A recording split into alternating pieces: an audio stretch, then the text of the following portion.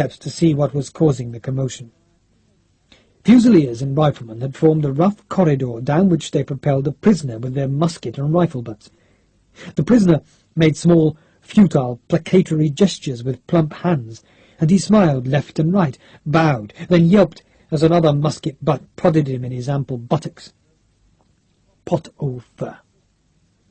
He was still dressed in his ludicrous marshal's uniform, missing only the enamelled gold cross that had hung about his neck. He saw Sharpe and dropped to his knees, pleading in his deep voice, while the enemy laughed about him. A fusilier behind him raised a musket and aimed at the neck beneath the white-plumed hat. "Put that down." "Did you find him?" "Yes, sir." The man dropped the musket. "He was in the stable, sir, hiding under a tarpaulin. Reckon he was too fat to run, sir." Sharpe looked at the fat face that babbled at him. "Shut up!" Silence from the quivering mass of uniformed fat. Sharpe walked round him, plucking the gorgeous hat from the cherubic white curls. "This, lads, is your enemy. This is Marshal Pot au Feu." The Fusiliers laughed. Some of them saluted the fat man, whose eyes watched Sharpe as he circled. Each time Sharpe walked behind him, the head jerked on its bed of chins to catch Sharpe coming round again. "Not every day we capture a French marshal, eh?" Sharpe tossed the hat to the man who had found Pot au Feu. "I want him looked after, lads. Don't hurt him. Be very kind to him, because he's going to be very kind to you." The head jerked again, the eyes worried. "He's really a froggy sergeant, this one, and he used to be a cook, a very, very good cook. So good that he's going to the kitchens now to make you a Christmas meal." They cheered that, and watched as Sharpe pulled Pot au Feu to his feet. Sharpe brushed straw from the blue and gold jacket. "Be good now, Sergeant. Don't put anything in the soup that shouldn't be there." It was hard to connect this fat, happy-looking face with horror in the dungeons. Pot au Feu, understanding that he was not to be killed on the spot, was nodding eagerly at Sharpe. "Look after him. Take him away." That made victory sweeter, alleviated the blunder of not blocking the escape route from the castle, to have captured the leader of this miserable band. Sharpe stood and watched the groups of prisoners being pushed together, listened to the shouts of women who pulled at their captors' arms and shrieked after husbands and lovers.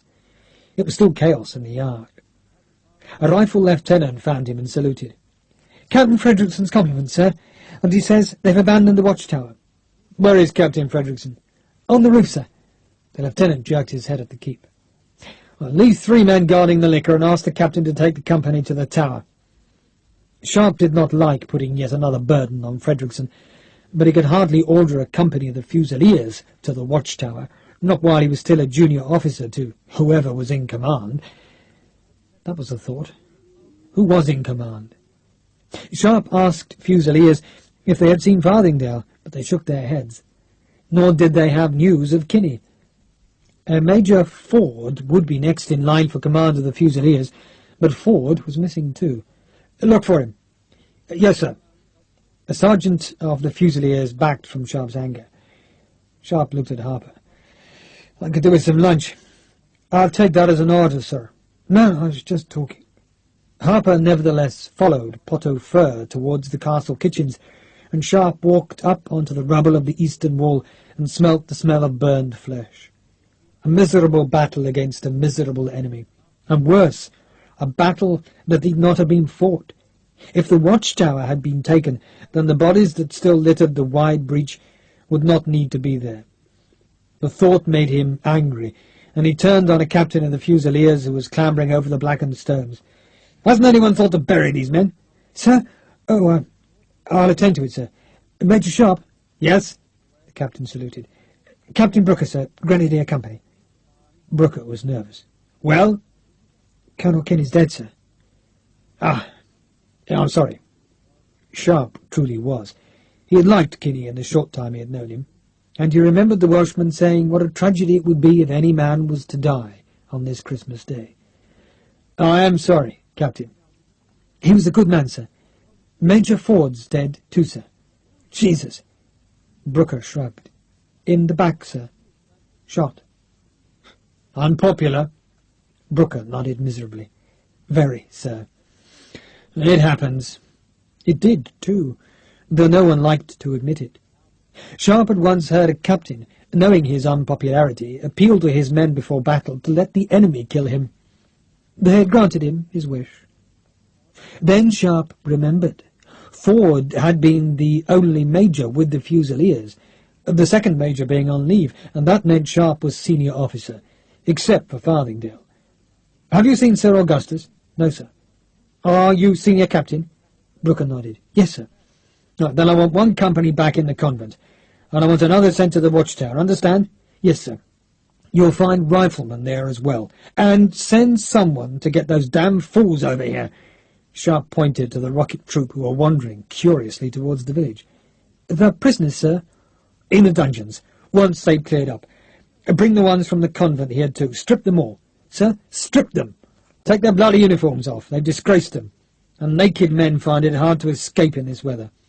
Brooker nodded unhappily. "Yes, sir." "And get these men buried. You can use prisoners. They can stay dressed if they're working outside. Do you have a surgeon with the battalion?" "Yes, sir." "Put him to work in the convent. Move the wounded there." Sharpe turned to look at the first two squads of Frederickson's company going over the stones towards the watchtower 500 yards away. "Thank God for riflemen. Carry on, Captain. Then come and find me. We're bound to have forgotten something." "Yes, sir." Farthingdale. Where the hell was Farthingdale? Sharpe walked through the scattered stones towards the spot where he had seen the colonel fall. But there was no red, gold, and black uniform among the dead, nor was Sir Augustus's big bay horse lying in its own blood. Perhaps the colonel still lived, in which case he was in command here. But where the hell was he? A lieutenant led another dozen riflemen over the stones, but there were still some green jackets on the ramparts of the keep, for a bugle suddenly startled the valley. A bugle blown from the topmost stone of the castle. A bugle that sounded two quick calls. The first was 9 notes long, the second just 8. "We have discovered the enemy. The enemy is cavalry." Sharpe stared at the ramparts. A face leaned out of an embrasure, and Sharpe cupped his hands. "Where?" A hand pointed eastwards. "What are they?" "Lancers." "French." Another enemy had come to the gateway of God. Chapter 14. There was one priority in Sharpe's head, just one, and he ran towards the convent, arms waving, voice bellowing. "Captain Gilliland! Captain Gilliland!" He pounded over the road, and saw with relief that the horses were still in the traces of the carts. "Get them moving! Hurry!" "Sir?" Gilliland was running from the convent's door. "Get this troop moving! Hurry! Into the castle! Push that bloody cart aside, but hurry!" Sharpe pointed to the ox cart that blocked the main gate of the castle. Gilliland was still gaping at him. "For Christ's sake, move!" Sharpe looked at the artillerymen spread up the valley towards the village. He cupped his hands. "Gunners!" He chivvied them, snapped at them, turned horses himself, and gradually the sense of urgency communicated itself to the men who had thought Christmas Day a day of rest. "Move, you bastards! Not a bloody funeral! Whip it up, man! Move!" He was not fearing an attack by French cavalry. He guessed that the men on the keep had seen the advance scouts of a French force that had been sent to do what he had done last night, rescue the hostages. Now the 3 horsemen seen in the dawn made sense. They had been in patrol, who had discovered that the work had been done for them, and doubtless the French now hoped to recover their own hostages under a flag of truce. But Sharpe still did not want them to see the strange carts and portable forge of the rocket troop. Perhaps he was right, and there would be no fight. Or perhaps he was wrong, in which case the rockets, bundled inside their special cases on the long carts, would be the one surprise he could spring in this high valley. "Move it!" Even if the French did see the carts, They would have no idea of their purpose. But Sharpe wanted to take no chances. They would know there was something odd at the western end of the valley, and that something would give them caution. Surprise would be diluted. Sharpe ran with the leading cart and bellowed at Fusiliers. "Clear that gate! Hurry!" Frederickson, reliable Frederickson, pushed past the men struggling with the cart. "Lancers, sir, green uniforms, red facings. There's only a dozen. Green and red? Imperial Guard, I think. Germans." Sharpe looked towards the village, but could see nothing. The valley floor fell beyond Adorados before turning south, and if he could not see them, then they could not see the odd carts that were at last moving behind him into the castle courtyard. German lancers, men recruited from the duchies and small kingdoms that had allied themselves to Napoleon. There were far more Germans fighting against the Emperor than for him, but they were alike in one thing: they fought as well as any man on a battlefield. Sharpe looked for Gilliland. "Hide your men in the stable. Do you hear me? Hide them!" "Yes, sir." Gilliland was appalled by the sudden urgency. His war, till now, had been a patient matter of angles and theories. Suddenly death was just beyond the horizon. "Where's your company?" Sharpe turned back to the rifle captain. "On their way, sir." Frederickson nodded towards the riflemen threading the thorn bushes. 10 minutes, and they'll all be there. I've ordered a company of Fusiliers up there as well. I'll send another. Just make sure of one thing, sir. Your commission dates before theirs." Frederickson grinned. "Yes, sir." Whichever captain had been promoted to the rank first would be in charge of the watchtower garrison, and Sharpe had no wish for this one-eyed fighter to be under anyone's command but his own. Frederickson would lie for him. "And William," it was the first time he had used his Christian name, "try Bill, sir, but assume we'll have to fight eventually. That means you'll be holding that hill." "Yes, sir." Sweet William went happily away with the promise not just of a fight, but his very own personal fight. Some officers hated responsibility, but the best welcomed it, wanted it, and would take it whether it was offered or not. Now there were a dozen things for Sharpe to do. A second company had to be dispatched to the watchtower. Riflemen must be sent to the convent. Ammunition must be taken from Gilliland's carts and distributed as ready magazines about all the positions. He found Cross's bugler, then 2 ensigns of the Fusiliers, and made them into his own messengers. And all the while fools came to him with problems they could have solved without his help. How was food to be taken to the watchtower? What about the packs left in the convent? The rope that took water from the well in the keep was broken, and Sharpe snapped, cajoled, decided, and all the time watched the village for the first sight of the enemy horsemen.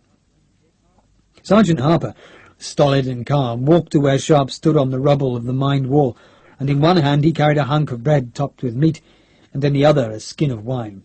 "Lunch, sir. Bit late. Have you eaten?" "Yes, sir."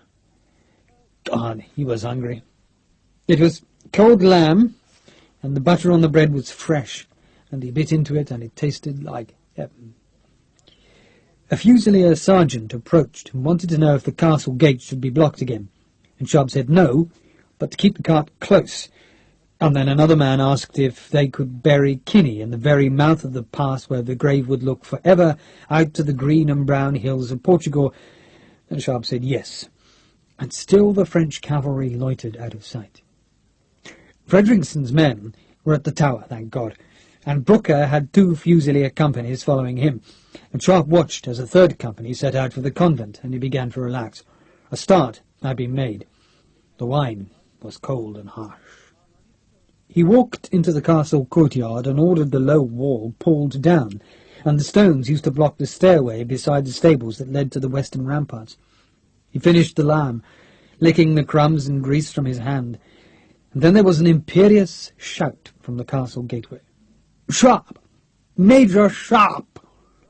Sir Augustus Farthingdale.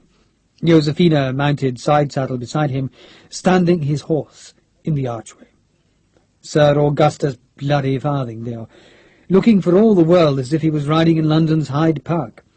The only discrepancy was a clean white bandage that showed beneath his hat on his right temple. He was summoning Sharpe with jerks of his riding crop. "Sharpe!" Sharpe walked to the low wall. "Sir?"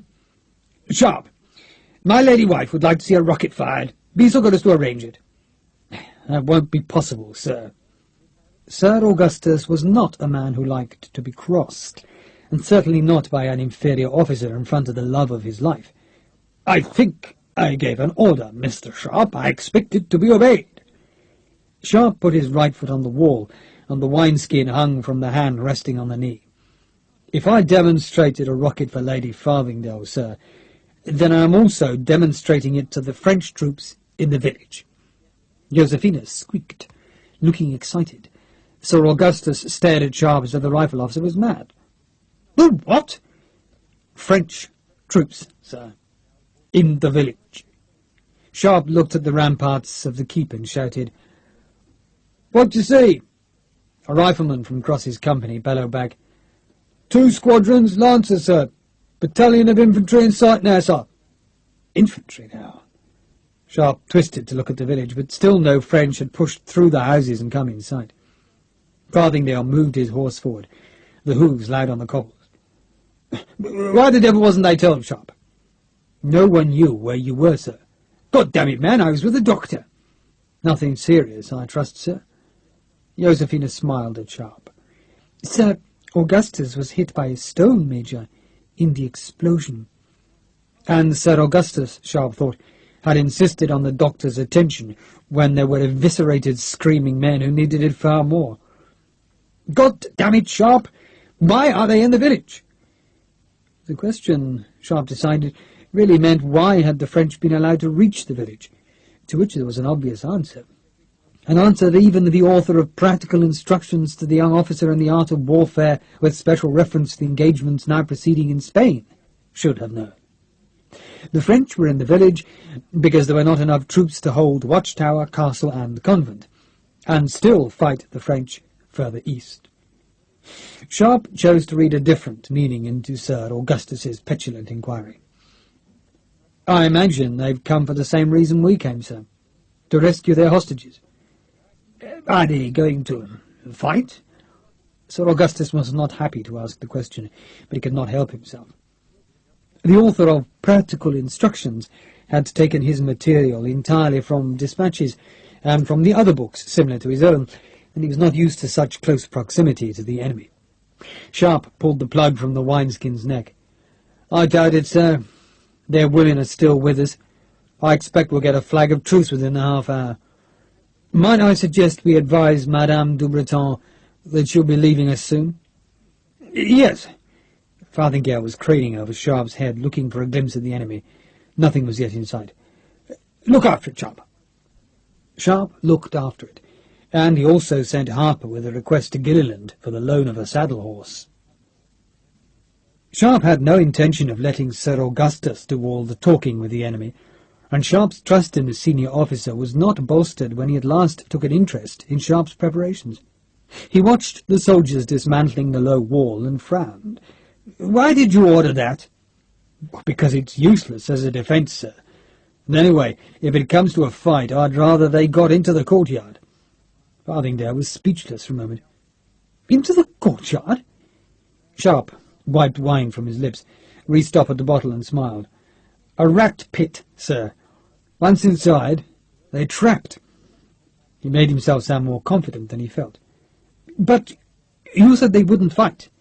"Well, I don't suppose they will, sir, but we should prepare against the possibility." He told Farthingale of his other precautions, of the garrison in the watchtower, and kept his voice polite. "Is there anything else you'd want done, sir?" No, Sharpe, no. Carry on." Bloody Farthingale. Major General Nairn, with his engaging indiscretion, had told Sharpe that Farthingale had hopes of high command. "Nothing's dangerous, mind you. Christ, no. None of those fancy rooms in the Horse Guards with chocolate soldiers saluting him. Thinks if he writes the right book, then they'll give him the whole army to smarten up." Nairn looked gloomy. They probably will, too. Patrick Harper appeared from the stables leading 2 horses. He passed close to Sir Augustus and stopped by Sharpe. "Horse, sir." "I see 2. Thought you might like company." Harper's face was tight with annoyance. Sharpe looked at him curiously. "What is it?" "Do you hear what the man's saying?" "No." "My victory! He's telling her that he won here, so he is. Telling her that he took the castle. And did you see her? She didn't even recognize me, not so much as the time of day." Sharpe grinned, took the reins, and pushed his left foot into a stirrup. "She has a fortune to protect, Patrick. Wait till he's gone. She'll say hello." He pulled himself up. "Wait here." He hid his annoyance from Harper, but he was affronted just the same. If Sharpe ever wrote a book like Practical Instructions, which he would not, then there would be one piece of advice repeated page after page. Always give credit where it is due, however tempting to take it for yourself. For the higher a man rises in the army, the more he needs the loyalty and support of his inferiors. It was time, Sharpe decided, to puncture Sir Augustus's self-esteem. He pulled the horse round, walked it to where Farthingdale was pointing up at the colours and describing the morning as a very satisfying little fight. "Sir, Major Sharpe, I thought you should have this, sir, for your report." Sharpe held out a scruffy, folded scrap of paper. "What is it?" "The butcher's bill, sir." "Ah!" A hand, gloved in fine leather, twitched the paper away and tucked it into his servitorche. "Aren't you going to look at it, sir?" "I was with the doctor, Sharpe. I've seen our wounded. I was thinking of the killed, sir. Colonel Kinney, Major Ford, 1 captain, and 37 men, sir. Most of those died in the explosion. Wounded, sir, 48 seriously, and other 29 not so serious. I'm sorry, sir. 30. I've forgotten yourself." Josephina giggled. Sir Augustus looked at Sharpe as though the Major had just crawled out of a particularly malodorous sewer. "Thank you, Major." "And my apologies, sir." "Apologies? I haven't had time to shave." Josephina laughed outright, and Sharpe, remembering that she had always liked her men to fight, gave her a look of anger. He was not her man, and he was not fighting for her. And then whatever he might have said was interrupted by a trumpet call, insistent and far away, the tones of a French cavalry instrument. "Sir!" The rifleman on the keep. "4 froggies, sir. One of 'em's got a white flag, sir. Coming this way." "Thank you." Sharpe was tugging at the slings of his sword. He was not elegant on horseback, not like Sir Augustus, but at least the huge cavalry sword could hang properly at his side instead of being hitched halfway up his ribs by shortened slings. He rebuckled the leather straps and looked about the courtyard. "Lieutenant Price?" "Sir." Harry Price was tired. "Look after Lady Farthingdale till we return." "Yes, sir." Price seemed suddenly awake. If Sir Augustus was peeved at this usurpation of his authority, then Sharpe gave him no time to protest. Nor did Sir Augustus choose to countermand the order. He followed Sharpe's horse through the shadowed sloping cobbles of the gateway, out on to the track, and then right onto the grass where Sharpe let his horse have its head. The trumpet was still calling, demanding a response from the British positions, but at the appearance of the 3 horsemen the notes died to an echo. In front of the French officers was a lancer, a white strip of cloth tied beneath his lance head, and Sharpe remembered the white ribbons that decorated the hornbeam in the convent, and he wondered if the German lancers who fought for Napoleon also worshipped their old forest gods at Yuletide, the old pre-Christian name for the winter feast. "Sir!" Sergeant Harper spurred up on Sharpe's left. "Do you see, sir? The colonel." It was, too, and at the same moment Dubreton recognized Sharpe and waved. The French colonel touched spurs to his horse, went past the lancer, splashed through the small stream, and cantered towards them. "Major!" "Sharpe! Held back!" Farthingdale's protest was lost, and Sharpe also put his heels back, and the 2 horsemen raced together, circled, then reined in so that the horses were alongside each other, and facing different directions. "Is she safe?" Dubreton's eager request was in stark contrast to his studied calm when they had met before in the convent. Then the Frenchman had been able to do nothing for his wife. Now it was different. "She's safe, quite safe, not even touched, sir. Can't say how glad I am." "God!" Dubreton shut his eyes. The bad dreams, the imaginings of all those drear nights seemed to flow out of him. He shook his head. "God!" The eyes opened. "You're doing, Major?" "The rifles, sir. But you led them?" "Yes, sir." Farthingdale reined in a few paces behind Sharpe, and on his face was a look of fury because the rifleman had offended decorum by racing ahead. "Major Sharpe!" "Sir." Sharpe twisted in his saddle. "I have the honour to name Chef du Battalion Dubreton. This is Colonel Sir Augustus Farthingdale." Farthingdale ignored Sharpe. He spoke in what, to Sharpe's ears, sounded like fluent French, and then the other two French officers arrived and Dubreton made the introductions in his equally flawless English. One was a German colonel of lancers, a huge man with a red moustache and curiously gentle eyes, while the other was a French colonel of dragoons. The dragoon colonel wore a green cloak over his green uniform, and on his head was a tall metal helmet that had a cloth cover to stop the sun reflecting from the polished metal. He had a long, straight sword and, unusual for a colonel, a cavalry carbine rested in his saddle's bucket holster. A fighting regiment, the dragoons, hardened by chasing elusive partisans through a hostile countryside. And Sharpe saw the Frenchman's disdain when he looked at the fastidious Sir Augustus. Behind the officers, the lancer picked at the knot of the white cloth. Dubreton smiled at Sharpe. "I owe you thanks." "No, sir, but I do." He looked at Harper, modestly holding back, and raised his voice. "I'm glad to see you well, Sergeant." "Thank you, sir. Kind of you. And you're a sergeant. Big house in the village. I'm sure he'll be glad to see you." Farthingdale interrupted in French, his voice implying annoyance at the civilities. Dubreton's replies were in English. "We came, Sir Augustus, on the same mission as yourselves. May I express our pleasure at your success, my personal thanks, and my regrets that you have suffered casualties." The stripped bodies of the dead waited, white and cold, beside the deepening graves. Sir Augustus stayed talking in French. Sharpe suspected to exclude him from the discussion, while Dubreton, perhaps wishing the opposite, obstinately made his replies in English. The patrol Sharpe had half glimpsed in the dawn had been Dubreton's scouts, brave men who had volunteered to ride into the valley pretending to be deserters and who would have somehow escaped back before nightfall to guide the rescue party into the valley. They had seen the riflemen, seen the flag hoisted, and had prudently withdrawn. They were disappointed, Sir Augustus.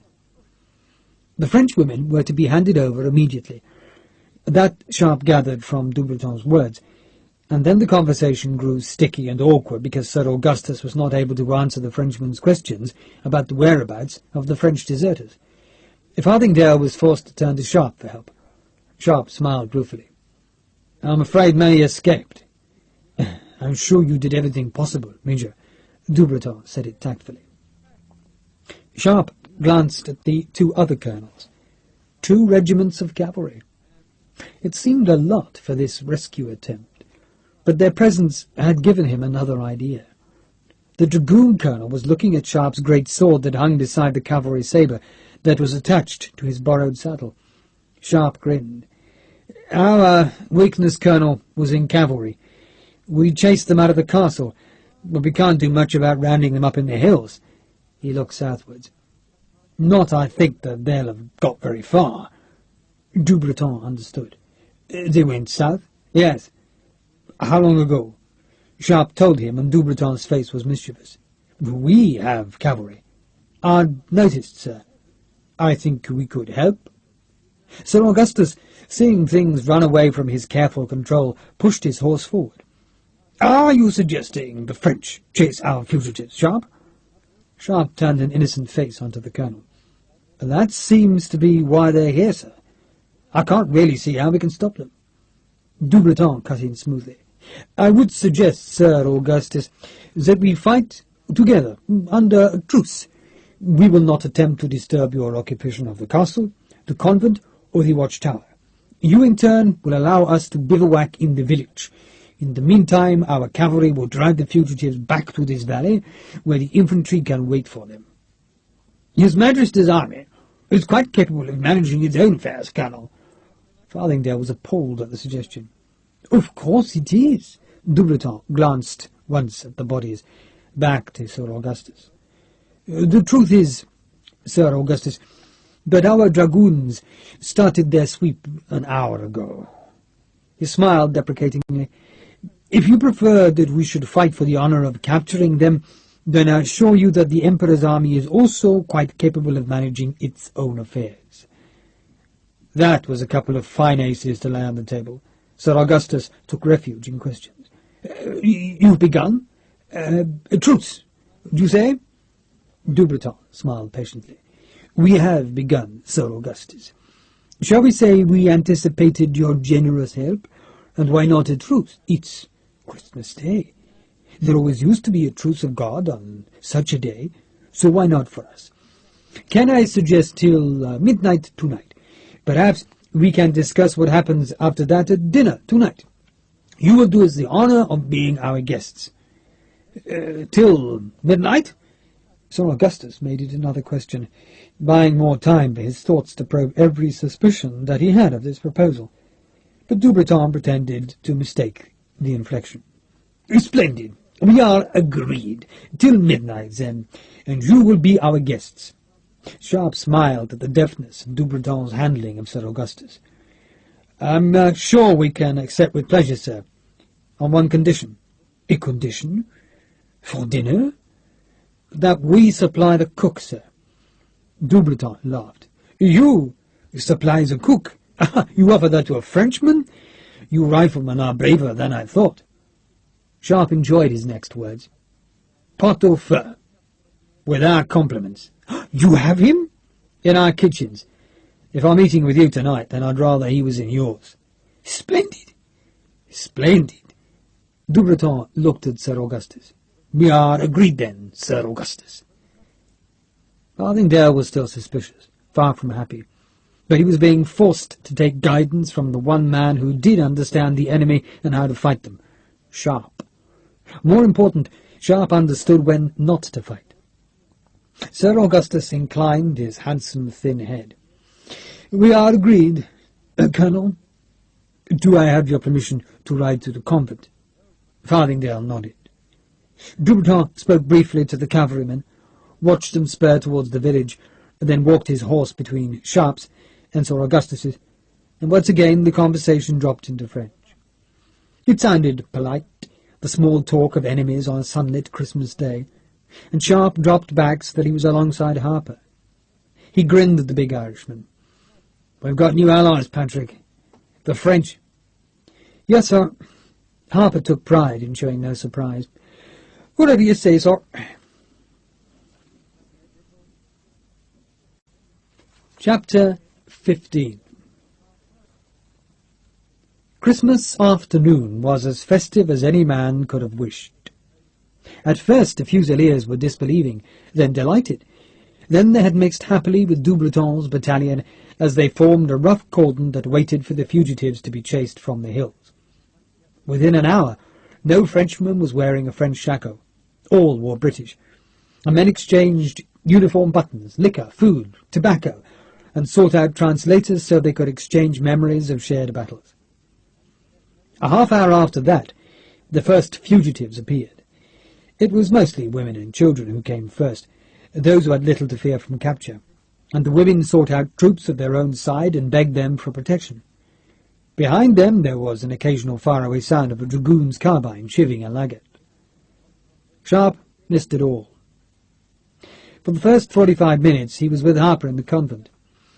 It was impossible to move the gun without the French seeing their efforts, so Sharpe abandoned his hopes of mounting it in the convent gateway. Instead, he explored the cellars, climbing into a dirty, damp space beneath the floors of the chapel and storerooms, and then he left Harper and the work party busy with materials captured from pot-au-feu. Sharpe would prepare a surprise or two in case they were needed. Then he cut over the field between the fraternizing troops and guided the horse slowly along one of the twisting paths that climbed to the watchtower. The thorns were thick, good protection, but the hill was far from the support of any troops in the castle. Frederickson waved to him from the tower's summit as Sharpe dismounted, gave the reins to a rifleman, then stood for a few seconds and looked at the position. It was good. The Spaniards had built earthen ramparts that faced the valley, and behind the ramparts were two of the 4-pounder guns that dominated the steep slope of the hill to the north. To the west and to the east, the slope was just as severe, just as thickly tangled with thorns. Only to the south was the slope more gentle. Cursing riflemen were hacking out another pit, readying it for one of the guns, and Sharpe saw with approval how Frederickson had ordered thorn bushes cut and placed on the southern slope as a barrier. One company of fusiliers was still hacking in bushes, while the other formed a cordon to ward off Pot-au-Feur's returning men. Sharpe climbed the steps inside the tower, emerged onto the turret, and greeted Frederickson. The rifle captain was cheerful. "I hope bastards make a fight of it, sir." "You do?" "I could hold this place through Armageddon." "You may have to." Sharpe grinned and rested his telescope on one of the crumbling ramparts. He stared long and hard at the village, seeing little, then panned it right, with the valley wound about the hill before turning east again and disappearing. "How many have you seen?" Frederickson fished a piece of paper from his pocket and handed it wordlessly to Sharpe. "Lancers, 120. Dragoons, 150. Infantry, 450. Sharpe grunted and gave it back. "Bit unbalanced, isn't it?" He stared eastward, the view magnificent, and he remembered now how the guns had ceased firing from the watchtower during the battle. The men up here must have seen the approaching French and taken fright, and doubtless the keep's defenders had seen them too, and spread panic amongst Pot-au-Feur's men. The victory this morning, ragged as it already was diminished because the arrival of the French had dispirited the enemy. He looked where the turn of the valley carried the road out of sight. "I wonder what's round the corner." "I wondered about that too. I sent a patrol up there, but we were turned back. It was very polite. It was very firm. Vamos." "So they must be hiding something." Frederickson scratched beneath the eye patch. "I don't trust the bastards 1 inch." He sounded cheerful. "Nor me. Have you seen any supplies?" Frederickson shook his head. "Not a thing." "There's more of them round the bloody corner." The French infantry had to eat. The horses of the cavalry would need forage. And so far Sharpe had seen no sign of the French supplies. To the southeast, where the road turned away, he could see a group of lancers trotting on the grass. "Did they turn you away?" "Yeah, that's them. Crawling all over that area." Frederickson shrugged. "Nothing I can do about it, sir. No patrol of mine can outrun those bastards." "Send 2 men out tonight." "Yes, sir. I hear we're invited to dinner." Sharpe grinned. "You're too ill to go. I'll make your excuses for you." He talked for 10 minutes, feeling the bitter cold seep back as the sun sank, and then he turned to go.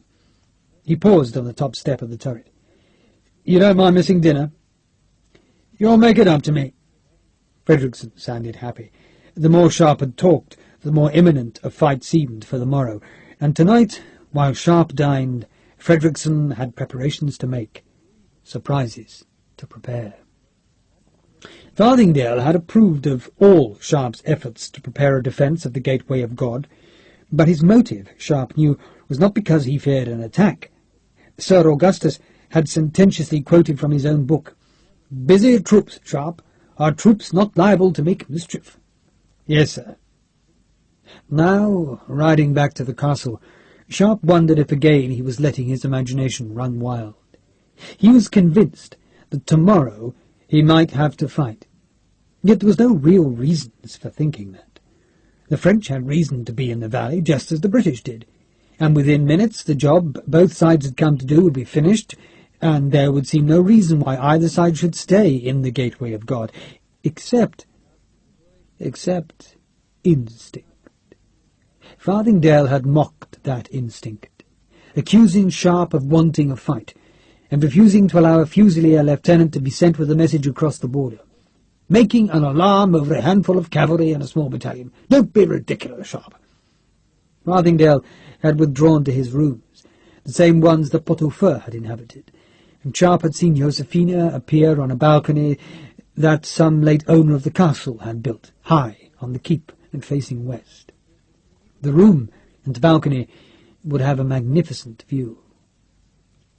Back in the castle yard, Sharpe relinquished the horse and asked the rifleman to fetch him hot water. He stripped off his uniform jacket, peeled the overalls to his waist, then pulled off the dirty shirt. Daniel Hagman gave Sharpe a toothless smile and picked up the jacket. "Want me to brush it, sir?" "I'll do it, Dan. God help us, but you're a bloody awful major, sir." Hagman was the oldest man in Sharpe's company, nearing 50, and his age and loyalty gave him a freedom with Sharpe. "You have to learn to have things done for you, sir, like the knobs." Hagman began scraping at a bloodstain. "You're eating with the quality, sir, and you can't go looking like a tinker." Sharpe laughed. He took his razor from the pocket in his overalls, unfolded it, and looked with displeasure at its thin blade. He must get a new one. He stroked it half-heartedly on his boot, splashed water on his face, then, not bothering to find any soap, began shaving. "You still got my rifle, Dan?" "I have, sir. Do you want it?" "Well, not if I'm eating with the quality." "You'll probably get a knife and fork, sir." "Probably, Dan. Squire used to eat with a fork." Hagman was from Cheshire, only in the army because he had finally lost his lifelong battle with the squire's gamekeepers. He spat on Sharpe's jacket and rubbed vigorously. "Can't see the call for a fork, sir, I can't. Not after the good Lord give us fingers." The Fusiliers lit a fire in the courtyard, the flame catching on straw fetched from the stable, the sudden flames accentuating the dusk. Sharpe wiped his face on his shirt, pulled it back on, and slowly did up the straps of his captured French overalls. Hagman beat the jacket on the ground to rid it of the last scraps of dust and held it out.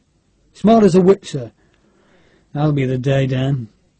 Belt, cross-belt, ammunition pouch, sash, and sword completed Major Sharpe. He bashed out a dent in his shako as Hagman nodded towards the keep. "Here comes his lordship, sir. Had us running up and down the bleeding stairs all afternoon with timber for his bleeding fire, food for his lady." "Is she the lady you knew at Talavera, sir?" "That's the one." "Does he know he's not the first one to fire that musket?" Sharpe smiled. "No." "What you don't know, don't fret you." Hagman hurried away as Sir Augustus headed for Sharpe. "Sharpe!" That indignantly voiced syllable was becoming the bane of Sharpe's life. "Sir, I expect our party to be ready to leave in 1 hour. Do you understand?" "Yes, sir." "Her ladyship is accompanying me. Will you tell all officers that I expect them to remain sober and dignified? There are appearances to be kept up." "Yes, sir." Sharpe suspected the admonition was aimed at him. Farthingale did not believe Sharpe to be a gentleman, and therefore that he was prone to drunkenness. "Sir," a shout from the gateway. "What is it?" Farthingale frowned at the interruption. "French officer coming, sir, with a detail." "How many?" Sharpe asked. "Dozen, sir." Sharpe would not have let them in, would have gone out of the gate so that the French would not have a chance to gauge the paltry defences of the castle, but Farthingale shouted at the sentries to let the Frenchmen pass. Sharpe glanced at the stable and waved the rocket troop out of sight. It was possible, he conceded, that Doubleton already knew of their existence. The soldiers of both sides had mixed freely, talked openly, and Sharpe's only hope of keeping the rockets a surprise lay in the incredulity of the ordinary enemy soldier and the difficulties of translation. The hooves of the French horses sparked on the cobbles of the archway, echoed loud from ancient stone, and then Doubleton led them into the courtyard. The sun was scarlet and glorious, low in the Christmas sky, its light lustrous on the flank of the Frenchman's horse. He smiled at Sharpe. "I owe you a favour, Major Sharpe." His horse stopped, edged away from the sudden crackle of wood on the fire. Doubleton soothed it. "I have come to repay my debt, in part, a very small part, but I hope it pleases you."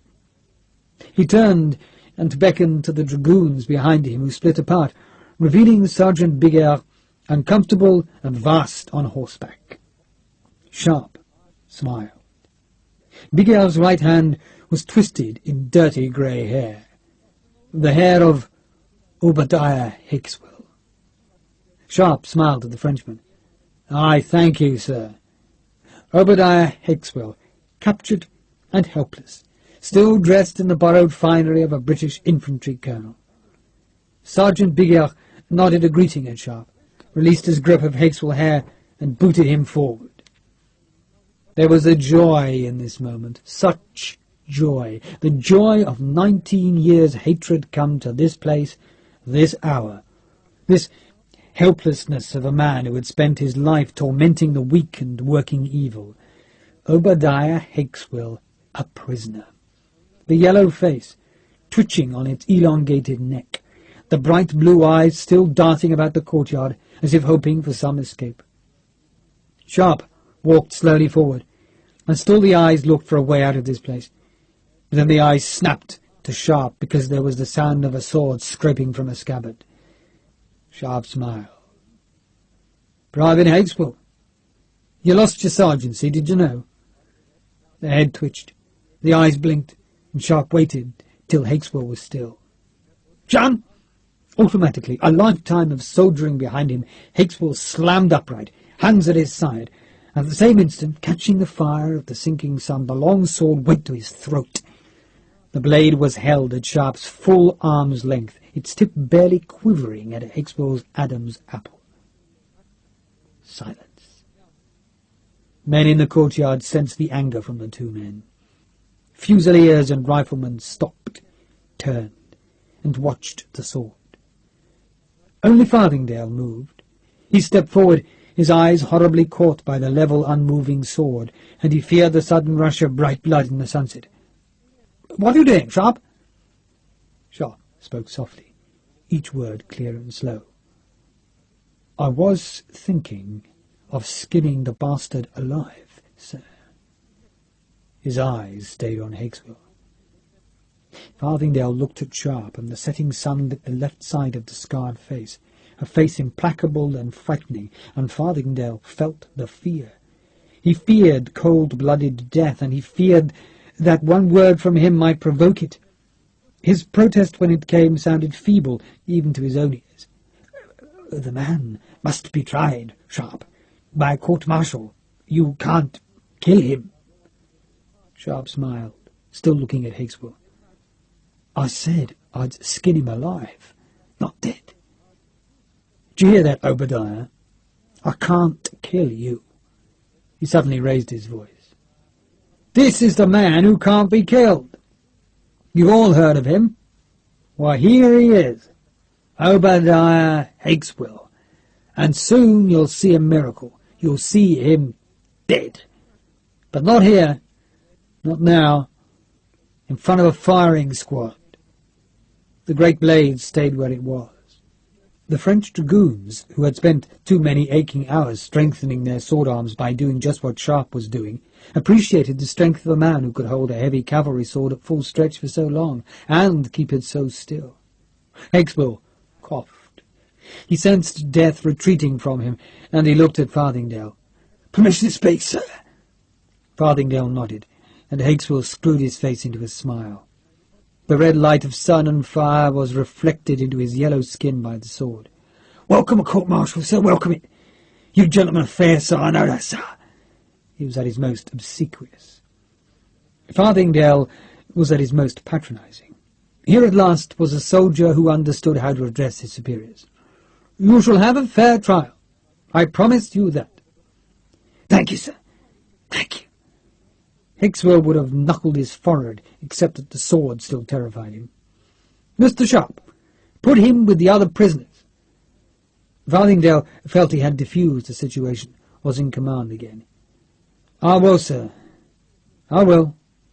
Sharpe still looked at Hickswell. His eyes had not moved since the sword was drawn. "What uniform is that, private?" "Uniform, sir?" Hickswell pretended that he had never noticed the rank of his uniform. "Oh, this, sir.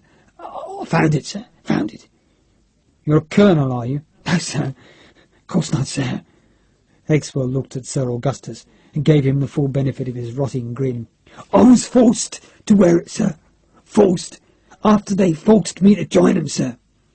"You're a bleeding disgrace to that uniform, aren't you?" The blue eyes came back to Sharpe. "Yes, sir, if you say so, sir." "I do, Obadiah, I do." Sharpe smiled again.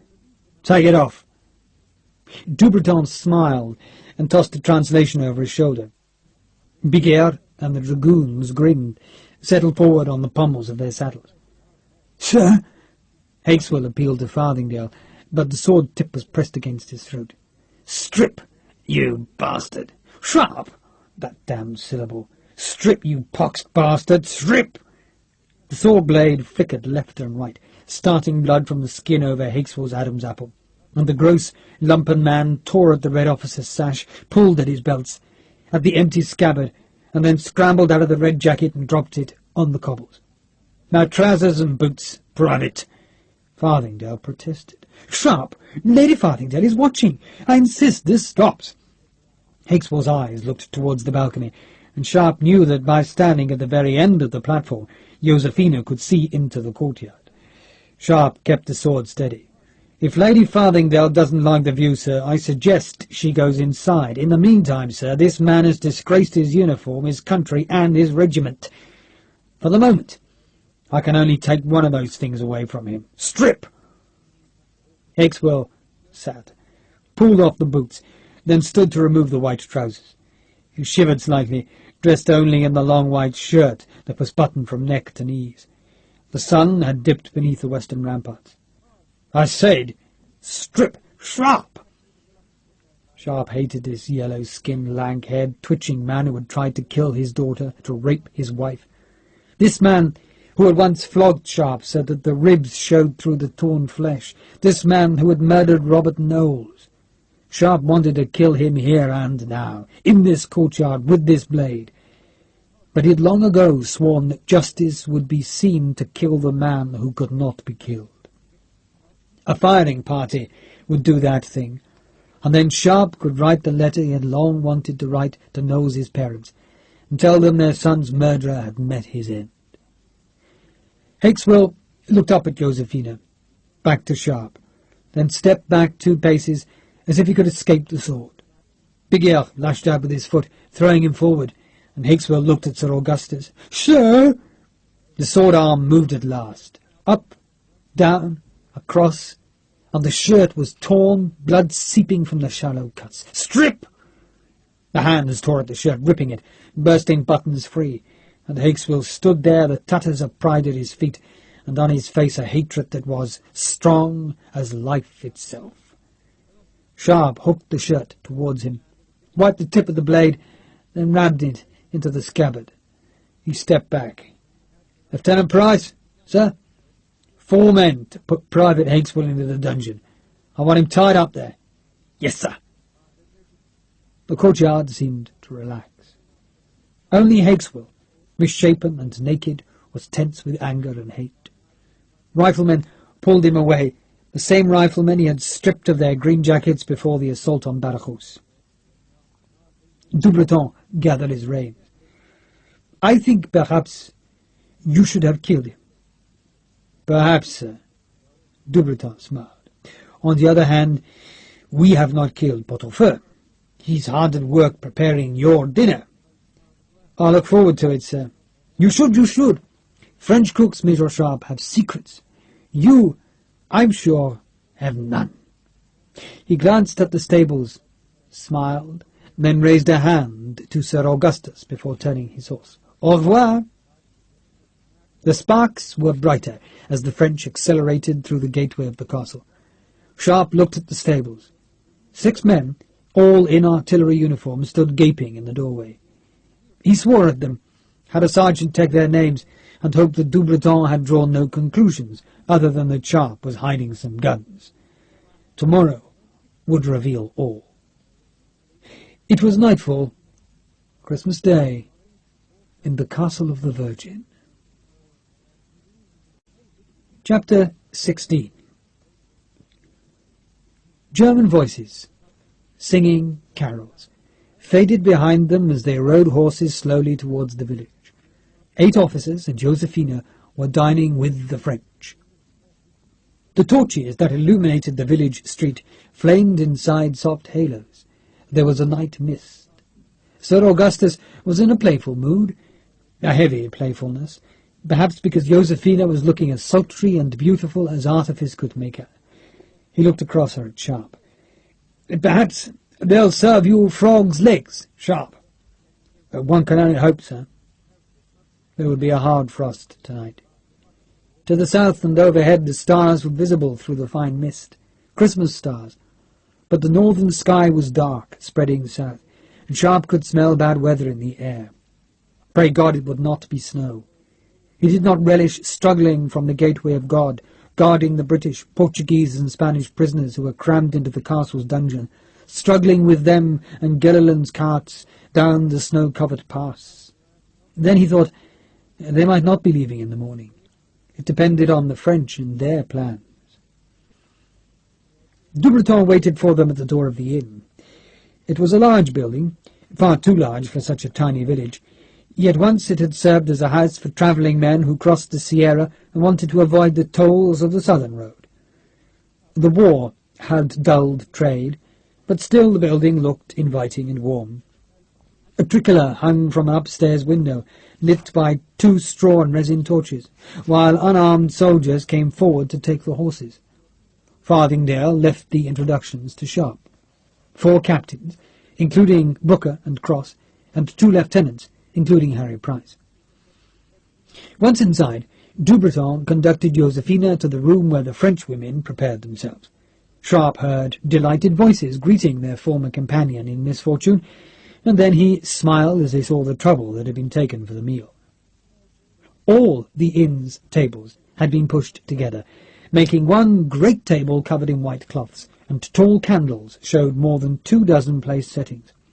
Forks, as Hagman had feared, gleamed silver beneath the flames. Wine bottles stood open on a sideboard, ranks of them, a whole battalion of wine, while bread, hard-crusted, waited in baskets on the table. A fire burned in the hearth, its warmth already reaching to the inn's main door. An orderly took Sharpe's greatcoat. Another brought a great bowl from which steam arose, and Dubreton ladled out glasses of punch. A dozen French officers waited in the room, their smiles welcoming, their eyes curious to see their enemies so close.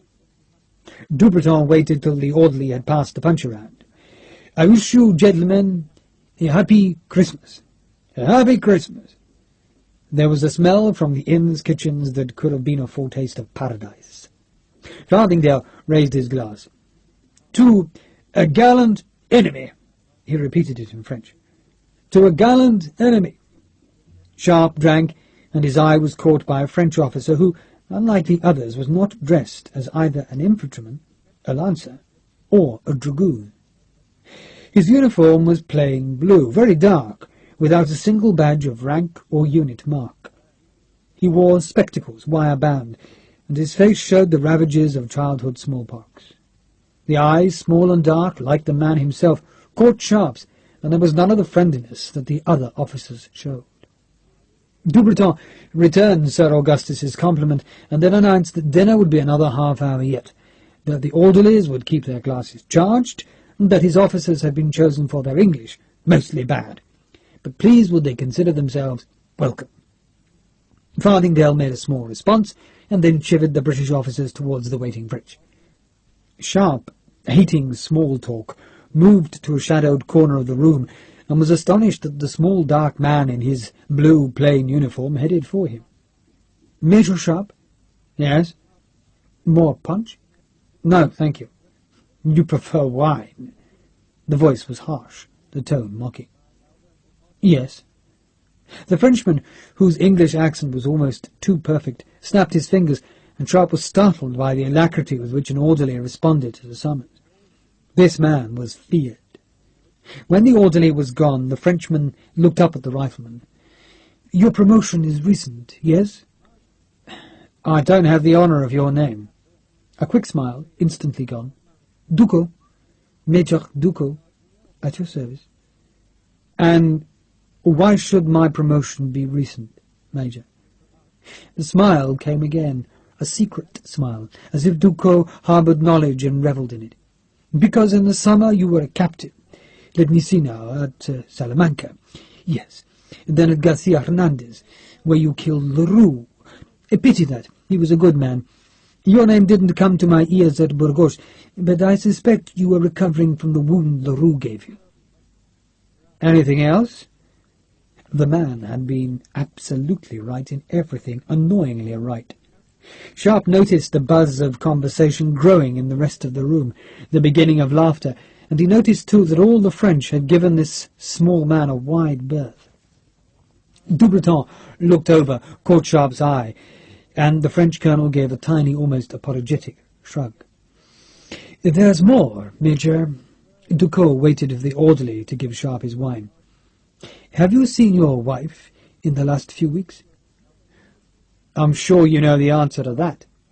Ducos smiled, taking it as a compliment.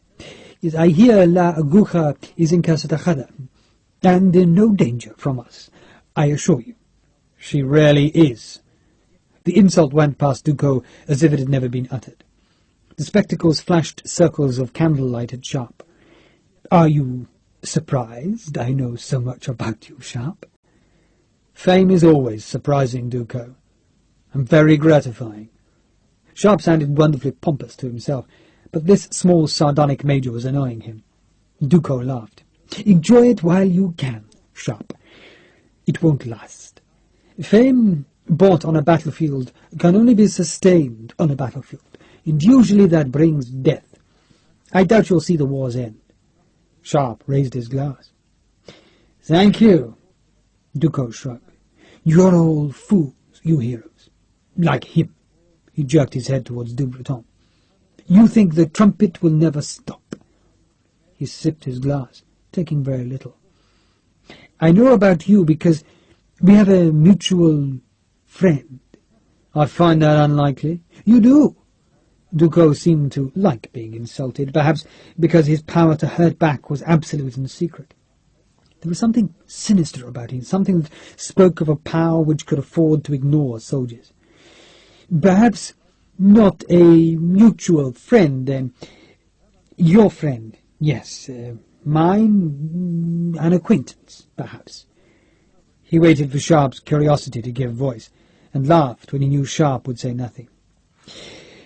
"Shall I give a message to Hélène Leroux for you?" He laughed again, delighted by the effect of his words. "You see, I can surprise you, Major Sharpe." Hélène Leroux, la Marquesa de Casares Agrane Quimilla Sabal, Sharpe's lover in Salamanca, whom he had last seen in Madrid before the British retreated to Portugal.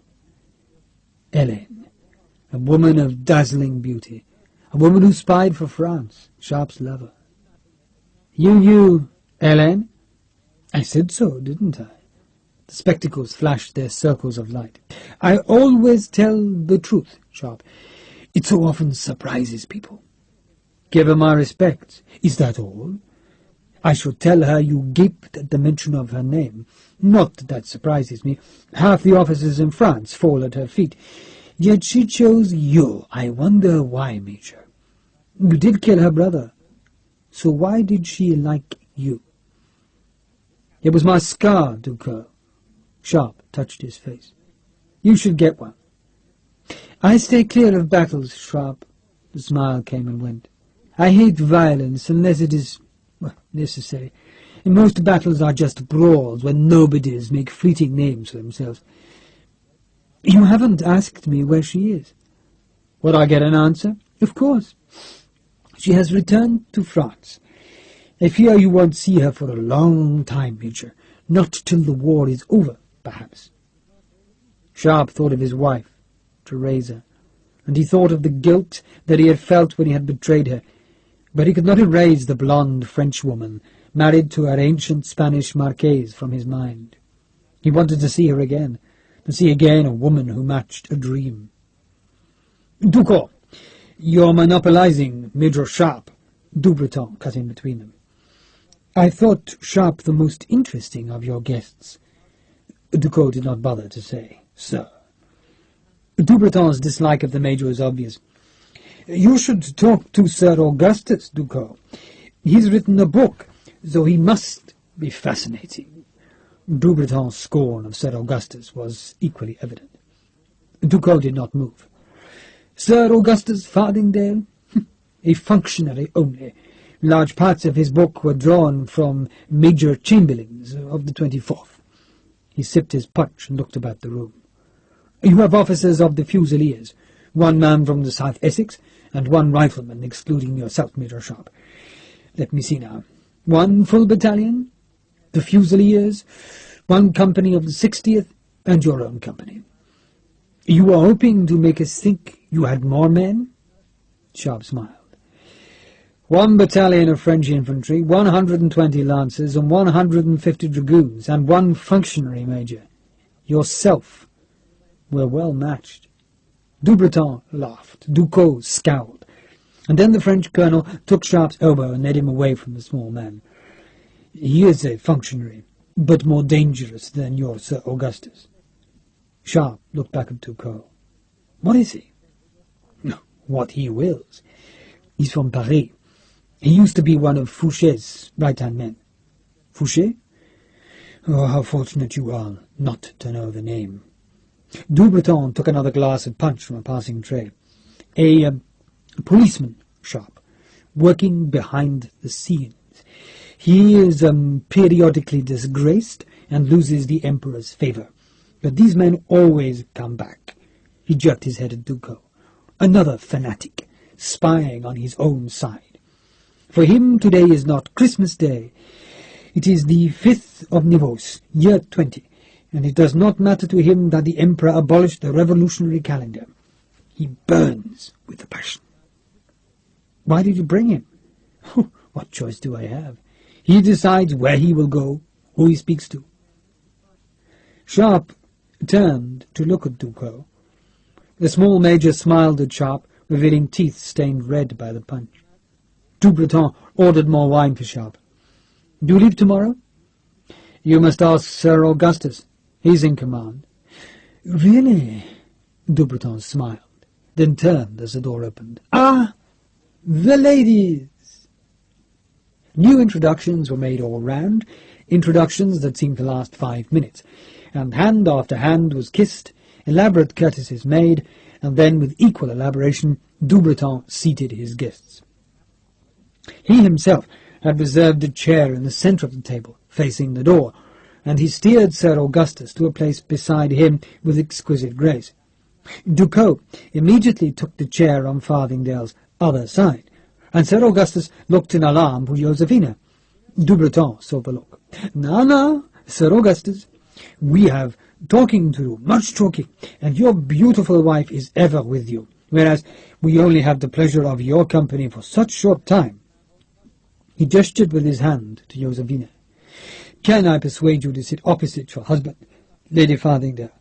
I trust there is no draught from the door. It is well curtained, but perhaps Major Sharpe would consent to sit beside you to protect you from the winter.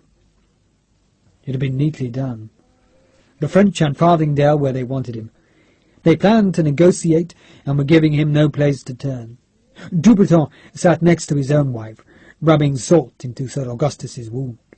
And Sharpe saw Sir Augustus looking painfully at Josephina. He wanted her close.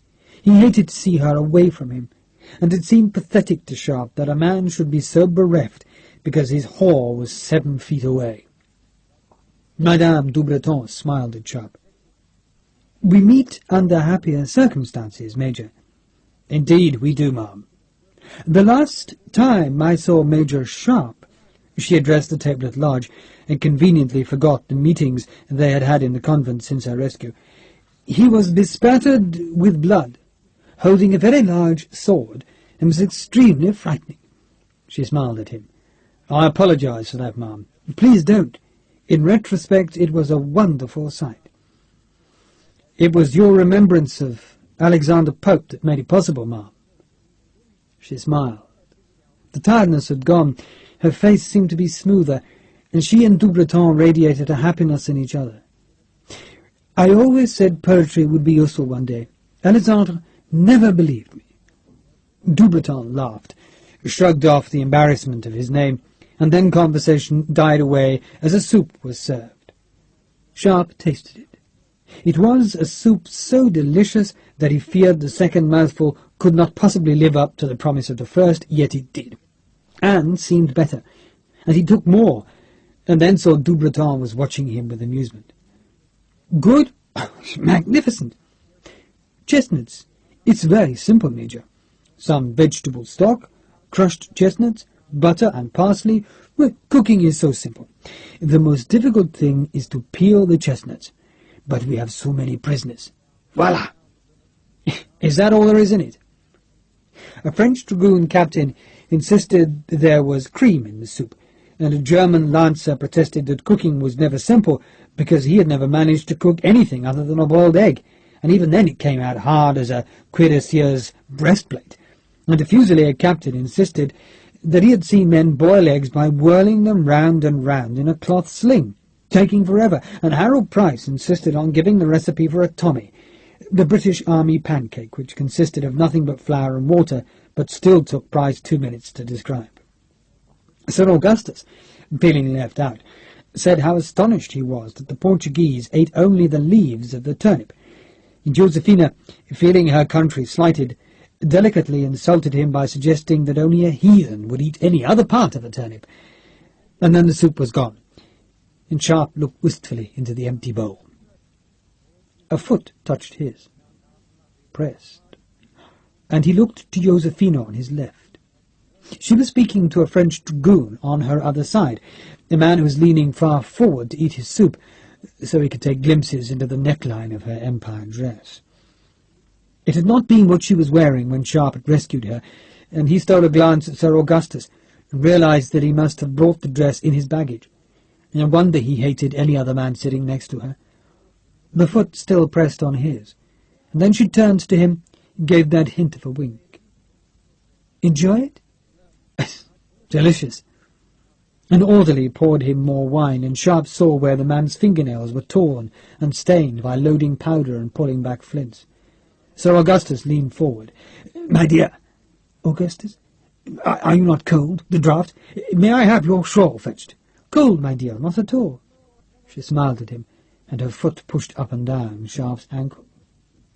The door from the kitchen banged open, and orderlies seemed to run to the table, each man with a tray of dishes, and on each dish a single bowl. The plates were steaming hot, and Dubreton clapped his hands at the table. "Eat them quickly. They're so much better eaten fast from the oven." Sharpe adjusted the plate, and it scorched him. The bird was sitting on a slice of fried bread, golden beneath the dark brown glaze of the roasted skin. "Major, eat!" Josephina's right foot pressed hard against Sharpe's, and he peeled a strip of the bird's flesh away, tried it, and the meat seemed to dissolve in his mouth. It was impossible that anything could taste better than the soup, yet this was far better. Dubreton smiled. "Good? Yes? Quite magnificent." Josephina looked at him. Most of the men at the table were looking at her, and in the candlelight she was extraordinarily beautiful. Her lips slightly parted, the smallest worry on her face, her foot pressed almost to the point of hurting. "Are you sure you like it, Major?" "I'm sure." He pressed back. He turned to Dubreton. "Partridge?" "Of course." Dubreton spoke between mouthfuls. "Butter, salt and pepper inside the bird, 2 vine leaves on the outside with some pork fat, you see. Simple." Sir Augustus, still smarting from the rebuke over turnips, cheered up. "You should try fat bacon, Colonel. Much better than pork fat. My dear mother always insisted on fat bacon."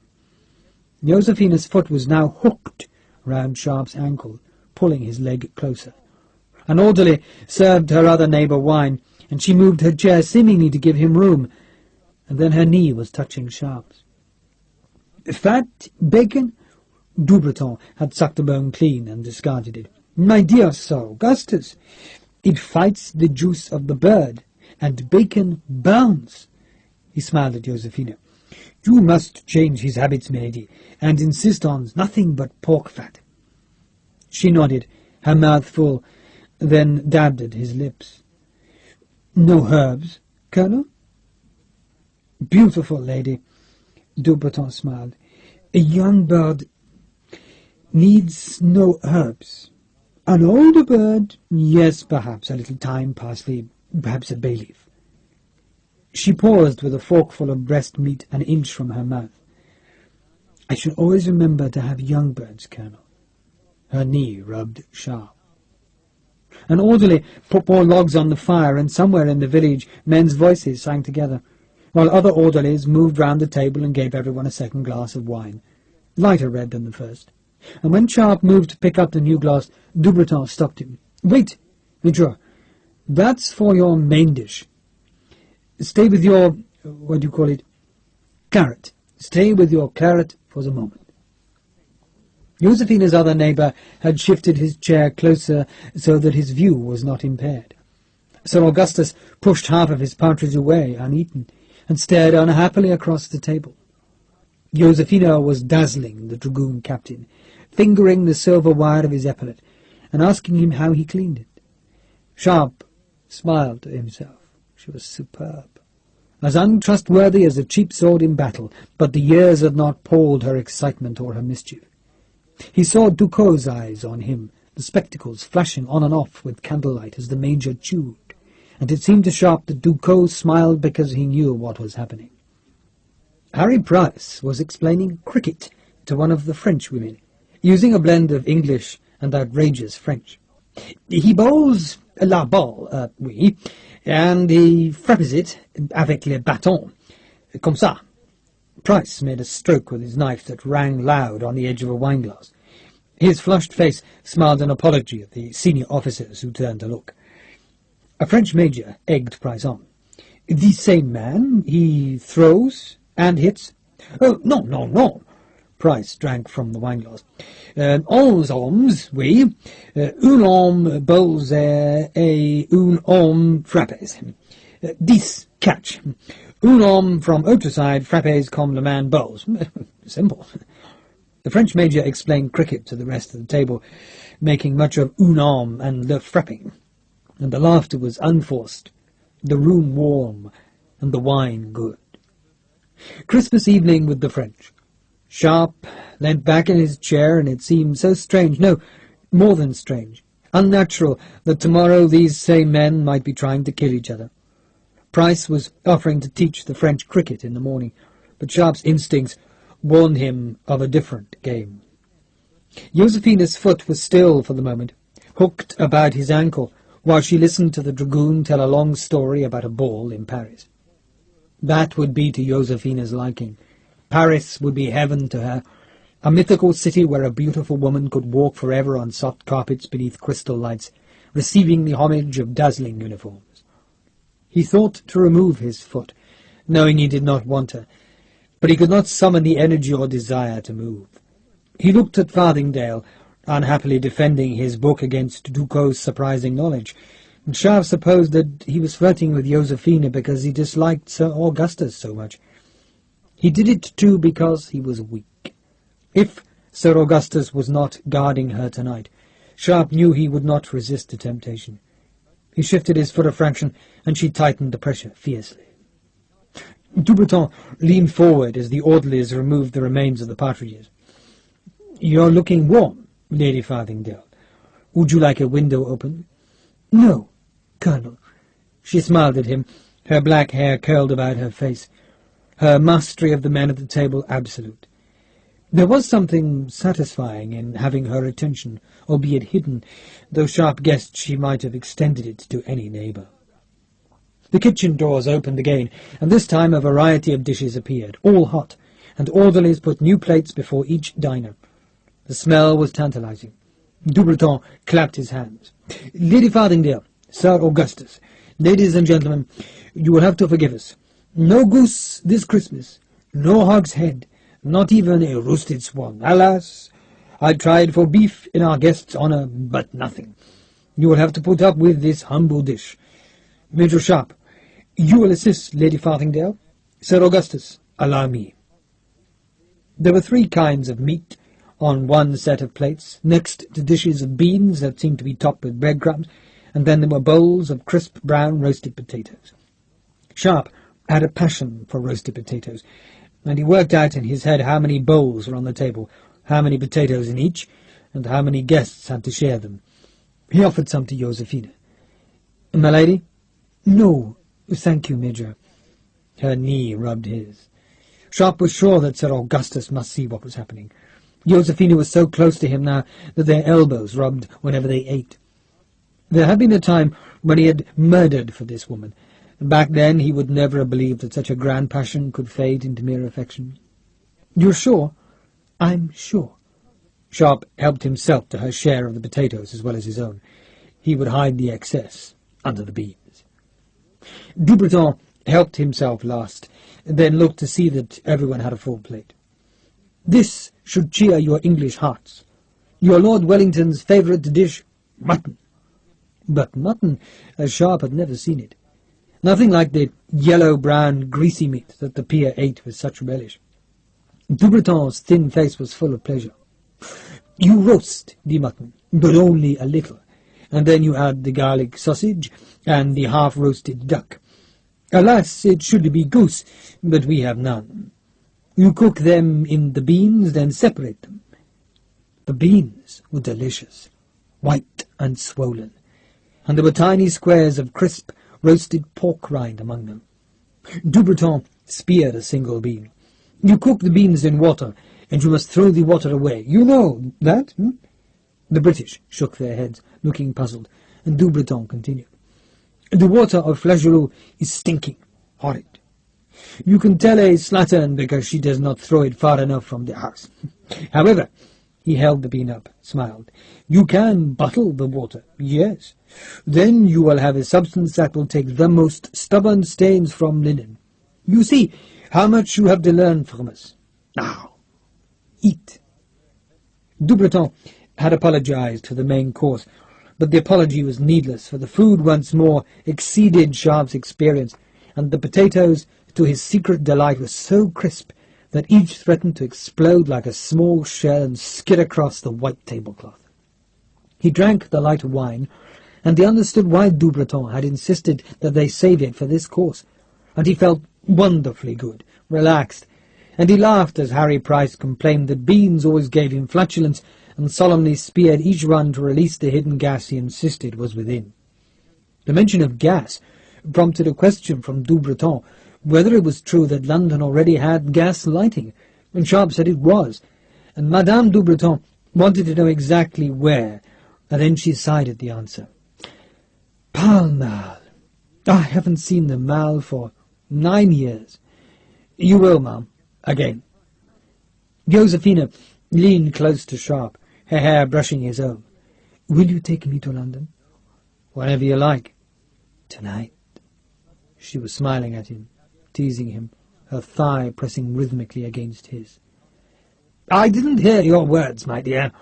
Sir Augustus, unable to contain his anger, leaned forward. She smiled at him prettily. "I was counting the potatoes on Major Sharpe's plate. I think he is very greedy." "A man needs his strength," Ducos said, his eyes going back and forth between Sharpe and Josephine. "Which is why you eat so little, Major?"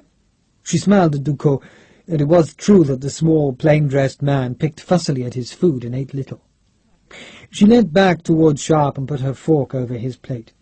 1, 2, 3, 4, 5. You've eaten part of that one. 6. Her knee and thigh were hard against him. She lowered her voice. "He sleeps like the dead. 3 o'clock. "Qui vive?" A shout was from outside the inn, the French challenge. Josephine's fork was in her left hand. Her right hand was beneath the table, its fingers running up the junction of green cloth and leather of his French overalls. 8, 9, 10 potatoes, Major. Yes. 3.5 will be better, he said. He could smell her hair. She was hovering over his plate, with the fork deciding which potato to prong. She picked one, leaned away from him, and held the potato to his mouth. "For your strength, Major." He opened his mouth. The fork came forward, and then the challenge was repeated. The door was hammered, opened, and the thick curtain was swept aside, letting in a flurry of freezing air. The diners stopped, forks halfway to their mouths. Josephina spoke an inch from Sharpe's lips, and there in the doorway stood Patrick Harper, grinning. And beside him, much smaller, her eyes dark, her hair black inside her hood, was Teresa, Sharpe's wife. "Hello, husband."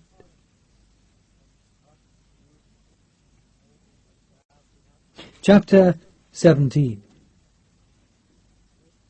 She would not enter the inn, not Teresa, not while French officers were there. She hated the French with all the passion of her passionate soul. They had raped and killed her mother. She repaid them by killing as many as she could find and ambush in the border hills.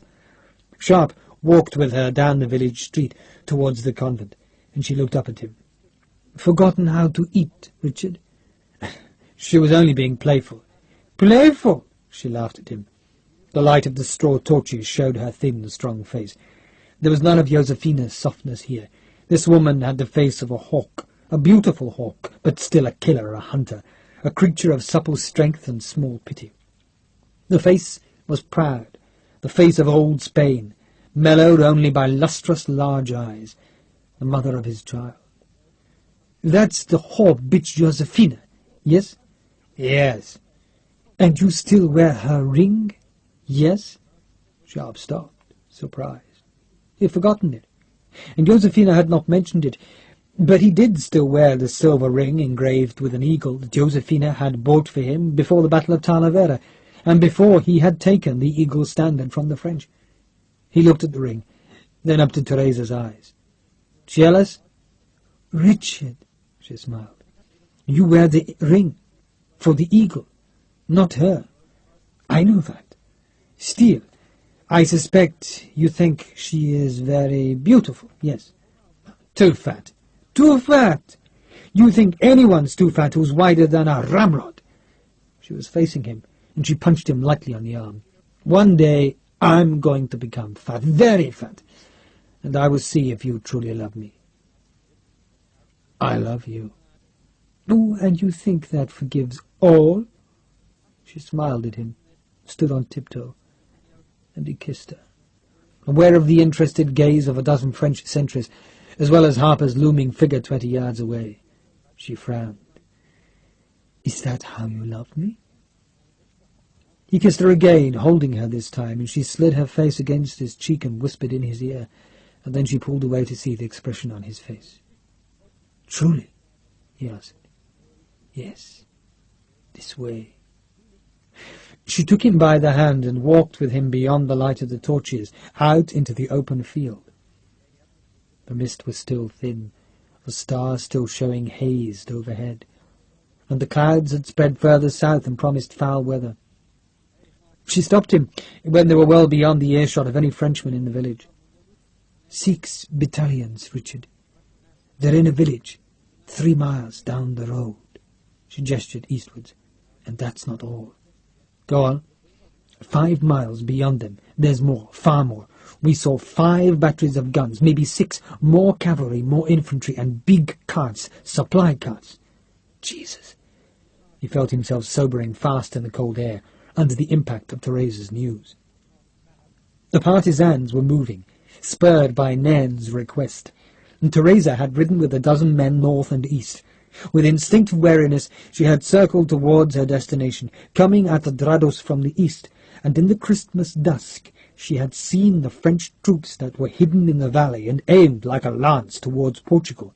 She guessed 10 French battalions, at least, maybe more. And Sharpe knew that those troops had not been marched into the winter hills just to subdue Pot-au-Feu. For what, then? To conquer North Portugal, as Nairn had suggested? Well, that seemed a paltry ambition, a feather to lay in the scale against the leaden weight of the French defeat in Russia. But what then? Why was a French corps this far north, when the real prizes would be to recapture the border fortresses of Ciudad Rodrigo and Badajoz?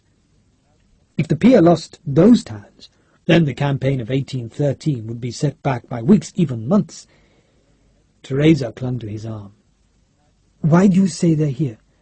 The same reason as us, to destroy Pot-au-Feu. Bastard liars! Sharpe shivered in the cold. He could see the fires of the watchtower and he thought of Frederickson preparing a defence. But a defence that had never been designed to beat off batteries of artillery and massed infantry. Teresa's face was pale in the darkness.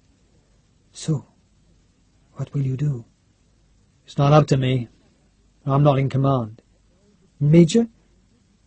"Yes," she laughed. "Major, are you pleased?" He laughed. "Yes."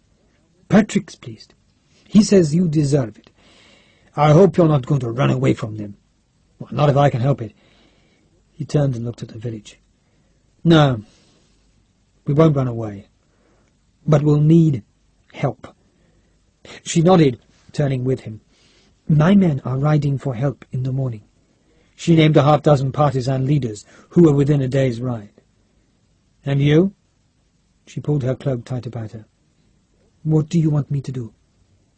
"Go west. Take a message to our lines. So far they don't even know there are any French in the valley." She nodded. "And the message?" "That we're holding the gateway of God." She liked that. Smiling in the darkness, her teeth white and even. She looked north. "I'll go soon. Tonight. Before the snow." He wished she would wait till morning, but she was right, and Sharpe despised himself in needing her protection against his assignation at 3:30. There would be no assignation. Not this night, because he had a defence to prepare and a battle to fight in the dawn. Teresa seemed to sense his thoughts, for she smiled at him, and her voice was teasing. "I think the whore bitch will be safe from you tonight." "I think so." They walked slowly towards the lights in the village street, and Teresa brought out a wrapped package from beneath her cloak and handed it to him. "Open it." Sharpe pulled the string open, undid the cloth wrapping, and there was a doll inside the parcel. He moved closer to the light and smiled. The doll was a rifleman. Teresa seemed worried. "You like it?"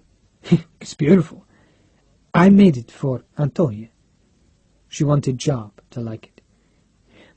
He held it into the light, and he saw the care and trouble that had gone into the tiny uniform. The doll was just 6 inches high, yet the green jacket showed every piece of black piping, small loops intricate at the facings crossed by a thin black crossbelt. The face was carved from wood. He lifted off the tiny black peaked shako and saw black hair beneath. "Wool," she smiled. "I was going to give it to her for Christmas. Today. It will wait." "How is she?"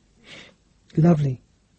Teresa took the doll back and began to wrap it with delicate care. "Lucia looks after her." Lucia was Teresa's sister-in-law. "She's very good with her. I suppose she has to be. We're not the best parents in the world." She shrugged. "Tell her the doll's from me, too." He had nothing to give his daughter. She nodded. "It's supposed to be you." She smiled. "She can have a doll and call it father. I'll tell her it's from you as well." Sharpe thought of his words to Frederickson. Leave her to life. He did not want that. Antonia was his only flesh and blood, but she did not know him, nor he her, and he looked up into the mist at a blurred star and thought how selfish he was. He preferred to live on the black edge of danger and glory, rather than raise a family in peace and security. Antonia was a child of war, and war, as Ducrot had said, brought death more often than life. "Does she speak yet?" "A few words." Teresa's voice was subdued. "Mamma?" "She calls Ramon Goga. I don't know why." She laughed, but there was little pleasure in her voice. Antonia would speak Spanish. She had no one to call father except her uncle Ramon, and she was lucky in him, more fortunate in her uncle than in her father. "Major! Major Sharpe!" The voice hailed him from the inn door. Then Dubreton stepped into the street and walked towards them. "Major?" Sharpe put a hand on Teresa's shoulder, waited till the French colonel was close. "My wife, monsieur." "Teresa, this is Colonel Dubreton." Dubreton bowed to her. "La aguja. You're as beautiful as you are dangerous, ma." He gestured towards the inn. "It would be my pleasure to have you join us. The ladies have withdrawn, but you will be welcome, I know." Teresa, to Sharpe's surprise, spoke politely. "I'm tired, Colonel. I would prefer to wait for my husband in the castle." "Of course, madame." Dobreton paused. "Your husband has done me a great service, madame, a personal service. To him I owe my wife's safety. If it is ever in my power, then I will feel honored to repay that debt." Teresa smiled. "You'll forgive me if I hope it is never in your power. I regret we are enemies. You can leave Spain. Then we need not be. To be your friend, madame, makes the idea of losing this war bearable." She laughed, pleased with the compliment, and to Sharpe's utter astonishment held out her hand and let the Frenchman kiss it. "Would you call my horse, Colonel? One of your men is holding it." Dobreton obeyed, smiling at the odd chance that had brought him so close to a woman on whose head France had a high price. La aguja, the needle, fought a bitter war against his men. Harper brought the horse, helped Teresa into the saddle, and walked back with her towards the castle. Dobreton watched them go and took a cigar from a leather case. He offered one to Sharpe, and the rifleman, who rarely smoked, wanted one now. He waited as Dobreton blew the spark on the charred linen inside the tinderbox into a flame, then bent down to light the cigar. The hoofs of the horse faded on the brittle frosted earth. Dobreton lit his own cigar. "She's very beautiful, Major." "Yes." The cigar smoke vanished into the mist. A small breeze was blowing now, a breeze to blow cannon smoke away from the guns' muzzles. The mist would clear soon, blown into scraps. And then what? Rain? Or snow? Dobreton gestured Sharpe back towards the inn. "Your colonel demanded your presence. Not, I think, that he needs or wants your advice. I suspect he merely wanted to deprive you of your wife's company." "As you deprived him?" Dobreton smiled. "Well, my wife, who is no fool, has even suggested that the beautiful Lady Farthingale is not all she is supposed to be." Sharpe laughed, made no reply, and stood aside to let Dobreton duck under the lintel of the inn door. Once inside, Sharpe pulled the curtain close, and found the room stuffy with the smoke of cigars, tense with serious talk. The battalion of wine bottles had been destroyed, replaced with brandy that only the junior officers were drinking with enjoyment. Sir Augustus Farthingale was frowning. Ducos was smiling his secret smile. Dobreton looked at Ducos. "I'm afraid you just missed La Ruja, Ducos. I invited her to join us, but she pleaded tiredness." Ducos turned the smile on Sharpe and kept it on his face as he made an obscene gesture. He made a loop with the thumb and forefinger of his left hand and thrust his right finger repeatedly into the loop. "La aguja. Yes. The needle. We all know what to do with needles. We thread them." The sword came from the scabbard so fast that even Dobreton, standing at Sharpe's elbow, could not have stopped the movement. The steel glittered in the candlelight, swooped as Sharpe, leaned far over the table, and the tip stopped 1 inch from the bridge of Ducos's nose. "Do you wish to repeat that?" "Major." The room was utterly still. Sir Augustus yelped his syllable. "Sharpe!" Ducos did not move. A tiny pulse throbbed beneath the pox-scarred cheek. "She is a foul enemy of France. I asked if you cared to repeat your statement, or give me satisfaction." Ducos smiled. "You're a fool, Major Sharpe, if you think I'll fight a duel with you. Then you're a fool to provoke one. I'm waiting for your apology." Dobreton spoke in quick French, and Sharpe guessed he ordered the apology, for Ducos shrugged, and then looked back to Sharpe. "I have no words base enough for La Aguja, but for the insult to you, monsieur, I offer you my regrets." It was said grudgingly, scornfully. Sharpe smiled. The apology had been graceless and insufficient, and he moved the sword blade fast, and this time Ducos did react, for the steel tip had grazed his left eyebrow and struck the spectacles from his nose. He reached for them and stopped. The blade blocked his hand. "How well do you see me now, Ducos?" Ducos shrugged. He looked myopic and defenceless without two thick lenses. "You've had my apology, monsieur. It's difficult to thread a needle when you're half blind, Ducos." The heavy steel rapped on one lens, shattering it. "Remember me, your enemy." The sword blade struck on the second lens, and then Sharpe leant back, reversed the sword, and thrust it home. "Sharpe!" Farthingale looked with disbelief at the broken glasses. It would take Ducos weeks to replace them. "Bravo, sir!" Harry Price was drunk, happily drunk. Even the French officers, disliking Ducos, grinned at Sharpe and thumped the table with approval. Dubreton walked back to his chair and looked at the outraged Sir Augustus. "Major Sharpe showed restraint, Sir Augustus.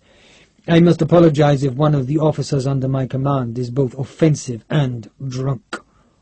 Ducos smouldered. There had been two insults: that he was drunk, which he was not, and that he was under Dubreton's orders, which was equally untrue. A dangerous man, Sharpe knew, and a man whose enmity could stretch far into the future. Dubreton sat, tapped ash onto a plate, and turned to Sir Augustus. "Do I have your decision, Sir Augustus?" Farthingale touched the white bandage that hid part of his silver hair. His voice was very precise. "You wish us to leave the valley at 9 tomorrow morning, yes?" "Indeed." "After which you have orders to destroy the watchtower?" "Yes." "Following which you will go home?" "Precisely." Dubreton smiled, poured brandy, and offered the bottle towards Sharpe. Sharpe shook his head. He blew out a plume of smoke. "Why do you want us to leave the valley before you destroy the watchtower? Couldn't we watch from the castle?" Dubreton smiled, knowing the question to be as false as the information he had already given to Sir Augustus. "Of course you can watch." Farthingale frowned at Sharpe. "Your interest is laudable, Major, but Colonel Dubreton has already given us good reason why it would be sensible for us to leave." Dubreton nodded. "We have another 3 battalions of infantry in the next village." He shrugged and swirled the brandy in his glass. "They have come as a marching exercise, a hardening of young troops, and much as I appreciate your company, Major, I fear that too many troops in the valley might be explosive." So, Dubreton was willing to reveal part of his hand. Sharpe guessed, because the colonel had realized that Farthingale could be scared off with numbers. Sharpe leaned back. "You have orders to destroy the watchtower?" "Yes." "Strange." Dubreton smiled. "It has been used in the past by partisans. It is a danger to us, but not to you, I would suggest." Sharpe tapped his own cigar ash onto the floor. He heard the laughter of the women in the next room. "I thought these hills were little used by ourselves, yourselves, all the partisans. 4 battalions seem a strong force to destroy one small tower." "Sharpe!" Farthingale had lit one of his own cigars, longer and fatter than Dubreton's. "If the French want to make a fool of themselves by blowing up a useless tower, then it's none of our business. If the French want something, sir, then it's our business to deny it them." Sharpe's voice was harsh. "I don't need you to tell me my duty, Major." Sir Augustus's voice was angry. Dubreton watched, silent. The hand touched the bandage again. "Colonel Dubreton has given us his word. He will withdraw when his task is done.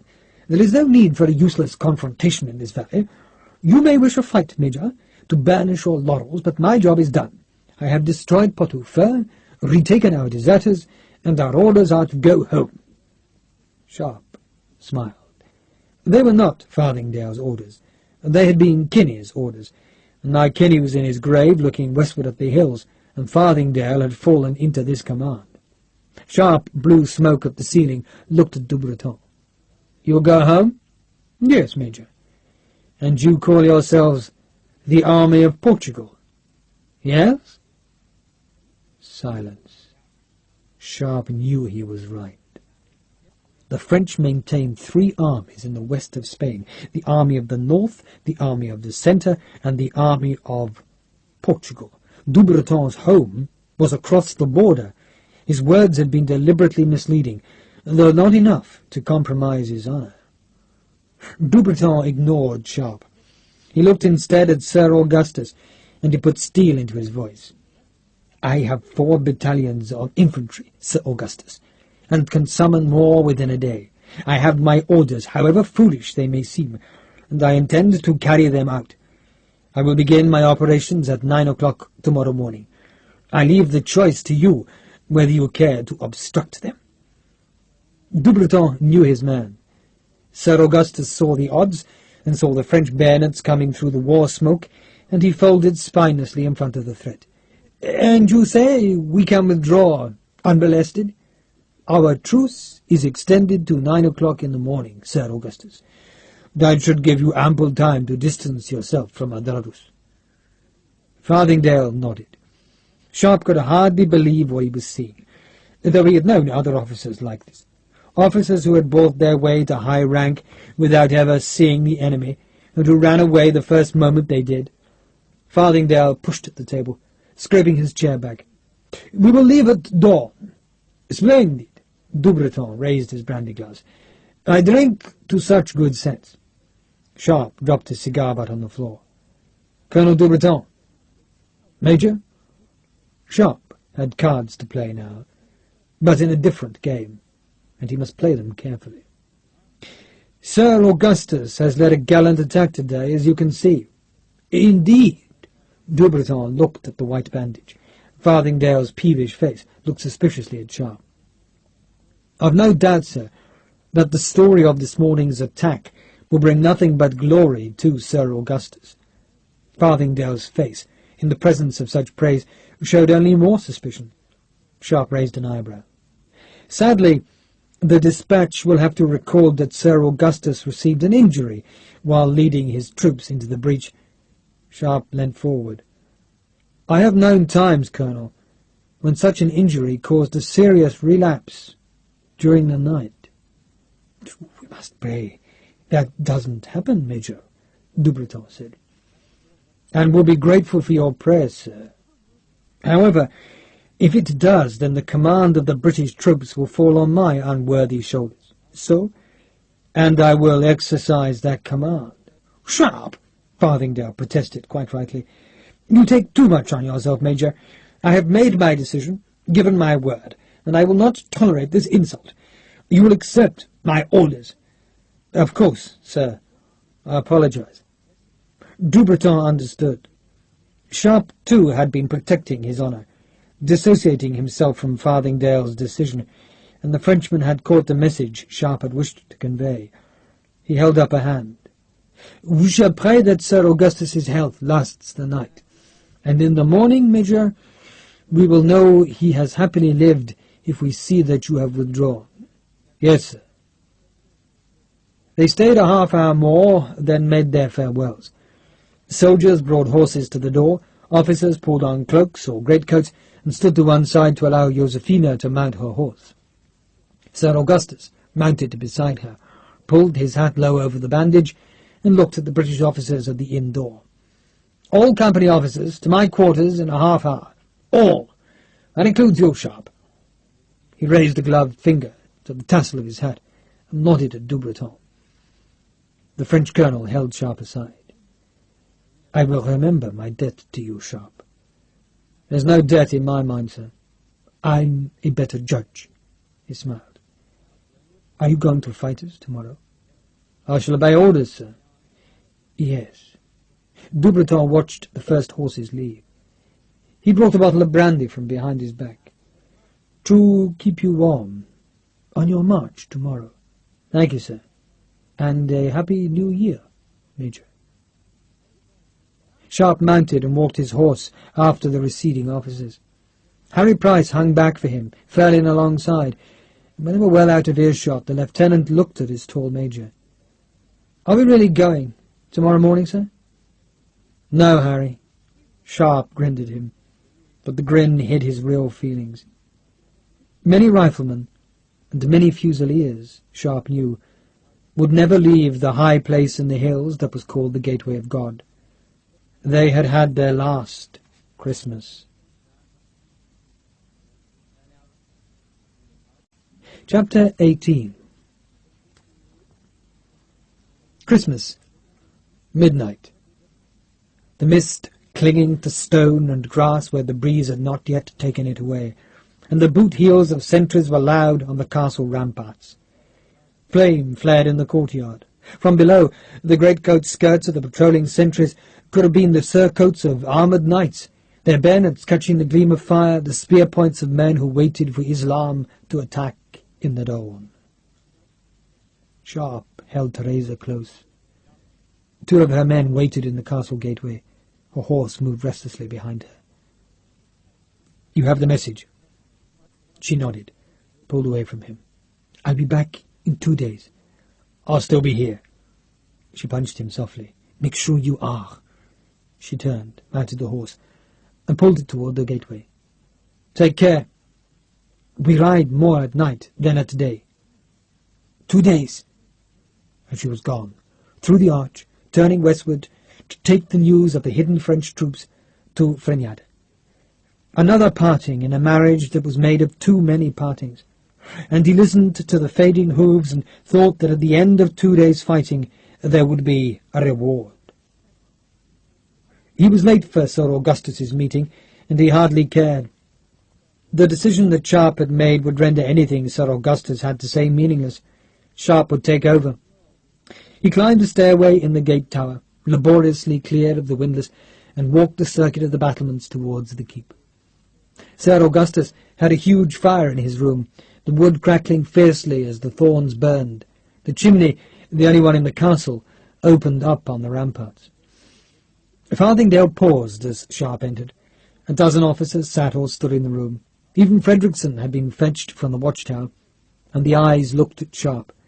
Farthingdale's voice was hostile. "You're late, Major." "My apologies, sir." Pot-au-feu had furnished the room in barbaric splendour, rugs on walls and floor, even serving as heavy curtains, and the curtains moved to reveal Josephina. She came from the balcony, smiled at Sharpe, then leant against the wall as Sir Augustus lifted the piece of paper in his hand. "I will recapitulate for those who could not be here on time. We leave at first light. The prisoners will go first, suitably dressed, and guarded by 4 companies of fusiliers." Brooker nodded, making notes on a folded square of paper. "Captain Gillilan will go next. You will make space on your carts for the wounded." Gillilan nodded. "Yes, sir." "Then the rest of the fusiliers. Major Sharpe, sir, your riflemen will be the rear guard." Captain Brooker raised a pertinent point of what was to be done with the women and children of the prisoners, and while the captains made their suggestions, Frederickson looked appealingly towards Sharpe. Sharpe smiled and shook his head.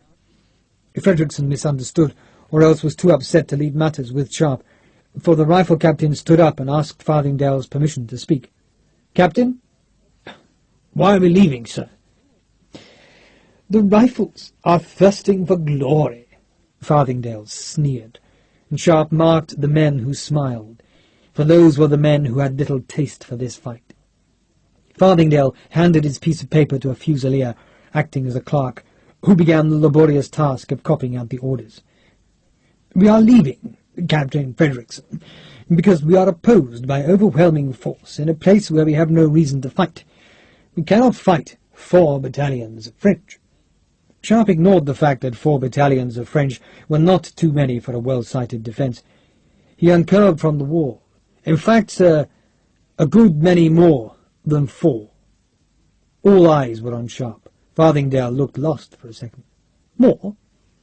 "Within 8 miles of us, sir, and probably moving up tonight, there are nearer 10 battalions, maybe more. There's also 5 or 6 batteries of artillery and at least another 200 cavalry. My own suspicion is that that's a minimum. I'd venture a guess at 15 battalions. The thorns crackled in the fireplace. The Fusilier clerk was staring open-mouthed at Sharpe. Farthingdale frowned. "May I ask why you chose not to apprise me of this intelligence, Sharpe?" "I just did, sir." "And may I ask how you know?" "My wife saw them, sir." "A woman's report." "A woman, Sir Augustus, who has spent the last 3 years fighting the French." That jibe went home, provoking smiles from Frederickson and a handful of other officers. Sir Augustus snapped at the clerk to keep writing, then snapped at Sharpe. "I hardly see how it affects these orders, Major. If anything, it would seem to underline the wisdom of them. It would be interesting, sir, to know why the French are here in such force. I doubt if it's to destroy a watchtower. Interesting, no doubt, but that is not my concern. Are you suggesting we fight them?" Sir Augustus let the sarcasm show in his question. "Well, sir, they probably got 7,000 or 8,000 infantry, I suspect more. We've got, let me see, just over 600, which includes our lightly wounded. We've also got Captain Gilliland's men, so I think we can pretty safely hold them off."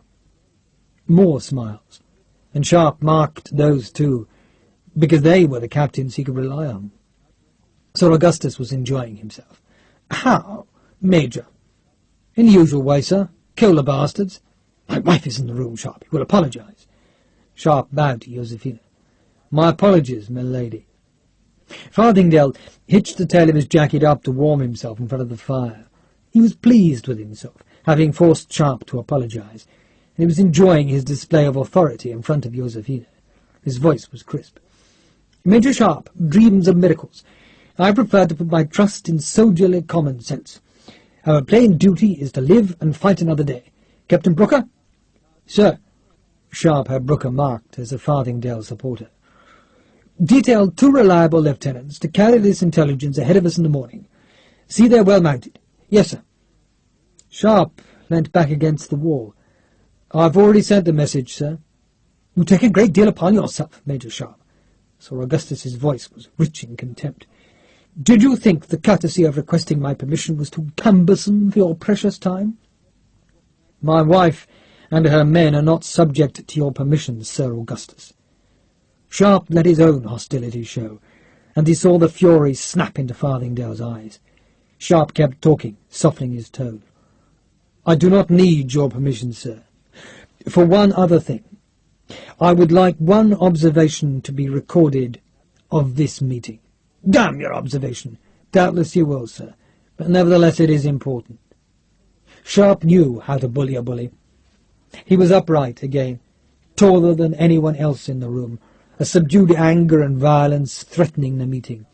He paused, giving Sir Augustus a chance to order him into silence, and when the order did not come, he threw out the lifeline he had thought about so carefully. If Sir Augustus listened, Sir Augustus could hold the pass. "It's obvious, sir, that the French are interested in far more than the destruction of the watchtower.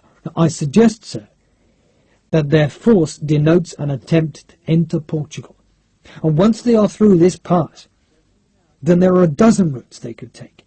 It will take a day for our message to reach Granada, another day for any troops to be concentrated, and by then their aim might well be accomplished. Now, I do not know what their aim is, sir, but I do know one thing. There is one place where they can be stopped, and this is it." Sharpe's supporters, Gilliland among them, nodded. Sir Augustus leant against the ornate stone chimney hood and smoothed the hand over his hair, fiddling with the black bow at the nape of his neck. "Thank you for the lecture, Major Sharpe." Sir Augustus was feeling more comfortable. The odds described by Sharpe had justified his decision, and he could sense the support of half the officers in the room. "You wanted that observation recorded, so it shall be, as will mine. This may be the place to stop them, but only with adequate troops. I do not intend to sacrifice a fine battalion to your ambition in a fruitless attempt to stop an enemy who outnumbers and outguns us. Are you really suggesting we can win?" "No, sir." "Ah!" Sir Augustus feigned surprise. "I'm suggesting we have to fight." "Your suggestion is noted and refused. My decision is made. Tomorrow we leave. That is an order." He looked acidly at Sharpe. "Do you accept that order, Major?" "Of course, sir, and I apologize for taking up your time." Frederickson looked appalled at Sharpe. Farthingale looked pleased. "Thank you, Major," Sir Augustus sighed. "We were discussing the problem of the women and children. Captain Brooker?" Captain Brooker's contribution was doomed to be unsaid. Sharpe cleared his throat.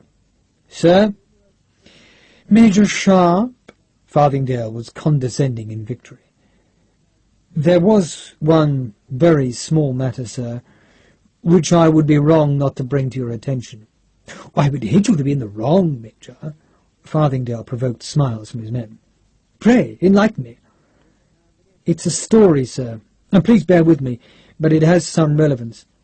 Sharpe spoke mildly, leaning back on the wall, his right hand across his body to hold the pommel of his sword.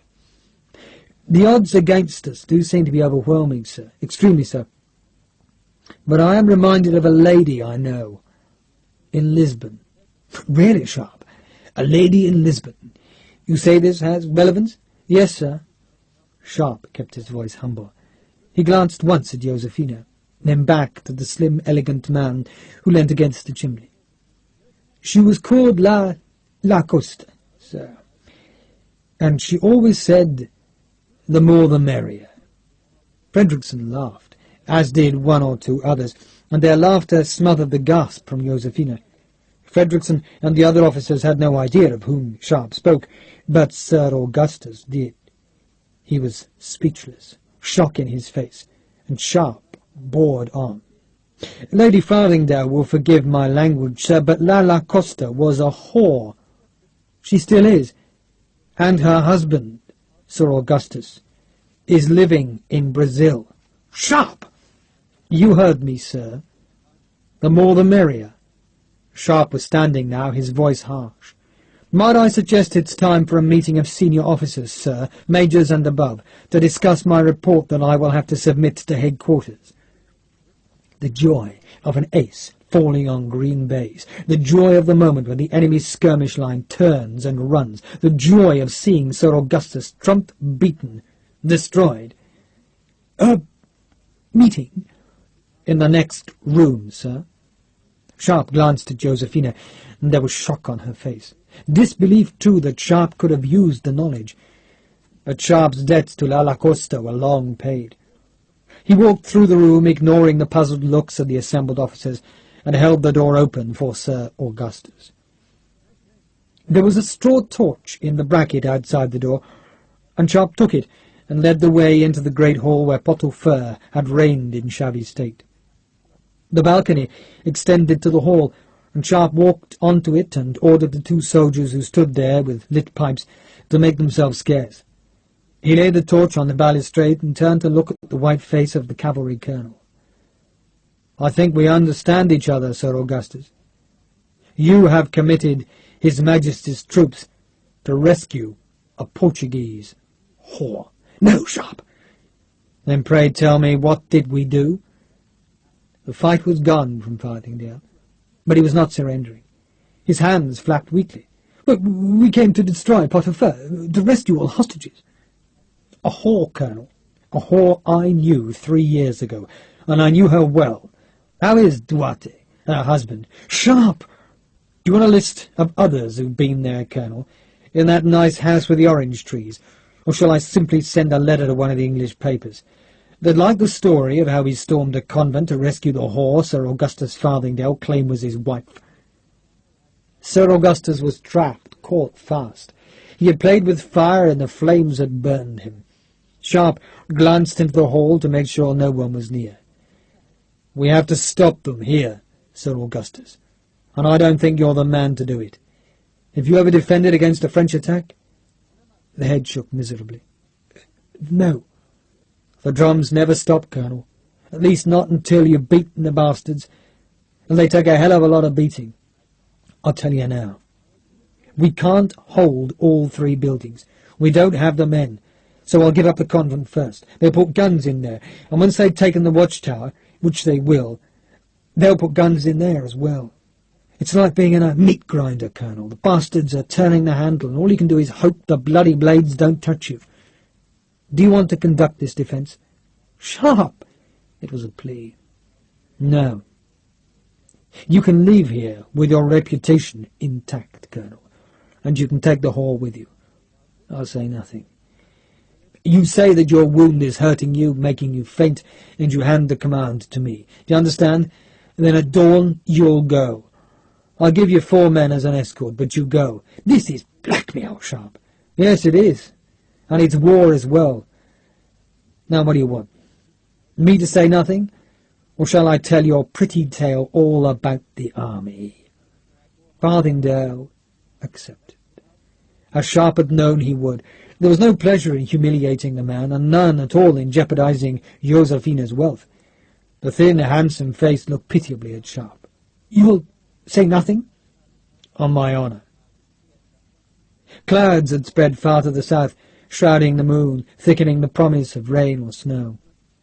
Sharpe waited as Sir Augustus went back to his room to make his announcement, an announcement that regretted his health, and that said he and Lady Farthingale were moving to the convent, that Major Sharpe was in command. In command.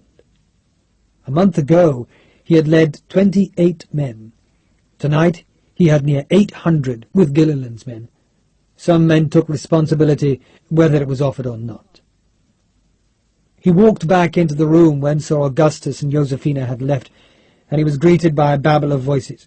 Most of the officers were confused, awed by the turn in their fortunes, fearing that Sharpe had drawn them all a very short straw, and they clamoured for detail, for explanation, and Sharpe cut through the noise. "Quiet!" He took the papers from the clerk's desk, the orders for withdrawal, and he tossed them onto the fire. They watched, some seeing their hopes burning in the fire. "Our task, gentlemen, is to hold this pass for at least 48 hours. This is how it will be done." He brooked no questions, no discussion, not even when he ordered a bemused Lieutenant Price to have Patrick Harper capture as many live birds as he could. "Yes, sir." Price shook his head in wonderment. Frederickson grinned, happy at last. He dealt with questions at the end, dismissed them to their companies, then pulled the rug off the window so he could stare westward at the darkness over Portugal. Teresa was down there somewhere, riding in the night. "Sir?" He turned. Frederickson was leaning against the wall by the door. "Yes?" "How did you do it?" "Never mind. You just hold that tower for me." "Consider it done." Frederickson grinned and went. The tower. The key to the whole valley. The key to living through the next 2 days, or else perpetual darkness. Sharpe looked at the paper ashes on the fire. He would hold the gateway of God. Chapter 19. The dawn of Saturday, December the 26th, 1812, was muddy, slow, and inglorious. The temperature rose in the night, the warmer air bringing rain that lashed on the cobbles of the yard, hissed in the fire and bracketed torches, and soaked the thorn bushes so that, as the light struggled through the clouds, they appeared black and shiny on the hillsides. At first light, the valley seemed empty. The rain had exhausted itself into a fine drizzle that hid the far hills of Portugal. Clouds touched the rocky peaks north and south, shrouded even the topmost stones of the watchtower. The Union flag on the convent had been taken down in the night, and the 2 colours on the gate tower hung heavy and wet above the rain-darkened stone. At 7:30, a few minutes after sunrise, a group of French officers appeared to the west of the village.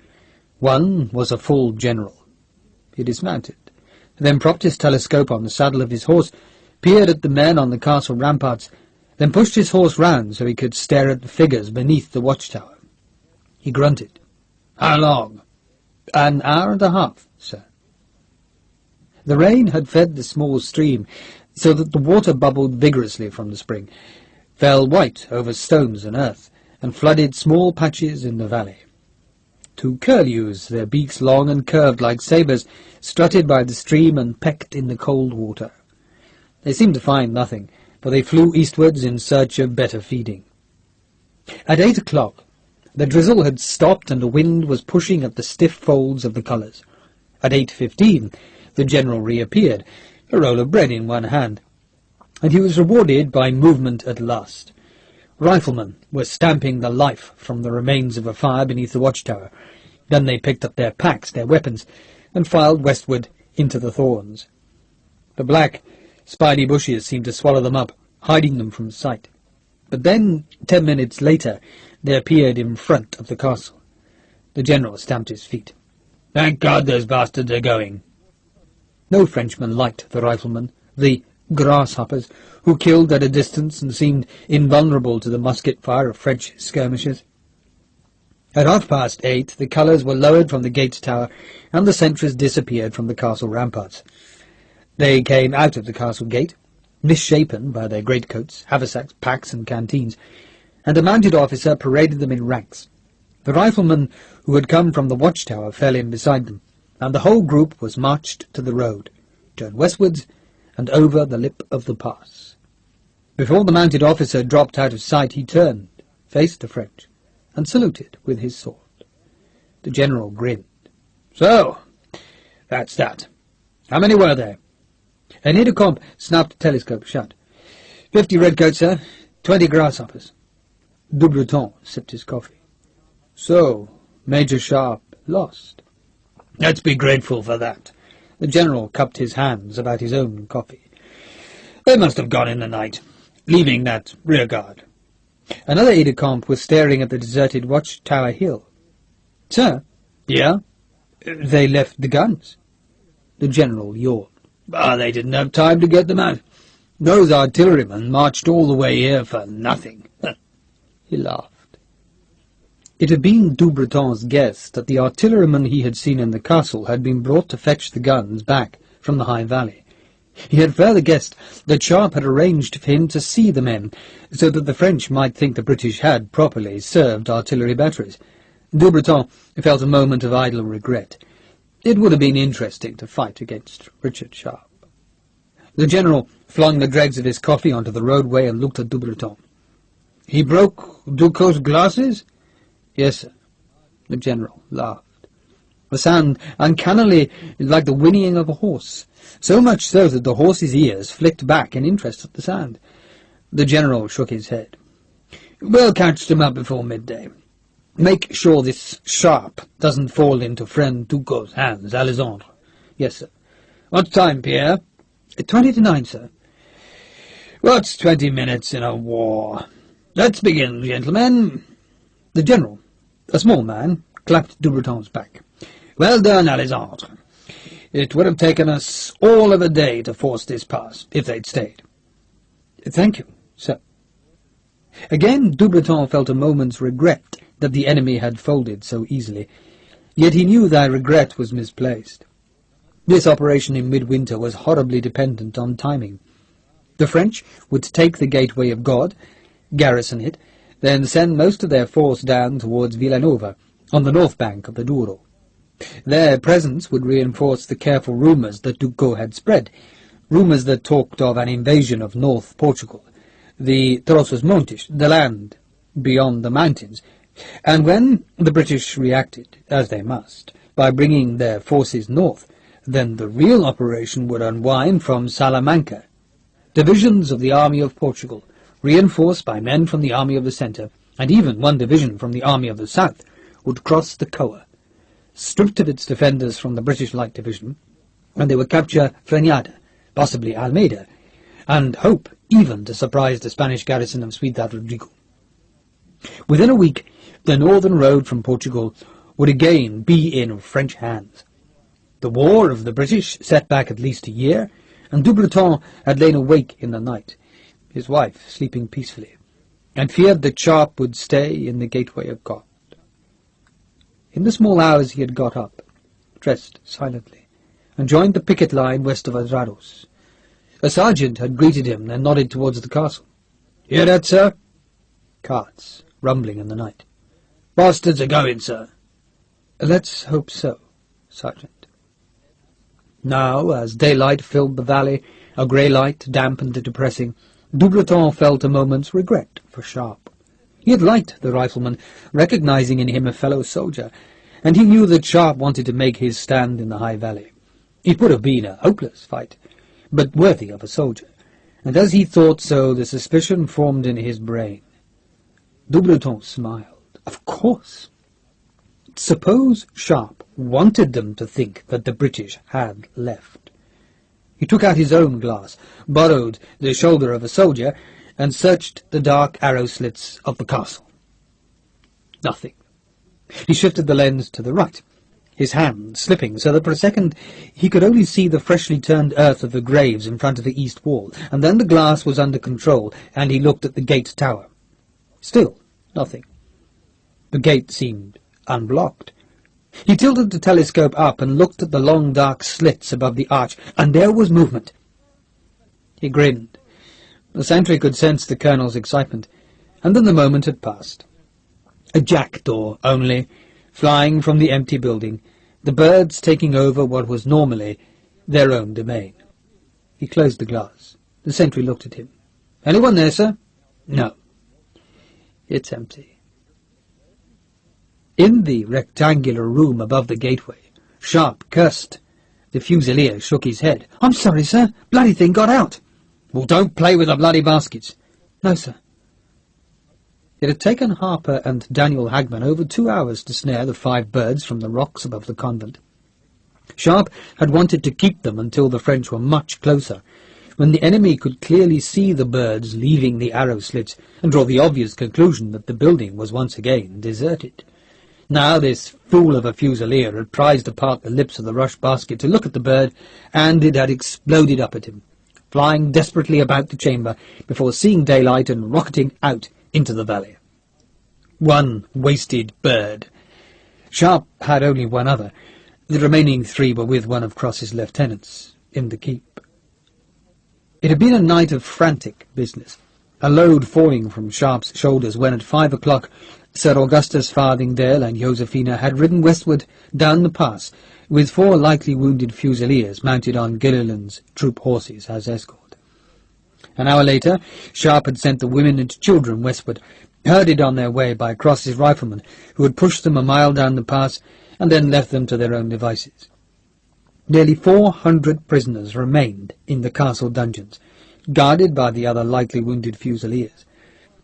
The wounded had been brought by wagon from the convent to the castle, carried up to the big room that looked westward and would be furthest from the French cannon fire. The surgeon, a tall, grim man, had laid his probes, saws, and knives on a table carried up from the kitchens. 3 companies of Fusiliers were now at the watchtower, reinforcing Frederickson's 79 riflemen. Sharpe had ensured that the best captains were at the tower, men who could fight on the isolated hill and not look for orders that might never arrive. The weakest captains, 2 of them, he had put in the convent, and with them was Harry Price, with Sharpe's old company and 8 of Cross's riflemen. 107 men held the convent, not counting officers, exactly half the number of riflemen and Fusiliers who now crouched on the reverse slope of the watchtower hill. Sharpe had given the convent one advantage. Patrick Harper was there, and Sharpe had put weak captains into the building to make it easier for the Irish sergeant to run the defence. Frederickson held Sharpe's right, Harper his left, and in the centre, the castle.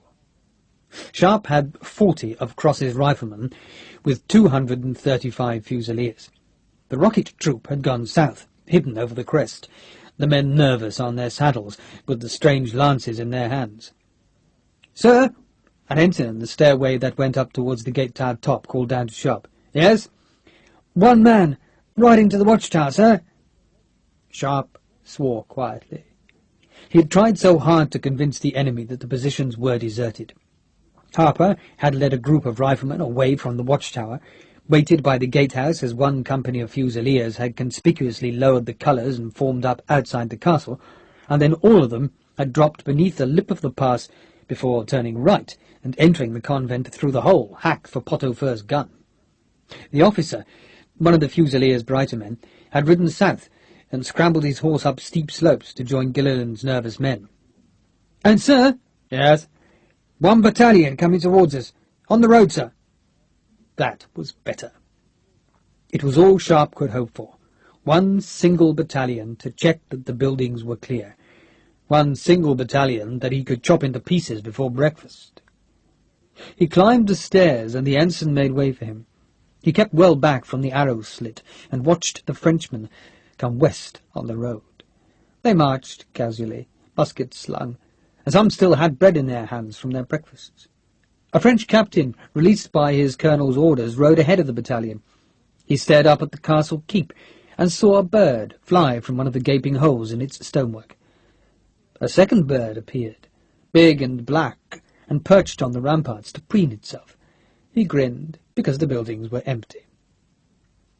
Sharpe was back in the chamber that had held the winding gear for the portcullis.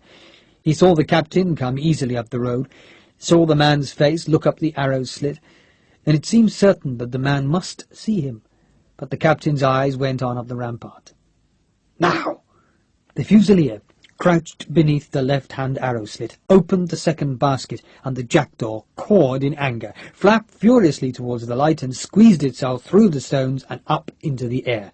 The horse, only feet beneath, shied, and Sharpe saw the captain soothe it. The captain stroked the horse's neck, patted it. "You're frightened of a bird, eh?" He chuckled, went on patting it. And then the horseshoes echoed loud on the stones of the tunnel that sloped up into the courtyard. He chuckled again, because someone had chalked big letters on the stone of the tunnel. Bonjour. The men in the chamber held their breath. The captain rode into the courtyard and saw where the rain had smudged and faded the bloodstains. The remains of a fire smoked lazily to his right in front of what appeared to be a long, low stable block. His horse was uneasy, tossing its head and moving sideways in short, quick steps. He patted it again. One of the general's aides-de-camp, a man curious about the buildings of Spain, had ridden through the thorns to the watchtower. The thorns were thick here, the path tortuous, and marked by small knots of old, faded wool, left from the summer when sheep grazed these high pastures. He tied his horse to the bough of a thorn, cursing quietly as a spine scratched his hand. Then he took from his saddlebag a sketch-pad and pencil. These towers, he knew, had been built against the moors, and this one was in fine condition. He strolled towards it, saw the gun in its earthen pit, and saw, too, the nail that had been driven into the touch-hole. It was odd, he thought, that the British had not snipped the nail off, flush with the breech, but they had left in a hurry. The gun was old, anyway, of a calibre not used by the French, so it was not much of a trophy. He turned and watched the single battalion march towards castle and convent, saw the captain ride beneath the archway, and he looked right to where the other two battalions were forming up in the village street. These were the new garrison of the Gateway of God, the men who would ensure that the troops who had marched to Villanova would have a safe haven behind them for their withdrawal, and then he looked at the arched doorway to the tower. A small gasp of surprise came from his mouth. The door was round, arched, and decorated with a zigzag pattern, distinctively French, and he took it as a good omen that some French knight or mason had supervised the building of this watchtower in a strange land. His pencil sketched the arch, skilful strokes shading the Norman decoration, and 30 yards away, Sweet William watched him.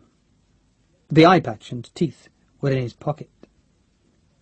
The general was on horseback now, pulling his sword into place, preparing for the day's march. "What's Pierre doing?" "Sketching, sir." "My God!" His voice was amused. "Is there a building he hasn't sketched?" "He says he's going to write a book, sir," said another aide-de-camp. The general gave his strange laugh. The battalion was turning to the left, approaching the castle. The general pushed his canteen of wine into place, checked that the small leather case on his saddle-pommel had the day's supply of paper and pencil for scribbled messages, then grinned at the aide-de-camp. "I once knew a man read a book." He scratched his chin. His breath smelt. The aide-de-camp laughed dutifully, and the bugle sounded from the gatehouse. Chapter 20. Frederickson did not move. He had hoped that at least a company of French infantry would be sent to the watchtower, but there was only this single man, sketch-pad in hand, whose slim, good-looking face was turned worriedly towards the castle. The bugle sounded again, the notes unmistakably ordering "incline to the right," But this morning it told the carefully positioned British troops which of the 3 prepared plans was to be followed. The call was a repeated sequence of 2 notes that reminded Frederickson of a hunting field call. The fox hunts would be out in England at this hour. The aide-de-camp with his sketching pad started towards his horse, then stopped. No one threatened him. He frowned, and with his usual meticulous care took a watch from his pocket, snapped open the lid that was engraved with a message from his father, noted the time on the corner of the pad. 4 minutes to 9. He looked quickly round the hilltop, seeing the second gun in its fresh pit facing south, but still seeing no enemy. Then he saw the redcoats in the castle, and he stood aghast and watched the musket smoke smear the morning. The captain, whose horse was nervous, had ridden to the great gate into the keep. The archway was blocked with stones waist high, and he could see the empty inner courtyard beyond. His horse was still frightened by something, and that was strange, but he rubbed the neck, spoke fondly to it, and turned towards the stable block. He could hear the boots of the leading companies coming towards the castle. The colonel of the battalion waved grumpily to another captain who wheeled his troops right onto the convent road. Then the colonel looked back to the gatehouse. A fine building once, he thought. The captain put spurs to his horse and trotted back towards the castle gate. He could at least confirm the abandonment of the castle, and he grinned as he stroked his horse's neck. And then the horse shied again, for the gatehouse was suddenly swarming with men. An officer, a rifleman, had appeared from the gate leading to the northern ramparts, and a lad was beside him, bugle to his mouth, and the notes jerked into the valley. More men poured from the small door in the gatehouse, riflemen who ran into the tunnel and knelt with their weapons aimed. They seemed to ignore him, as did the other green-jacketed men who ran past the officer to the northern wall. And then there was a shout, a cheer, and a rush of feet behind him. Redcoats were climbing from the keep, sprinting for the fallen eastern wall of the castle, sergeants bellowing at them, officers shouting, and the French captain was alone in a courtyard of the enemy, and he put hand to his sword, and there saw the rifle officer on the northern rampart waving to him. The wave was obvious. Dismount, surrender. Next to the officer, a green jacket knelt with levelled gun. The captain swore bitterly, dismounted, and the first guns split the morning. Sharpe turned back. The leading French company was 30 yards from the castle, as the rifle bullets dropped the front rank, then the second, and he glanced to his left to watch other riflemen aiming for the officers. Rifles snapped from the turret at the gatehouse top, and Sharpe saw the French colonel thrown backwards from his horse, blood spattering his uniform. And then another volley of rifle bullets drove into the leading company, and the French officers were shouting at their men, forming them into line. And the deadly rifles on the ramparts picked the officers off, and then went for the men in the single gold sergeant's stripes. "Keep playing, lad." The bugler had stopped for breath. A half-company of redcoats thundered into the gateway, lined in front of the arch, and the muskets flamed, the smoke thick in their front, and Sharpe knew that the French could not succeed in a desperate frontal charge. That had been their one hope, if their officers had lived to realize it, and now Sharpe ran back into the gatehouse, down the stairs, and out into the courtyard towards the eastern wall. Stop them at the gate, then take them in the flank. He could hear the French shouting, hear the rattle of ramrods desperate in muskets, and then he was across the wall, and the officers were shouting behind him, forming the half-battalions of Fusiliers into 2 ranks, a line to sweep north across the valley, and he turned to face them. He waited as redcoats stumbled into place, checked their dressing, and Sharpe did not hurry them. This had to be perfect, for this was the one chance they would have to fight in the open valley, and he did not want the Fusiliers to go forward in a hurry, their concentration broken by excitement and fear. And he waved at one gap between companies. "Close them up, Sergeant." "Sir." "Fix bayonets." The rattle and scrape along the line. Rifles sounded by the gatehouse. The crash of muskets. Then, at last, the first French replies as the day's battalion formed a ragged line at the crossroads. Sharpe turned, drew the great sword. "Forward!" He would have liked a band at this moment. He wanted to hear the music in his ears as he went forward, the crash of a good tune such as The Downfall of Paris, or, better still, the rifle's own, Over the Hills and Far Away. But there was only the bugle still sounding. He looked left, and still no more French troops were visible. He feared the cavalry, and had an officer with Cross's second bugler on the keep to sound a warning if it appeared. He looked to his front again. The riflemen on the convent roof were biting into the back of the French. They were panicking now, the enemy, crowded eastwards towards the village, and Sharpe wanted that. He inclined the line to the left, forcing the French east, and the riflemen from the gateway sprinted further left as the Fusiliers blocked the line of fire from the gate. The nervousness was gone now, the hours of doubt as the night crawled by, the moments of waiting to unleash this small force against the enemy. And Sharpe felt the roadway beneath his boots and saw the French 50 yards ahead, and already he was picking his way through their dead. A musket ball went close to his head, a fluttering noise that left a tiny slap of wind, and he saw a Frenchman who had died with a look of utter astonishment on his young face. Behind Sharpe, the sergeants called, "Close up! Close up!" They were taking casualties. Sharpe stopped, listened to the boots behind him, heard the rifles from the gatehouse, and the two-rank line came up to him. "Fusiliers, present!" The twin line of muskets, steel-tipped, went to the shoulders. To the French it seemed as if the red line had made a quarter turn to the right. Fire! Flames gouted into smoke, a killing volley at short range, and the cloud spread in front of the Fusiliers, obscuring their view. Left wheel! This would be ragged. But this did not matter. His ears rang with the bellow of the muskets. Charge!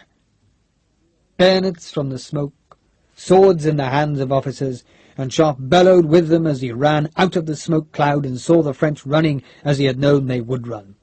Timing was all.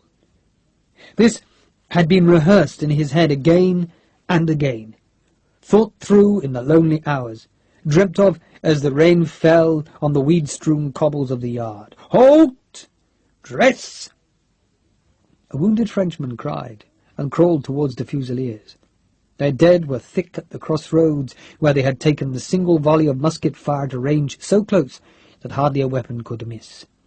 The battalion was going back towards the village, leaderless and frightened, and Sharpe was standing close to the fallen colonel. The man's horse was running free in the valley. Sharpe relined the Fusiliers, still listening for the bugle call that would warn of the French cavalry, and he bellowed at the men to load. This was clumsy, because the long bayonets skinned their cold knuckles as they rammed the shots home, but he needed one more volley from them. Gilliland! Where the hell was Gilliland? The French officer at the watchtower saw them first. Lancers. The English had no lancers. Yet there they were, coming across the skyline to the south, riding like the very devil down the small valley that split castle and watchtower.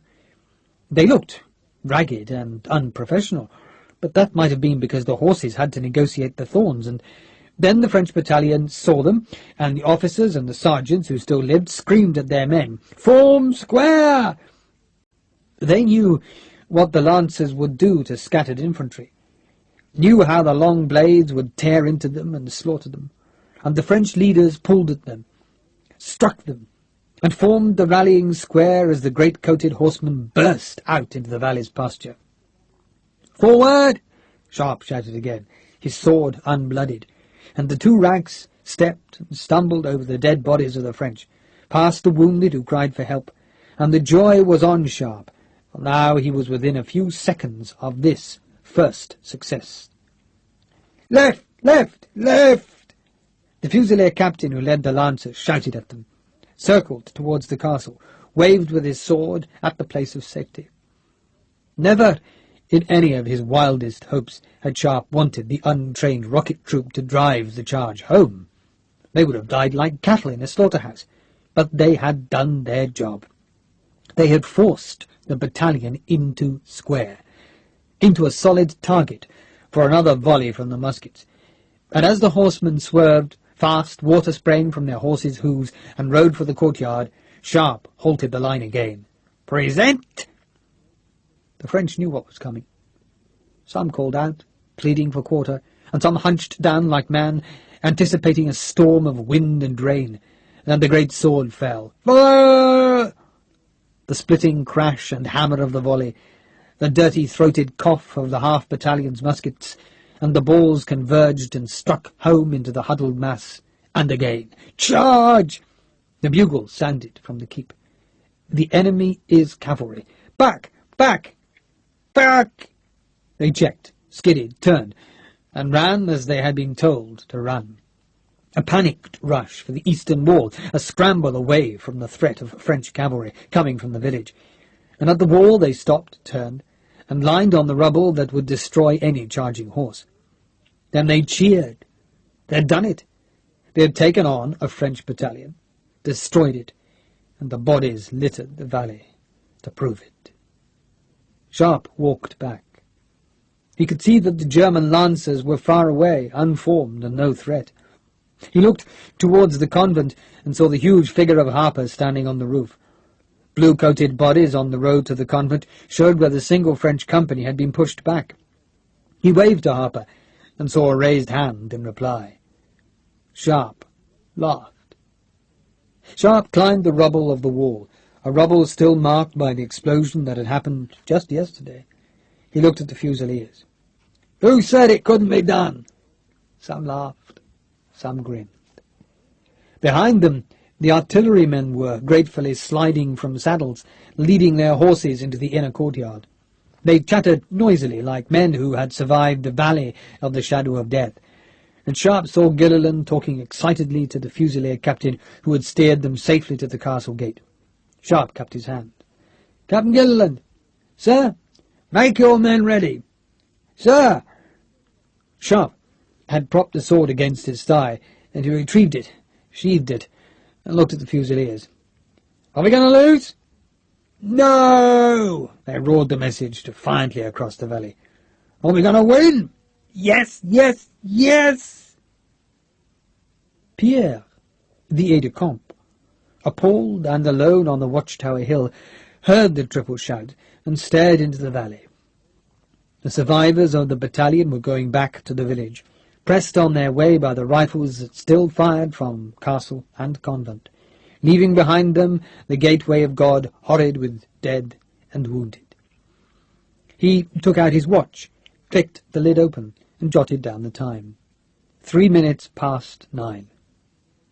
7 minutes of butchery, planned by a professional. 7 minutes, in which a French battalion had lost nearly 200 dead and wounded.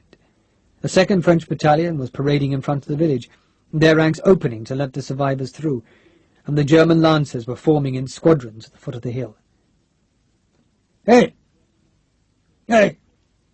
It took a few seconds for the aide-de-camp to realize the hail was for him. The colonel of the German lancers tried again. Hey! Sir? What's up there? Nothing, sir. Nothing. Some men of the defeated battalion went back for their wounded, but the rifles' bullets drove them back. They protested, holding up their arms to show they carried no weapons, but the rifles fired again. They went back.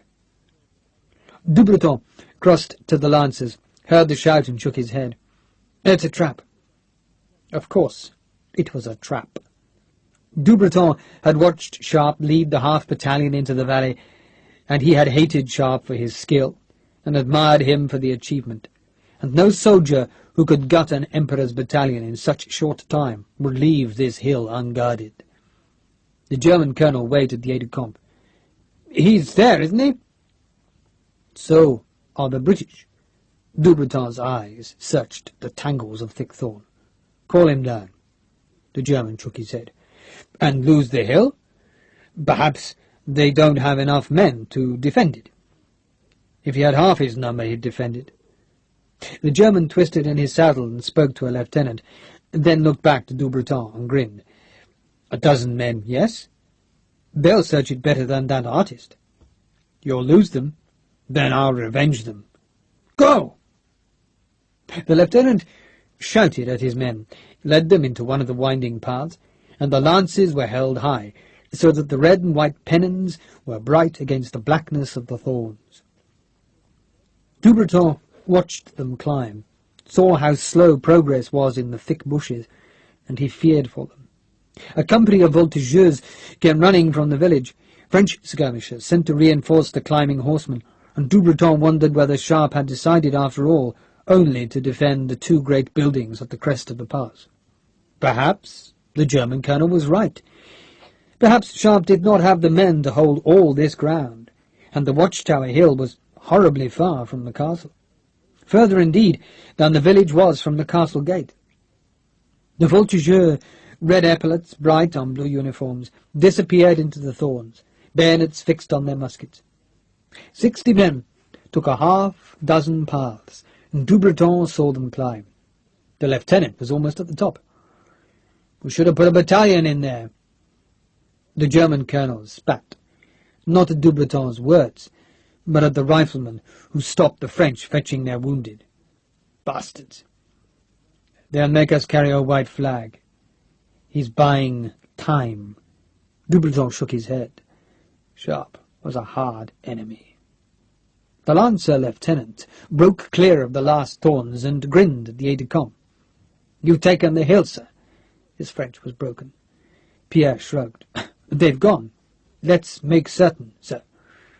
The lancers spread out. Blades dropped. But this was no place for a heart-stopping cavalry charge. Hooves thundering on turf and blades searing at an enemy. This was a cramped, pocked hilltop surrounded by dark thorn, and the horses walked slowly forward so the cavalry could peer into the deep wet spines. Fredrickson watched them. A pity this. He had hoped for a company at least, not such few men, but a man must take what fate gives him. "Fire!" Only the rifles fired. Rifles that outnumbered the lancers nearly 7 to 1, and the big horses fell screaming, and the lance blades toppled, and Fredrickson tore himself clear of the thorns. "Forward!" One lancer was alive, miraculously alive, and he stood with his lance extended and shook his head as Fredrickson shouted at him in German. Then more German voices called to him, riflemen, and the lancer still obstinately refused to surrender, but challenged them with his long weapon. He lunged at Fredrickson, but the sabre easily turned the lance aside, and Sergeant Rosner hooked the lancer's feet from underneath him, sat on the man's chest, and bellowed at him in angry German. "Come on!" Fredrickson rushed the hilltop, waving his men left and right, listening to the curses and shouts, and they pulled themselves from the thorns. "Skirmishers in front!" A musket bullet flattened itself on the tower. "Kill those bastards!" Fredrickson was not worried by a company of French skirmishers. He spent his life fighting voltigeurs, as his men did, and he left his lieutenants to push them back while he walked to the gun facing north and pulled the nail out of the touch-hole. A sketchbook had fallen under the trail of the gun, and he stopped, wiped the mud from the open page, and saw the drawing of the tower gateway. "Captain!" A grinning fusilier came round the tower, bayonet in the back of the aide-de-camp. The Frenchman looked terrified.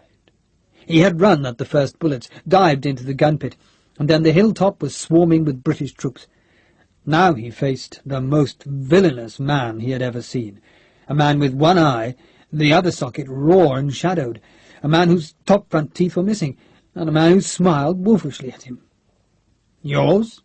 Fredrickson asked, holding the sketch-pad out. "Oui, monsieur." The vile-looking rifleman looked at the sketch, looked back to the Frenchman, and this time Fredrickson spoke in French. "Have you been to Les d'Aubagne?" "No, monsieur." "A very similar doorway. You'd like it. And some fine large windows in the clerestory, and below it, too, a Templar's church, which might explain the foreign influence." But Fredrickson could have saved his breath. The aide-de-camp had fainted clean away, and the fusilier grinned at Fredrickson. "Shall I kill him, sir?" "Good God, no!" Fredrickson sounded pained. "I want to talk to him." Rifles cracked from the top of the tower, rifles that drove confusion in the ranks of the lancers. The German colonel swore, grimaced, and blood was on his thigh. He clamped a hand on the wound, looked up the hill, and swore again. The voltigeurs were going back, hunted through the thorns that crackled as the rifle bullets spun through them. The French voltigeur captain saw more troops appear, red-coated and equipped with bayonets. "Back! Back!" Dubreton turned his horse and spurred back to the village. They had done everything Sharpe had known they would do. Everything. They had played into his hand, and now they would be forced to do the next thing Sharpe had planned. They would be forced to ask for a truce to rescue their wounded. Sharpe wanted time, and they would hand it to him on a plate. "Colonel!" the general shouted. Behind the general, an aide-de-camp was already skewering one of the white cloths from the inn onto a sword. "Yes, sir, I know." The aide-de-camp unhappily spread the cloth out, and Dubreton could see the stains of last night's wine. It seemed so long ago, and already his dinner guests had blooded French pride in the grass. The next time it would not be so easy for them. Dubreton turned and spurred his horse between the ranks of the new battalion, the aide-de-camp following him. The firing died in the gateway of God, the powder smoke drifting westward on the breeze, and Sharpe walked out into the pasture land that he had spattered with the dead, and waited for his enemy. Chapter 21. "Major Sharpe?" "Sir?" Sharpe saluted. "I should have known, shouldn't I?" Dubreton was leaning forward on his saddle. "Did Sir Augustus die in the night?" "He found he had business elsewhere." Dubreton sighed, straightened up, and looked at the wounded. "The next time it won't be so easy, Major." "No." The French colonel gave Sharpe a wry smile. "It's no good telling you that this is futile, is it?" "No." His voice became more formal. "We wish to rescue our wounded." "Please do." "May I ask why you fired on the parties we sent forward to do just that?" "Did we hit anyone?" "Nevertheless, I wish to register our protest." Sharpe nodded. "Sir?" Dubreton sighed. "I am empowered to offer a truce for the time it takes to clear the field." He looked over Sharpe's head and frowned. Fusiliers were digging at the graves which had been dug the day before. Sharpe shook his head. "No, Colonel. The French could bring gun limbers and have their wounded off the field in 30 minutes. Any truce must last till midday." Dubreton looked to his right. The wounded, who were still conscious, shouted at him for help. They knew why he had come, and some, more horrible still, pulled themselves by their arms towards him. Others lay in their blood and just cried. Some were silent, their lives shattered, their future to be cripples in France. Some would live to fight again, and a few of them limped on the road towards the village. The French colonel looked back to Sharpe. "I must formally tell you that our truce will last only as long as it will take us to rescue our men. Then I must formally instruct you to send no more than 10 men to their aid. Any others will be fired on, and my riflemen will be ordered to kill." Dubreton nodded. He had known, as Sharpe had known, how this conference would go. 11 o'clock, Major?" Sharpe hesitated, then nodded. 11 o'clock, sir." Dubreton half smiled. "Thank you, Major." He gestured towards the village. "May I?" "Please." Dubreton waved vigorously, and the first men ran out from the ranks of the waiting battalion, some holding stretchers, and then there was a bigger disturbance in the ranks, and 2 of the strange French ambulances were galloping along the roadway. They were small covered carts, sprung for the comfort of the wounded. They were the envy of the British soldiers. More men survived an amputation if their limb was removed within minutes of the battle wound, and the French had developed the fast ambulances to take the casualties to the waiting surgeons. Sharpe looked up to Dubreton. "You had them very close, considering you were not expecting to fight." Dubreton shrugged. "They were used to bring last night's food and wine, Major." Sharpe wished he had not spoken. The last time he had met Dubreton, a gift had passed between them. Now they were enemies on a field. The colonel looked at the pioneers who were shoveling the loose earth from the graves. "I assume, Monsieur, that we will undertake no military works for the duration of the truce?" Sharpe nodded. "I agree. So, I assume that is not a defensive trench?" "Agreed, sir. We lost men too." The lie came smoothly off his tongue. 3 Fusiliers had died, and 8 were wounded, but the grave was not being enlarged for the dead. Sharpe turned to the castle and waved, as Doubleton had waved, and the French captain was released by the sentries on the gate. He rode into the field, trotted towards Doubleton, and he looked aghast at the carnage that had been wreaked on his battalion. Behind him, Fusiliers rolled the cart into the archway, sealing it. Sharpe waved towards the captain and spoke to Doubleton. "Captain Dessay had the misfortune to be in the castle yard when the fighting began. He has given me his parole and undertaken not to bear arms against his Britannic Majesty or his allies until he has been exchanged for an officer of equal rank. Till then he is in your charge." It was a pompous speech, but a necessary formality, and Doubleton nodded. "It will be done." He spoke in French to the captain, jerking his head towards the village, and the young man spurred away. Doubleton looked back to Sharpe. "He was lucky." "Yes. I hope luck stays with you, Major." Doubleton gathered his reins. "We shall meet again." He turned, his spurs touched the flanks of his horse, and Sharpe watched him go. An hour and a half, a little more, and the fighting would begin again. He stopped by the Fusilier pioneers who scraped in the graves. A sergeant looked up at the officer. "Bloody horrid, sir. What do we do with them?" The bodies had been uncovered, their nakedness horribly white and stained by earth, their wounds somehow unreal. "They weren't buried deep, were they?" "No," the pioneer sergeant sniffed. The bodies were scarce 1 foot under the earth, no protection against the carrion eaters that would scrape them up and tear at the dead flesh. Sharpe jerked his head towards the southernmost part of the trench, the excavation nearest to the thorn-covered hillside. "Put them up there. Dig it deep. I want most of this trench free." "Yes, sir. And hurry." The sergeant shook his head. "We could do with some help, sir." Sharpe knew there were enough men. "If it isn't ready in an hour and a half, Sergeant, I'll leave you here when they attack." "Yes, sir." The formal politeness barely disguised the hatred the sergeant felt. As Sharpe walked away, he heard the sound of the man spitting. But then there were bellowed orders, shouts for the pioneers to get on with it, and Sharpe let the sergeant be. It was a horrid job, but the pioneers of a battalion often got the horrid jobs, the worst of the digging and the least thanks. At least this time their work would not be wasted. Sharpe would need the trench to bury his dead in when this business was done. He climbed to the ramparts of the keep and settled himself with his telescope and a cup of tea.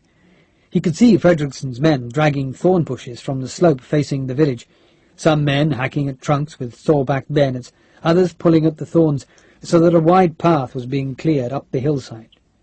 The bushes were being taken to the southern slope, the vulnerable slope, and Sharpe wondered what cunning had devised the orders. Doubtless he would find out soon. He expected the watch-tower to be the next point of attack, and he expected it to fall by mid-afternoon, and he rehearsed in his mind the plan he had to evacuate the garrison. Strictly speaking, whatever Frederickson was doing on the hill broke the terms of the truce, but the French were not meticulous in it either. Through the lens of his glass, Sharpe could see the artillery coming into the village.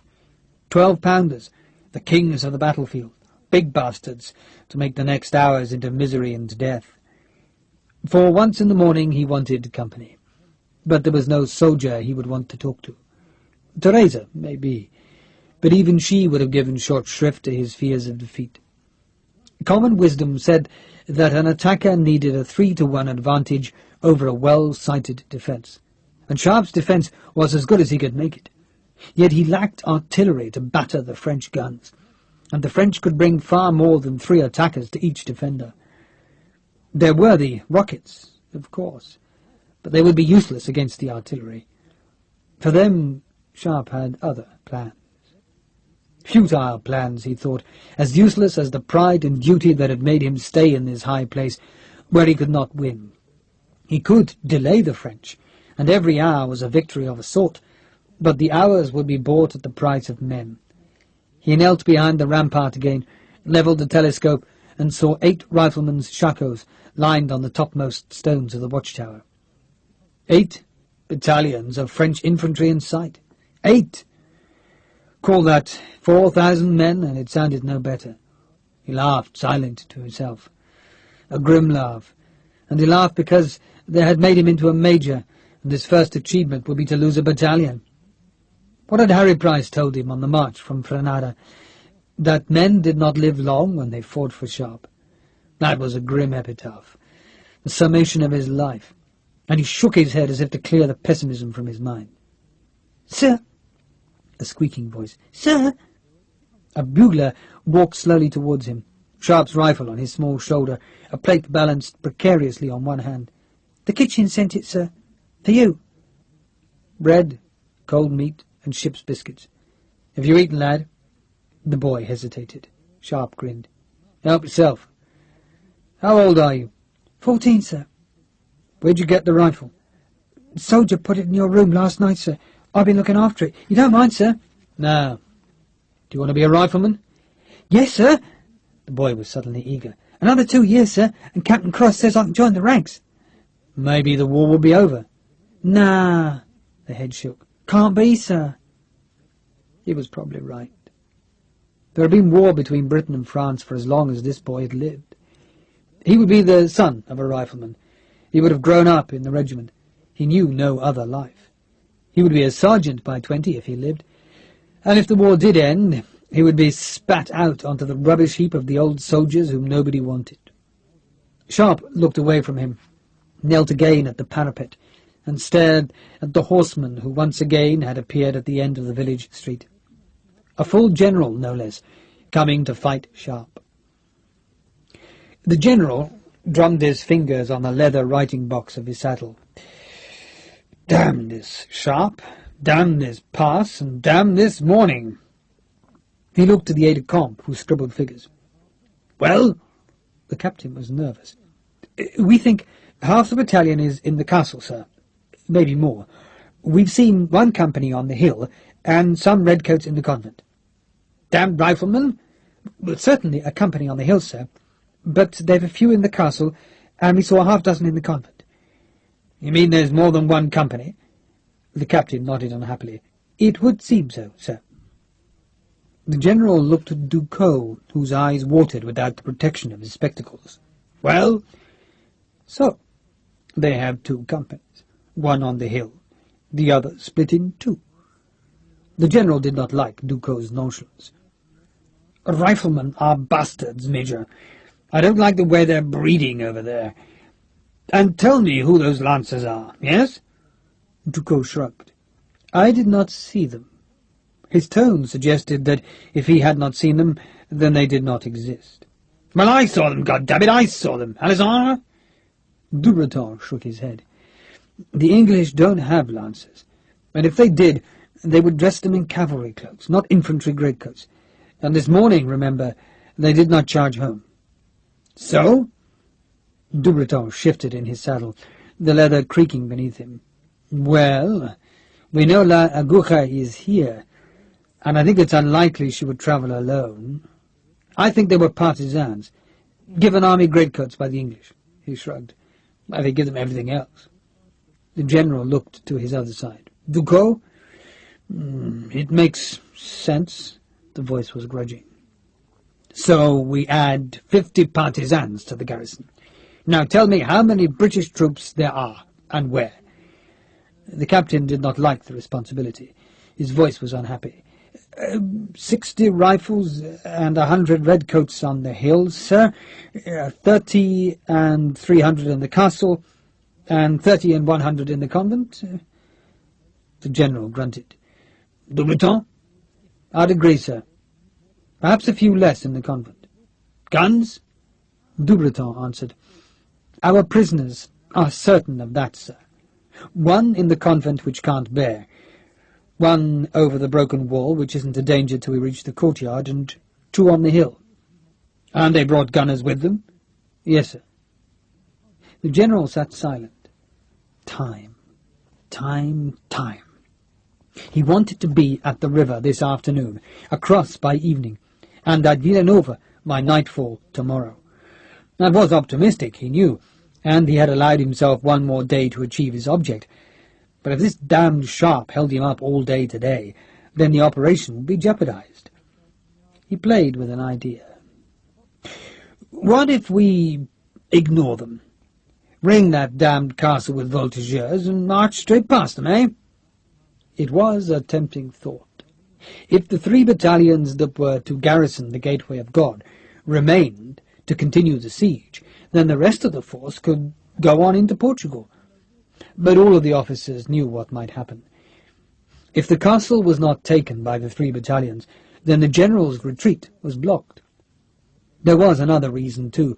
Dubreton voiced it. The pass is too narrow, sir. Those damned rifles will kill every horse that goes through. He imagined the light guns that were to go with the general smashed on the lip of the pass, their horses shot, the weight of barrel and carriage running the wheels over wounded animals, turning over, blocking the road beneath the pitiless aim of the greenjackets. The general looked left, at the high tower. How long to take that? How many battalions, sir? Dubreton asked. 2. Dubreton looked at the thorns, at the steepness of the hill, and he imagined the soldiers climbing into the rifle fire. 2 hours, sir. As little as that? We'll offer them medals. The general gave a humorless laugh. So we could have the tower by 1 o'clock. Another hour to put guns there, he shrugged. We might as well put our guns here. They can pound those bastards into mincemeat. Ducos's voice was a sneer. Why take the tower at all? Why not just take the castle? No one answered him, so he went on. We lose time with every minute. Colonel Dubreton has already given them till 11 o'clock. How many men would you lose attacking the tower, Colonel? 50. And still the castle will have to be taken. So lose the men there instead. The castle was a mere blur to Ducos, but he waved at it dismissively. The attack en masse. Give medals to the first 5 ranks, and go. En masse. It was the French way, the method that had brought victory to the armies of the Empire throughout Europe, the way of the Emperor, the irresistible mass. Throw the mass like a human missile at the castle's defenders, overwhelm them with targets, terrify them with the masked drummers in the column's centre, and push over the dead to victory. The castle could be theirs by midday, and the general knew that the convent was not the same threat, that it was less heavily garrisoned and more vulnerable to the 12-pounder shots that would crumble its walls about the British.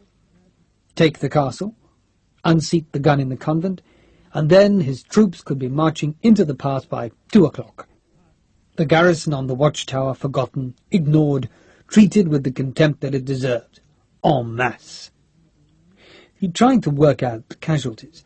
They would be heavy in the first few ranks, perhaps 100 dead, but that was a small price to pay for the time he needed. He could afford to lose twice that number and still not notice. The Emperor's way, and this wretched Ducos would write his report, and it would be a good thing if it was said that victory was won in the Emperor's way. All the battalions in the village, he was thinking out loud. 50 men in each rank. How many ranks? 80, the aide-de-camp said. A great rectangle of 8,000 men, drums in the centre, 80 ranks, pushing irresistibly home. Dubreton had lit a cheroot. I don't like it. The general wavered. He liked the idea. He did not want to be dissuaded, but he reluctantly looked at Dubreton. Tell me. 2 things, sir. First, he's dug a trench in front of the wall, and that could be an obstacle. Secondly, I'm worried about that courtyard. We'll get in there and find every exit blocked. We'll be marching into a cul-de-sac with rifles on 3 sides. Ducos had a small spyglass to his right eye. The barrel slightly contracted to compensate for his missing spectacles. The trench does not extend the full width. True. How wide is it? Dubreton shrugged. It's narrow.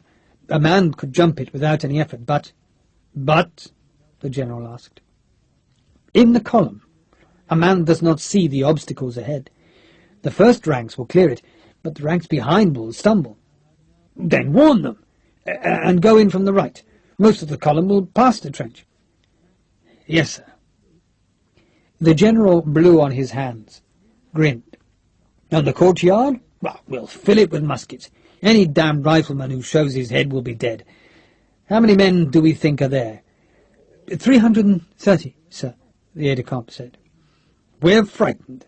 Of 330 against 8,000? The general gave his horse-like laugh. A Légion d'honneur to the first man into the keep. Will that do you, Dubreton? I already have one, sir. You're not going, Alexandre. I need you. The general grinned at him. Good. We ignore the watchtower. Let them think they are important and learn differently. We will attack en masse, gentlemen, and we will put every voltigeur in front to keep the grasshoppers busy. His good spirits were back. We'll paralyze them, gentlemen. We will do it in the way of Bonaparte. The wind from the east was getting colder by the minute, blowing into the faces of the castle's defenders. The small patches of flood water by the stream were turning gelid, the beginnings of ice. And behind the village the French battalions took their orders that would take them in the way of the Emperor into the gateway of God. Chapter 22. In Brittany, yes? The captured aide-de-camp nodded. Really, this villainous rifle captain was not at all a bad chap, and certainly much improved by the addition of eye-patch and false teeth. He took the pencil and sketched a wild boar. The statues are all in the west, and you say they have the same things in Portugal? Fredrickson nodded. In Braganza, exactly the same. And in Ireland. So, the Celts could have come here. Fredrickson shrugged. Or come from here. He tapped the sketch of the wild boar statue. I've heard it said they're a symbol of kingship. Pierre shrugged. In Brittany they're said to be altars. One even has a niche where a cup of blood could be put. Ah! Fredrickson peered as the Frenchman shaded in the carved ledge. It had been an interesting morning. The Frenchman had agreed with Fredrickson that the Plateresque architecture of Salamanca was incredible but over-elaborate. The line was lost in the detail, Fredrickson said, and the Frenchman had been delighted to meet another heretic who shared that view. In truth, both men hated such modern work, preferring the staunch plainness of the 10th and 11th centuries, and Fredrickson had drawn from memory the Portuguese castle of Montemoro Velho, and Pierre had questioned him closely. Now they had stretched further into history, to the strange people who had carved the stone boars, when a rifle sergeant stopped in front of them. Sir? Fredrickson looked up from the sketch. Tom? 2 froggy officers to the south, sir, poking about. Taylor says they're in range. Fredrickson looked at Pierre. The time? Ah, he pulled out his watch. 1 minute to 11. Tell Taylor to fire in 1 minute, and tell him to kill one of the bastards. Yes, sir. Fredrickson turned back to the Frenchman. You've seen the stone bull on the bridge at Salamanca? Ah, that's fascinating. The sergeant grinned and left them. In 1 minute, Sweet William would be himself again, talking English instead of heathen French, and killing the bastards. He went back into the thorns, trying to work out which other rifleman should shoot with Taylor and have the best chance of killing the second French officer.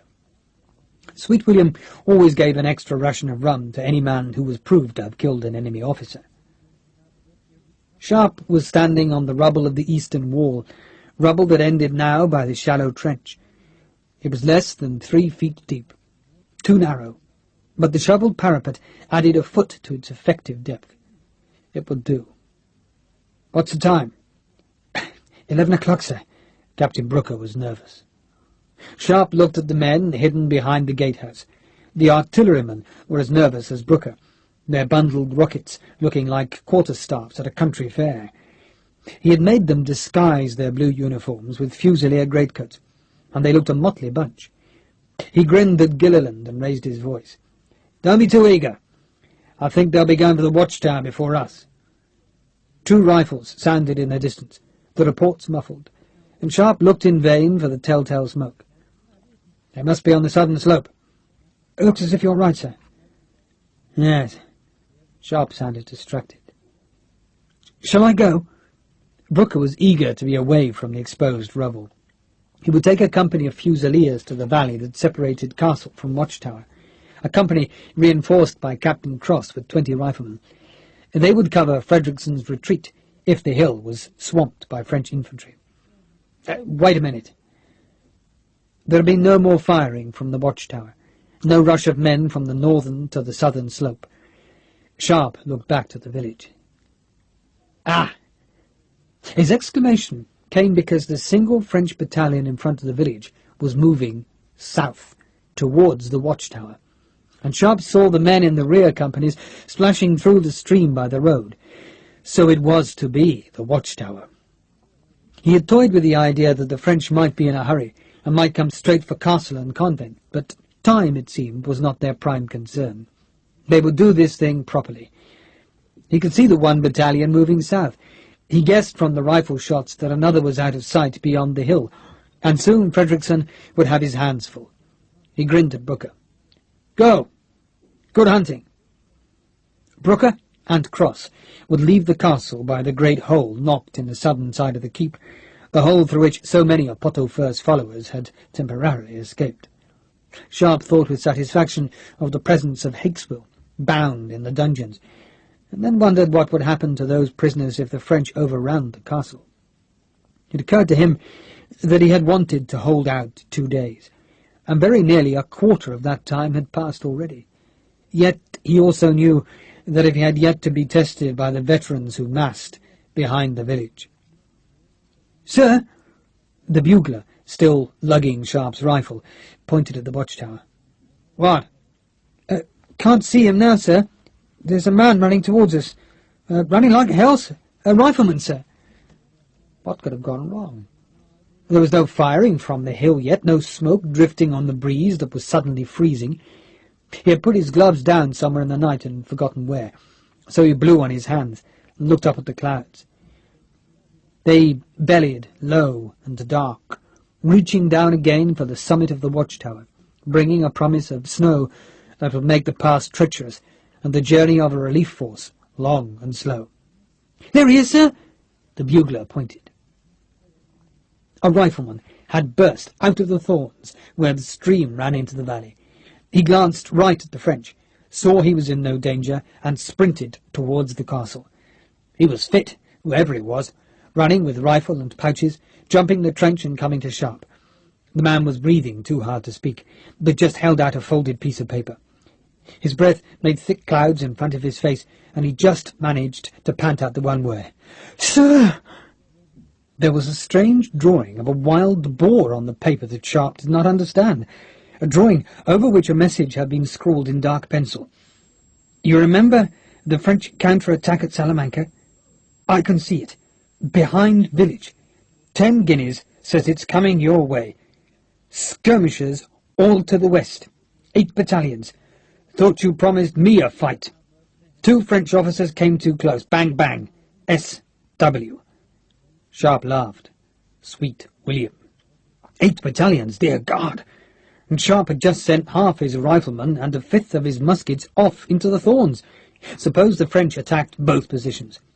Suppose they cut Frederickson off from the castle. He turned. "Ensign? Sir? My compliments to Mr. Brooker, and he's to come back as fast as he can. Captain Cross as well." The ensign ran. "Good, sir!" The bugler was staring at the village. And so he should, by God. The battalion that had moved south had done so to make way for the troops that were to assault the castle. Troops who spilled out into the valley, shepherded by mounted officers, troops who blackened the eastern end of the pasture land.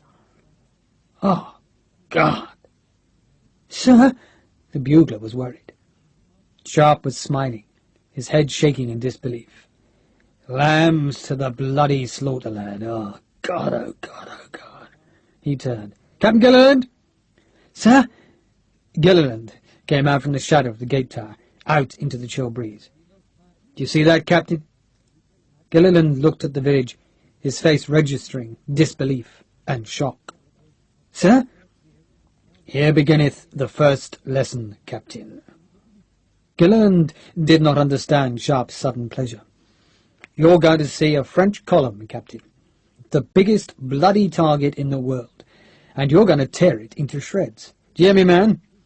Sharpe was grinning with delight, the cold forgotten. We're going to murder them. Get your troughs out. Thank God for the Prince of Wales. Thank God for Fat Prinny and his mad father, and thank God for Colonel Congreve, and thank God for a French general who was doing what any other soldier would do in his place. Sharpe grinned at the bugler. You're lucky to be here, lad. You're lucky to see this. I am, sir. Sharpe stood on the rubble, the wind stirring his black hair, and the thought crossed his mind that perhaps the French planned to punch through the gap between castle and convent. But he could cope with that. The rockets could be swung round to face north as easily as they faced east, and he watched the cumbersome dressing of the French ranks in front of the village, and he noticed how the centre line of the first rank was well to the road's right, and he knew they were coming for him. He glanced at the watchtower. That growing mass would be a tempting target for Frederickson's gun, but Sharpe had given orders that the gun was only to be used for the hill's defence. Frederickson would have to bide his time.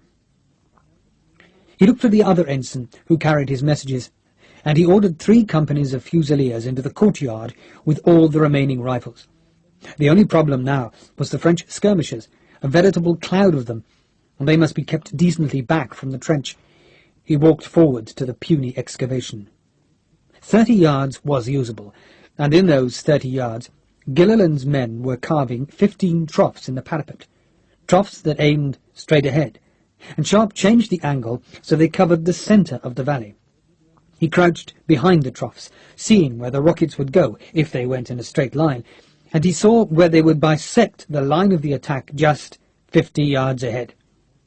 He nodded. Perfect. The gunners put their metal troughs into the earth beds. They were nervous, terrified, but Sharpe grinned at them, joked with them, told them of the victory they would win, and his mood spread to them. He clapped Gilliland on the shoulder. Bring them out. Do it casually, a few at a time. He addressed the rocket troop in infantry overcoats, hiding the weapon till the very last moment. The riflemen were in the courtyard, staring at the solid mass of enemy, and Sharpe called them forward. He ordered them to lie down in front of the trench, their job to keep the voltigeurs away from the rockets, and he lined the 3 companies of fusiliers on the rubble.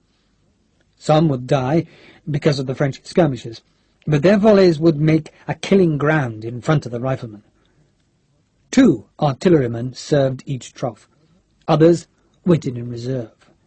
One man would put the weapons on the metal cradle, the other would light the fuse, and both would duck into the trench as the propellant flamed overhead. And they would fire as fast as they could, rocket after rocket, each trough capable of 5 shots a minute, giving over 70 missiles in a minute, missiles tipped with shells, death flaming from the trench at a target that was still being assembled at the village. Cross was back in the courtyard, breathing heavily and looking worried. Sharpe put 5 of his riflemen on the gate tower, the rest in front of the trench, and he added Brooke's company to the fusiliers lined on the rubble. The men looked terrified, as well they might. A double rank of 4 companies was facing a French column, the instrument that had brought down kingdoms, and their only help was the spindly rockets lying in the trench, rockets that had been contemptuously dismissed as toys. Load! Sharpe watched them. On the order to fire, you will commence platoon fire. Your job is to keep the skirmishers away from the trench. Captain Brooker? Sir? Brooker's company was closest to the gate tower. Watch that open flank of the trench. If those skirmishers get into the trench, we're all dead, so don't let them. And don't worry about the column. That's dead already. He grinned at them. "You're doing this for Colonel Kinney. Let him see those bastards going to hell." And then the first drums sounded. The drums that had driven columns to Madrid and to Moscow, that had piled Paris with captured colours, the drums that beat the pas de charge, the rhythm that accompanied all French attacks, that stopped only with victory or defeat. Boom, boom, boom, boom, boom, boom, boom, boom, boom, boom, boom. And this time they were for Sharpe, just for Sharpe. A compliment from the Emperor to a man from a London foundling home. And he turned to face them, saw the French lurch into motion, and he laughed, mouth open to the wind, laughed because of the pride that suddenly took hold of him, swept him up, because the drums at last were for him. Chapter 23. The general fidgeted. He had the feeling that there was some gesture he ought to make, perhaps to ride at the head of his men, or stand to one side and salute them as they went forward, but he dismissed the thought irritably. The drums and the raised colours stirred emotions that were hardly suitable for the pitiable enemy who would be crushed by this massive blow. A sledgehammer to crack a nut. He smiled because he knew it to be true, but if the sledgehammer did the work swiftly, then it was worth it. Time. Always damned time. He had asked the time as the first skirmishers walked forward into the open field. 1:45. 45 minutes to assemble the column, which was not bad, but it was still 45 minutes lost. Well, there would be an end to this impudent enemy by midday, and then he could send the lancers into the pass, start feeding the battalions after them, and then the cumbersome supply carts that had to carry food and ammunition for this midwinter blow. A colonel of artillery reined in beside the general. The man was silent and resentful, wanting to unleash the power of his guns on the defenders of the castle. But the general had derided the idea. To bombard the enemy would waste more time, and he suspected that the British could shelter behind stone walls that would take his gunners hours to reduce the rubble. No, the infantry could do this swiftly. Lose some men in the front ranks, then surge over the rubble of the eastern wall and open the pathway to Portugal. On the watchtower hill, Pierre accepted a drink from Captain Frederickson's canteen and nodded towards the valley. "I think you're about to lose." Frederickson grinned. "Would you want to bet on it?" A smile and shrug from the Frenchman. "I am not a betting man." Frederickson looked at the top of the tower. "Anything for us?" he shouted. "No, sir." He looked back to the valley. The skirmishers were in loose order in front of the huge column. Hundreds of damned skirmishers, and Frederickson did not like the look of them. They would threaten the fragile earthwork in which, he knew, Sharpe had hidden the rockets. He had watched the strange weapons being carried forward, watched fascinated through his telescope as the troughs were aligned, and he could see now the weak line of riflemen who would have to fight off the voltigeurs.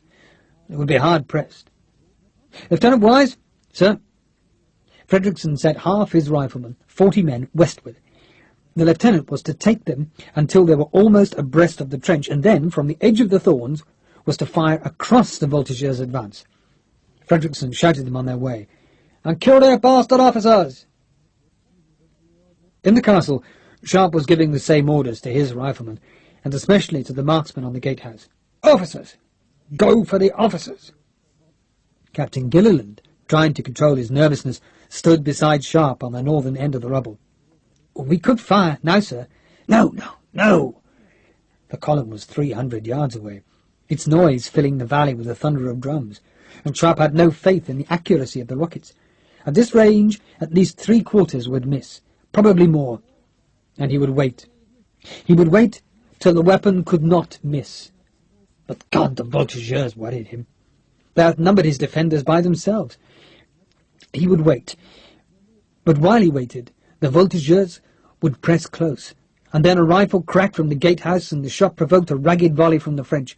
A volley fired too far away, but the musket balls worried the air about the eastern wall, and Sharpe glanced to his right and saw the fear on the faces of the Fusiliers. And no wonder, by God! The column was marching southwest, direct at the castle. A massive hammer-blow of men driven by drums, a great block of troops 100 feet wide and 80 yards deep. And to the watchers on the hill it seemed as if they had trampled a great swathe of pasture land flat, leaving a mark like a heavy roller across the valley. The rifles were firing now, their smoke over the trench, their bullets snatching at the Frenchmen with swords, but still the voltigeurs came forward. They fought in pairs, one man kneeling and firing, and the other reloading, and the riflemen were hopelessly outnumbered. The green jackets had to lie flat to avoid the volleys of the fusiliers, and the rifle was a hard weapon to load lying down. Sharpe watched the men bracing the butts on their feet, thrusting down with the ramrods, then rolling onto their bellies to aim and fire again. And the musket balls plucked at the fusiliers. A man screamed, his cheekbones shattered. Another fell backwards in silence, his body still on the rubble. And the sergeants began to close the files. The field was thick with skirmishers, the flashes of their muskets constant, the smoke like clouds above the grass. "Fusiliers will advance to the trench!" Sharpe bellowed to them. To move was better than to suffer in immobility, and it would take them 20 yards nearer the enemy and give their muskets a better chance of scouring these damned skirmishers from his front. The officers, he gave the orders.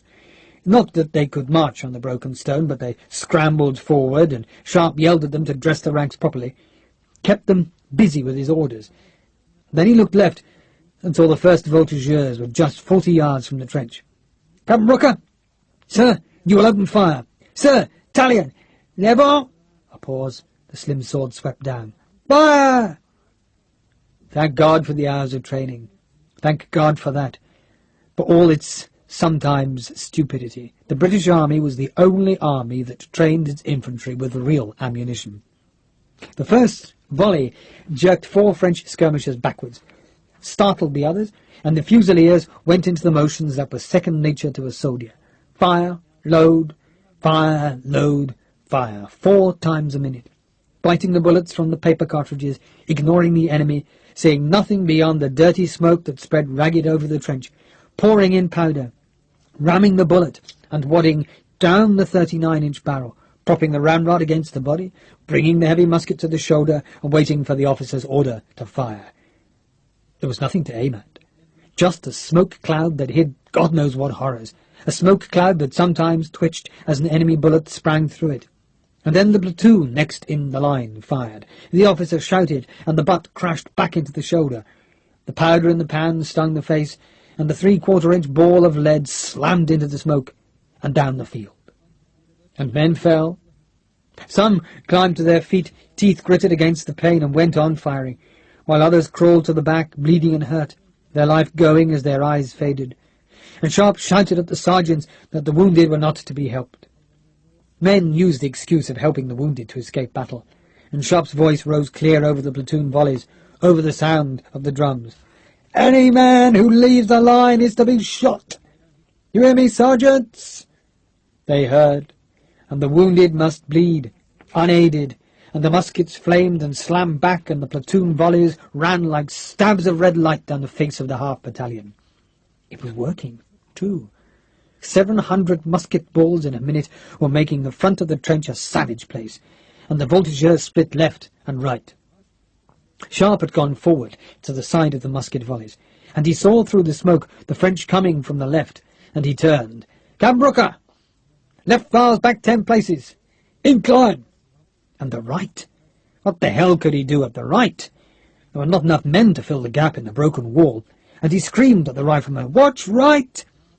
Brooker's company were angling their fire now, slamming shots towards the advancing column, but they could not put up enough bullets to drive the voltigeurs back. Sharpe saw the French darting forward, kneeling, another stab of flame, and a ball clanged off the steel tip of his scabbard, making the sword wrench in its sling. And he heard the rifles from the gatehouse, and saw the man who had fired at him sink down, making small movements with one hand, as if paddling the air for support. And then the Frenchman was crumpled on the turf.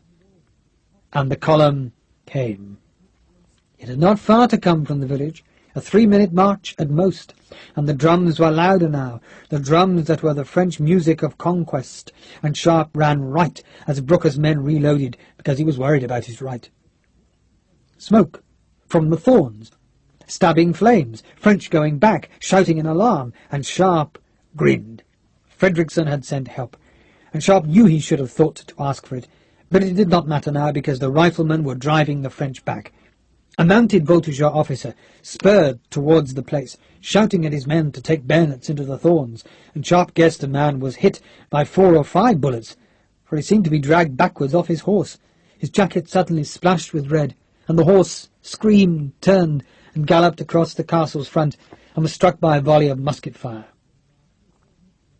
Back to the left, the air filled with battle noise, with muskets, shouts, cries of pain, the scrape of ramrods, the clicking of the heavy flints backwards, the drums, always the drums. The voltigeurs took their toll of the fusiliers, eating at the files, throwing a man down, and the platoon volleys were replaced by men firing as fast as they could, loading, firing, their faces blackened by the powder, their mouths gritty with the stuff, their fear only governed by the drill that they had practised again and again. An ensign crawled from Brooker's company, vomiting blood, his eyes giving Sharpe one last accusing look, and then he slumped, only to twitch as a French bullet thumped into his dead body. Sharpe went back to the rubble, climbed, and he saw where voltigeurs were close, so close to the trench in places just 20 yards, and he glimpsed, too, in the skirling smoke, the unmoving bodies of 2 riflemen, and he looked left. The column, bayonet bright, was close and still marching. He could see the mouths of the French open, knew they were shouting, "Vive l'Empereur!" And Gillilan plucked at Sharpe's sleeve. "Now?" "No. Wait." Wait, while the voltigeurs grew bolder, ran a pace or 2, knelt, and another fusilier screamed and was thrown backwards, while blood spattered the ranks, and still they loaded and fired, and men cursed as flints broke, and the sergeants brought them the muskets of the dead, and still they fired. The voltigeurs were joining the column. It was close now, almost the time for Sharpe to unleash the rockets, and he felt the respite as the voltigeur bugles called them back, called them to swell the ranks of this overpowering attack. As the drums kept rolling, the sticks frantically wielded by the drummer boys, as if by hitting the stretched skins they could personally drive the column into the castle. A French colonel died in front of the column. On the gatehouse, one of Cross's men grinned. 4. He bit another cartridge, began to reload. In front of the convent, Patrick Harper had his 17 rifles firing across the valley. They could not miss the column at that range, but they could not hope to stop it. The general's fingers tapped on his writing case to the rhythm of the drums. He looked at Doubleton as the front of the column seemed to be swallowed in the musket smoke. That's Alexandre. Good training for them, eh? On the watchtower hill, Frederickson and the captured aide-de-camp stood together. Frederickson scratched beneath his eye patch. Now! Sharpe cupped his hands. Riflemen! Back! He could see the column now, as clear as his own men. He could see the young ones in the front rank, who were trying to grow the thick moustaches beloved by the French infantry. He could see the muskets coming down for the single ragged volley that the front rank would fire before the bayonets were unleashed. Rocket troop! He waited. 50 yards. They could not miss. They had never been used on land against the enemy. One thing destroyed a column faster than any other weapon: artillery. And Sharpe was about to unleash a barrage of shells. He saw the French muskets come up for the hurried volley. Fire! The first rockets were already lying in the troughs. The linstocks touched fuses, and for a second nothing happened. The French volley, just 50 musket balls, busied the air, but Sharpe was not aware of it. He heard the first shout from the French, the first triumphant calls of victory, and then it was drowned by the rushing sound of the flaring exhausts, the smoke and sparks and flame bellowing and billowing from the trench, and they were away. Like fireballs, hurled at unbelievable speed, like the bad dreams of a soldier, death from the ground, searing from the trench. The rockets, given no chance to rise into the air, only to hurtle in front of the licking flame torch, bury themselves into the column. Rockets coming from front and right. And the French, who had started to run, saw the sudden unbelievable smoke, a bank thicker than fog, and in the thickness was the serried rank of giant flame, leaping flame, and the rockets drove their heads into the column, file after file, rank after rank, thrusting in, scorching with their tails, shrieking noise louder than the drums, and the first shell head exploded. "Fusiliers! Fire! Fire! Fire!" The Fusiliers had gone back from the angry rush of flame, and now stood aghast as they saw the weapon for the first time. Sharpe put anger into his voice. "Fire, you bastards! Fire!" God, but he had let them come close. He needed the volleys to pluck the leading ranks, because the French could still win this if they had the wit to rush forward. More rockets. The second volley. Some teams quicker to load the metal troughs than others. A hasty duck as the tail flamed overhead, and then swing another 12-pound rocket into the cradle and touch fire to its tail. "Faster! Faster!" Gilliland was almost jumping up and down in his excitement. "Faster!" One rocket managed to climb, screaming up into the valley's air, a streak of flame that stacked smoke behind it, and the French at the village saw it, saw the strange thing climb into the low cloud. "What the hell?" The general could see nothing at the castle, only a huge spread of smoke that seemed shot through with intermittent glow of flame. An explosion? Duco frowned. A Frenchman came through the smoke, fearful and lost, his bayonet bright, and he saw the men in the trench, and he knew his duty. The rifleman ordered to stay with the rocket troops saw him, and two fired. The Frenchman fell back, and a rocket lodged in his body, began to turn, spewing sparks and thick smoke, and a rifle corporal ran to it, kicked the head free, and it slithered faster and faster on the grass, disappearing into its own smoke. The northernmost part of the column was escaping the rockets.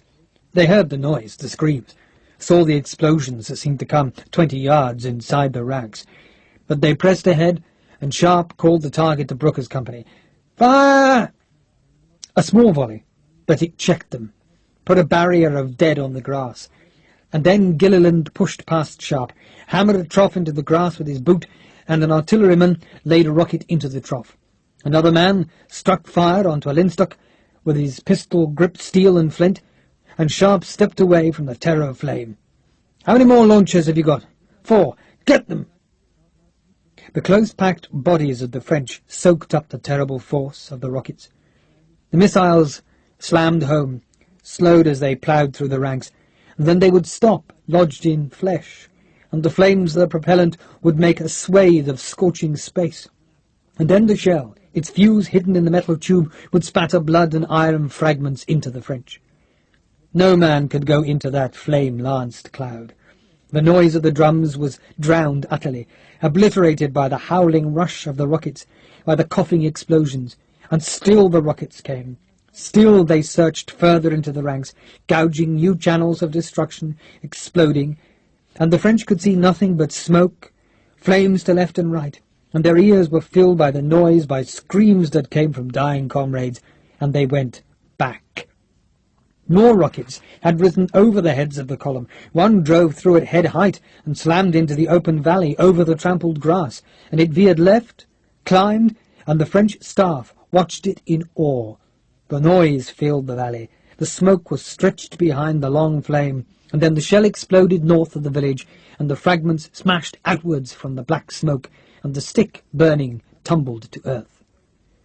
Ducos watched the smoke of the explosion as if mesmerized. "Colonel Congreve." "What?" "Congreve's rocket system." He snapped the telescope shut. The general shook his head, looked back at the column.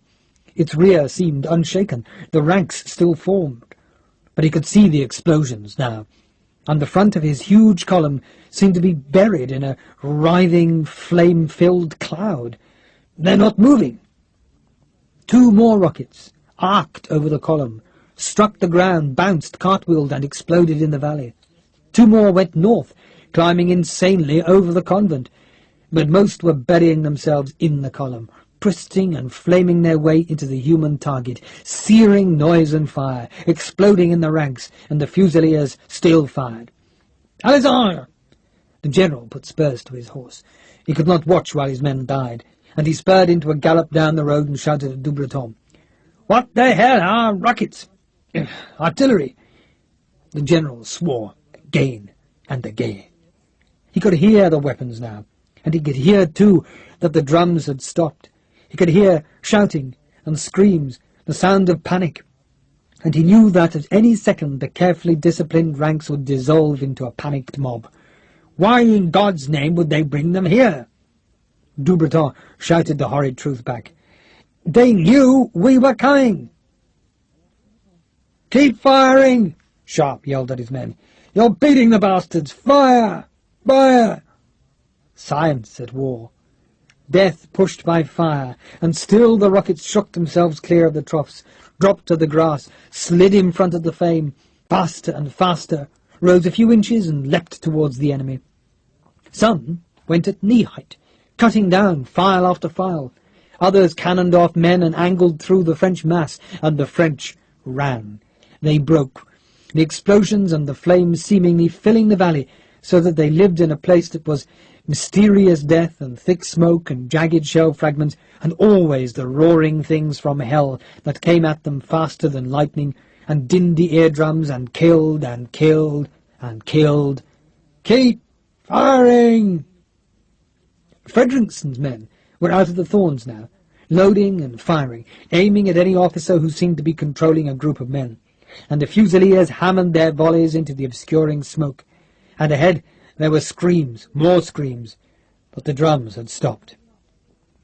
Another growing crescendo of the noise that was like no other noise on earth, like a great waterfall that hissed and seethed and roared, and the flames drove sparks and smoke backwards, and Sharpe saw the glows going far into the smoke fog, some rising, and the red glows did not stop as they struck men, but went on out of sight, and he called the ceasefire. The order was repeated by officers and sergeants. "Cease fire! Cease fire!" Silence. No, not silence. A seeming silence, because the death was not sounding now. Just the dying. Moans, cries, sobbing, calls for help, curses for a life ended. And in the wash of that pain, Sharpe felt the anger of fighting ebb from him. "Captain Brooker." "Sir." "2 ranks on the rubble. You may attend to your wounded." "Sir." Brooker's face seemed appalled. He had not wanted to fight here. He had thought Sir Augustus Farthingdale a man of prudence and sense, and he could not believe that they had fought and won. Sharpe's voice was irritable. "There's more to come, Captain. Get on with it." "Sir." More to come. But the smoke cleared slowly, lifted by the breeze that carried it over the British dead and wounded. And as the smoke went, Sharpe saw the fruits of his work. The scorch marks that fanned out from the shallow earthwork, and then the blood. It hardly looked like bodies after battle. It looked as if a giant hand had squeezed the enemy to death, and scattered fragments of flesh and blood on the winter grass beneath the lowering clouds.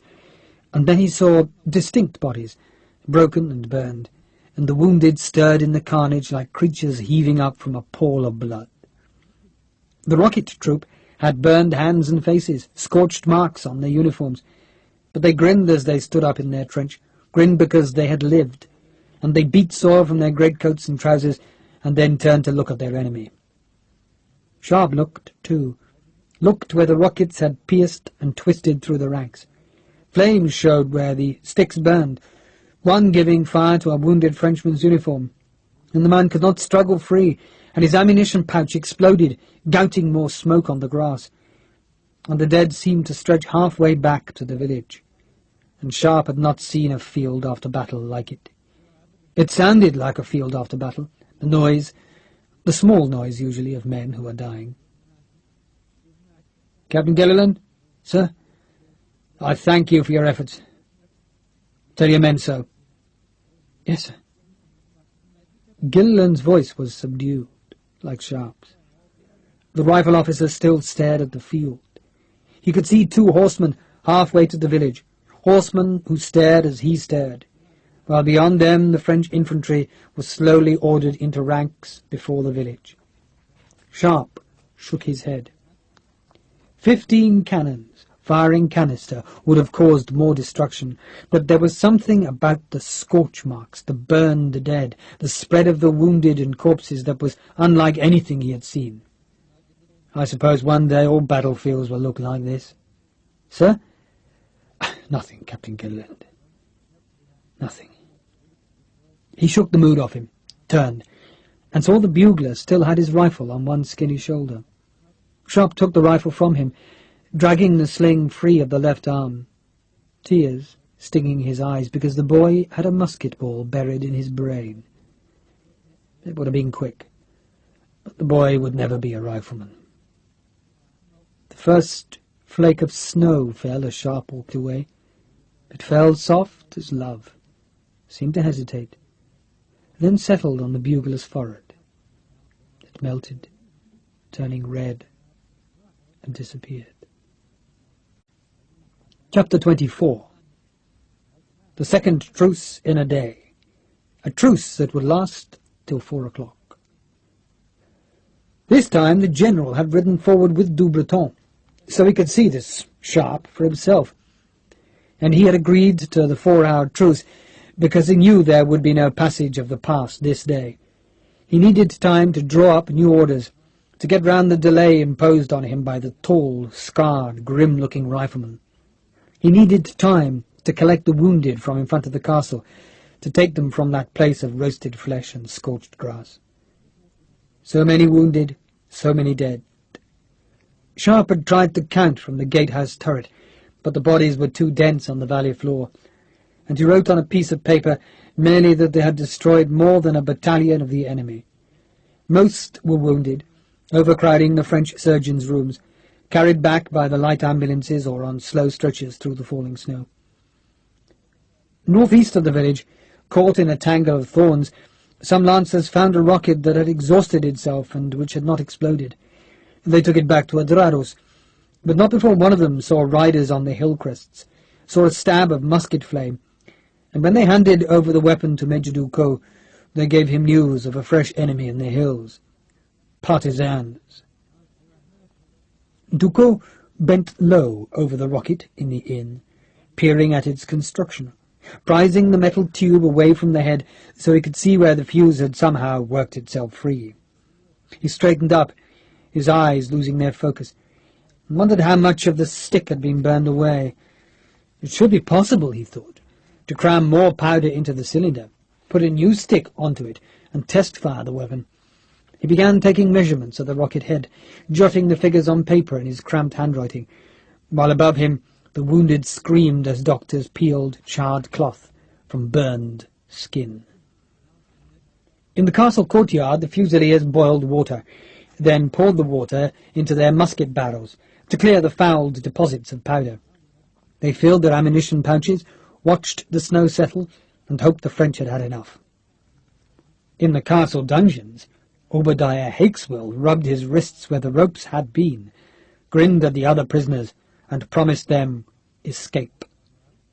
In the dim light, far from the straw torches that lit the steps where the guards were, he pulled himself along the back wall, through the ordure and the cold puddles, till he was in the darkest corner.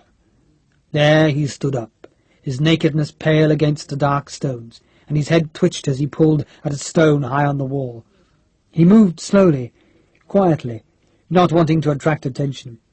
He had remembered the one thing that everyone else seemed to have forgotten. On the watchtower hill, Fredrickson wrote on a piece of the sketching paper, then gave it to the French officer. "My father's address. God knows if I'll be living near him." Pierre had a formal calling card, on the back of which he put his own address. "After the war, perhaps?" "You think it will end?" Pierre shrugged. "Aren't we all tired of it?" Fredrickson was not, but it seemed hardly polite to say so. "After the war, then." He looked at the captured German lancer whose spear had been decorated with a dirty white cloth. The lancer was not happy, hating to carry the makeshift flag, and Fredrickson switched to German. "If you don't carry it, your own people will shoot you." He looked back to Pierre, changed back into the French language. "You all observe all the usual nonsense. Wait to be exchanged. No fighting against us until then." "I will observe all the usual nonsense," Pierre smiled. "No telling what you've seen up here." "Of course not. Though I can't speak for him." Pierre glanced at the lancer. "He hasn't seen the rockets in their tower. He can't tell anything." Fredrickson grinned cheerfully through the lie, knowing that Sergeant Rosner had described in graphic detail the non-existent rockets stacked on the hilltop to the young lancer. "I'm sorry to see you go, Pierre. It's good of you to let me. Good luck. Come and see us after the war." Fredrickson watched them go. He looked at one of his sergeants. "A thoroughly nice man, that." "So it seems, sir. Sensible, too. Much prefers Salamanca's old cathedral to the new." "Really, sir?" The sergeant had not noticed one cathedral in Salamanca, let alone two. Fredrickson turned to see Lieutenant Wise coming up through the thorns. "Well done, Lieutenant. Any casualties?" "Corporal Baker lost a finger, sir. Left or right hand?" Left, sir." "Well, he can still fire a rifle." "Splendid. And when we run out of ammunition, we can throw snowballs." He grinned at the sergeant. "Come the four corners of the world in arms, Sergeant, and we will shock them." "A chance will be a fine thing, sir." "It will come, Sergeant. It will come." To the north of the village, well away from the rifle sharpshooters on the watchtower hill, two batteries of French guns unlimbered. The horses were taken away, the ready ammunition piled by the guns, and the snow settled on the bulbous round-shot piles and on the surge bags of powder. The artilleryman was strong and confident. The infantry had failed, and now the general was sensibly calling in the artillery. Not just the artillery, the French artillery, Napoleon's own weapon. Every gunner in France was proud that the Emperor was an artilleryman. A sergeant swept the snow off the wreathed end on a gun's breech and squinted along the barrel of the convent. "Soon, my lovely," he thought, "soon." He patted the gun as though the brass, iron and timber monster were a favoured child. Sharpe crossed to the convent during the truce, his boots leaving fresh prints on the snow, and he stopped at the gates to look at the foreshortened barrels of the guns that looked straight at him. He went inside, past the hornbeam, which was decorated anew with a delicate tracery of snow, and it seemed impossible that only yesterday morning he had watched the German riflemen decorate the bare branches. He spoke to the officers, surprising them with his words, and he made them repeat his orders, and then walk him through their positions so he knew that they understood. The Fusilier officers seemed relieved by his words. "We will not defend the convent, gentlemen." "Something up your sleeve, sir?" Harry Price grinned. "No, Harry." Sharpe went downstairs and found Harper. "Patrick?" "Sir." The big grin. "All well?" "Aye. So what's happening?" Sharpe told him, and the broad Irish face nodded. "The lads will be glad to be back with you. So they will, sir." "I'll be glad to have them back. Tell them. They know that. How's my friend, Private Hicksville?" "Rotting in the dungeon." "I heard so," Harper grinned. "That's good." "Did you spike the gun?" "Aye. Then let's fire that in a hurry." Harper had driven a nail into the touch-hole, then filed the cut nail smooth with the breech. The whole touch-hole would have to be drilled out, then replaced with an iron wedge block in which a new touch-hole was bored. That was inserted from the inside of the barrel and shaped so that each subsequent firing of the gun would drive it further home. Harper scratched his temple. "You reckon it will be tonight, sir?" "Dusk." "Aye." "Good luck." "The Irish don't need luck, sir." "Just the English off their backs, yes?" Sharpe laughed. Harper grinned. "You see how promotion brings sense to you, sir."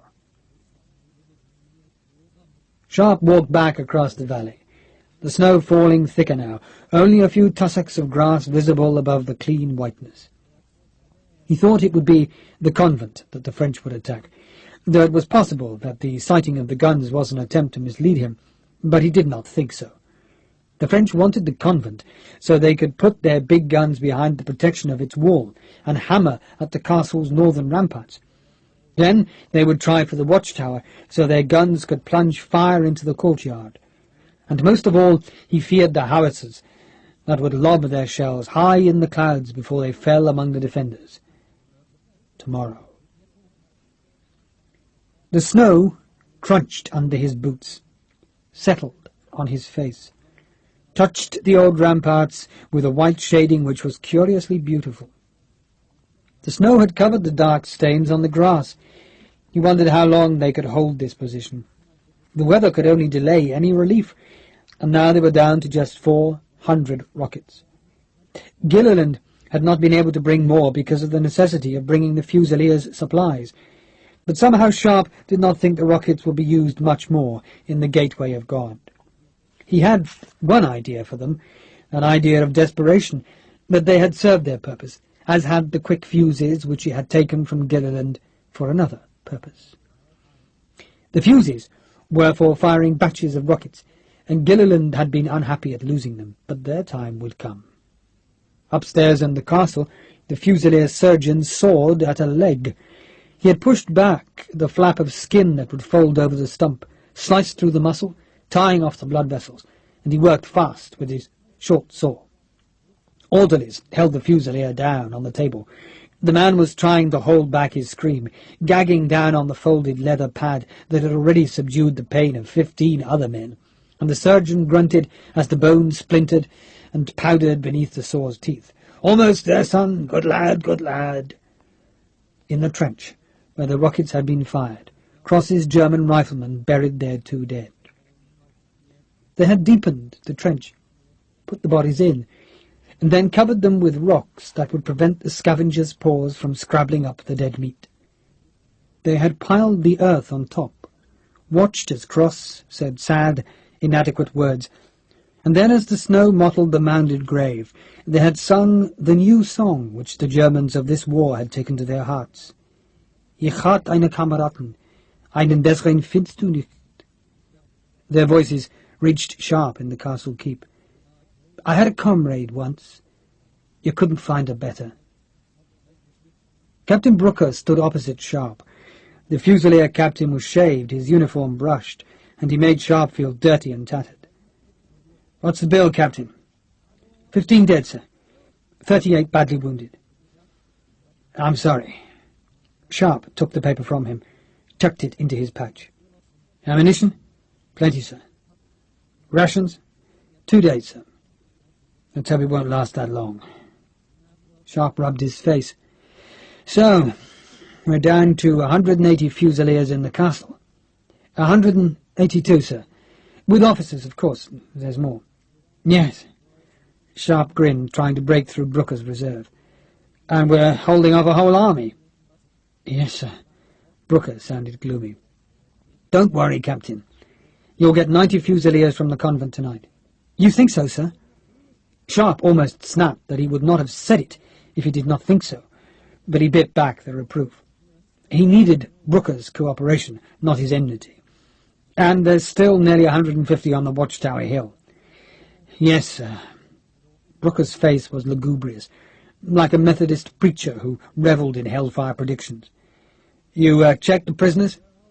Brooker had not, but he was frightened of Sharpe. "Yes, sir." "Good. I don't need those bastards up my backside. Put fresh men on as guards tonight." "Do we feed them, sir?" "No, let the bastards starve." "Do you have the time, Captain?"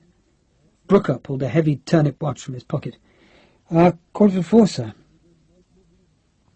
Sharpe walked to a great hole in the wall where stones had fallen from an arrow slit. The snow was slanting down over the valley. It was dark outside, the sky almost black, the clouds bringing a premature dusk. Below him he saw Captain Cross by a new grave, a smaller grave, and he saw a rifleman who had once been a bugler put the dead boy's instruments to his lips. First he played the bugler's call, short and simple, the notes clear in the darkening valley. Then a long call, requested by Sharpe for the dead lad, the call that was for setting the watch. It ended in long, slow notes, played sweetly. Ich hat eine Kameraden. There was a scrape of feet at the door, a cough for attention, and Sharpe turned to see a rifleman. "Yes?" "Compliments of Captain Frederickson, sir." He held out a piece of paper. "Thank you." Sharpe unfolded it. "Partisans to north, east, and south. Password tonight? Do I get a fight or not?" This time it was signed Captain William Frederickson, 5th Battalion, 60th, retired. Sharpe smiled, borrowed a pencil from Brooker, and rested the paper on the broken ledge of the arrow slit. "Password tonight, patience, countersign, virtue. Expect your fight at dawn. During night, no patrols of mine will go east of stream. Good hunting, Richard Sharpe." He gave it to the rifleman, watched him go, and then gave the password to Brooker. "And you better warn the sentries about partisans. Some may want to come in the night." "Yes, sir." "And cheer up, you bastard," Sharpe wanted to add. "Carry on, Captain Brooker." The minutes passed. Artillerymen brushed snow from the touch-holes of guns that would soon be too hot for the snow that lay an inch deep on the brass barrels. Each barrel more than 7 feet long between the 5-foot-high wheels. Each gun caisson had dropped 48 round shot. The trail boxes on the guns themselves contained another 9 each, and the gunners would be happy to fire all those shots to bring the eastern face of the convent crashing to the ground, to let in the battalion of attacking infantry. This battalion had been at the rear of the column, virtually untouched by the rockets, and they would attack in the very last light. Then the guns would move in under the cover of darkness, embrasures would be hacked in the south wall, and these 12-pounder monsters would take on the castle itself. Let the gunners show how it ought to be done. By 5 minutes to 4, the valley seemed deserted. The Fusiliers were behind stone walls. The riflemen on the hill were in the shallow scoops they had fashioned beneath the thorns. The French were masked by the village. Sharpe climbed the gatehouse turret, stamped his feet on the cold snow, talked with the rifleman whose post this was. "Must be nearly time." Surge bags were thrust down barrels. Then the round shot that was strapped to the wooden shoe, which would burn off in flight. Spikes were thrust into touch-holes to pierce the powder bags. Then the priming tube thrust home, the slant of the touch-hole making the quills slant forward so that they would be expelled in that direction. The colonel looked at his watch. 2 minutes to 4. A pox on those bastards. "Fire!" 8 guns slammed back, 8 trails gouging the clean snow, and the crews were instantly to work, straightening the guns with handspikes and ropes, other men sponging out the hissing barrel, others ready with the next charge. The first shots bounced 100 yards short of the convent, rose and slammed into the wall. As the barrels grew hotter, that first bounce would creep towards the convent till there was no bounce at all. "Fire!" The guns were hidden from the gatehouse, but the long muzzle flames spread red flashes on the snow, and Sharpe watched each volley bloom rose-red on the whiteness. They were good.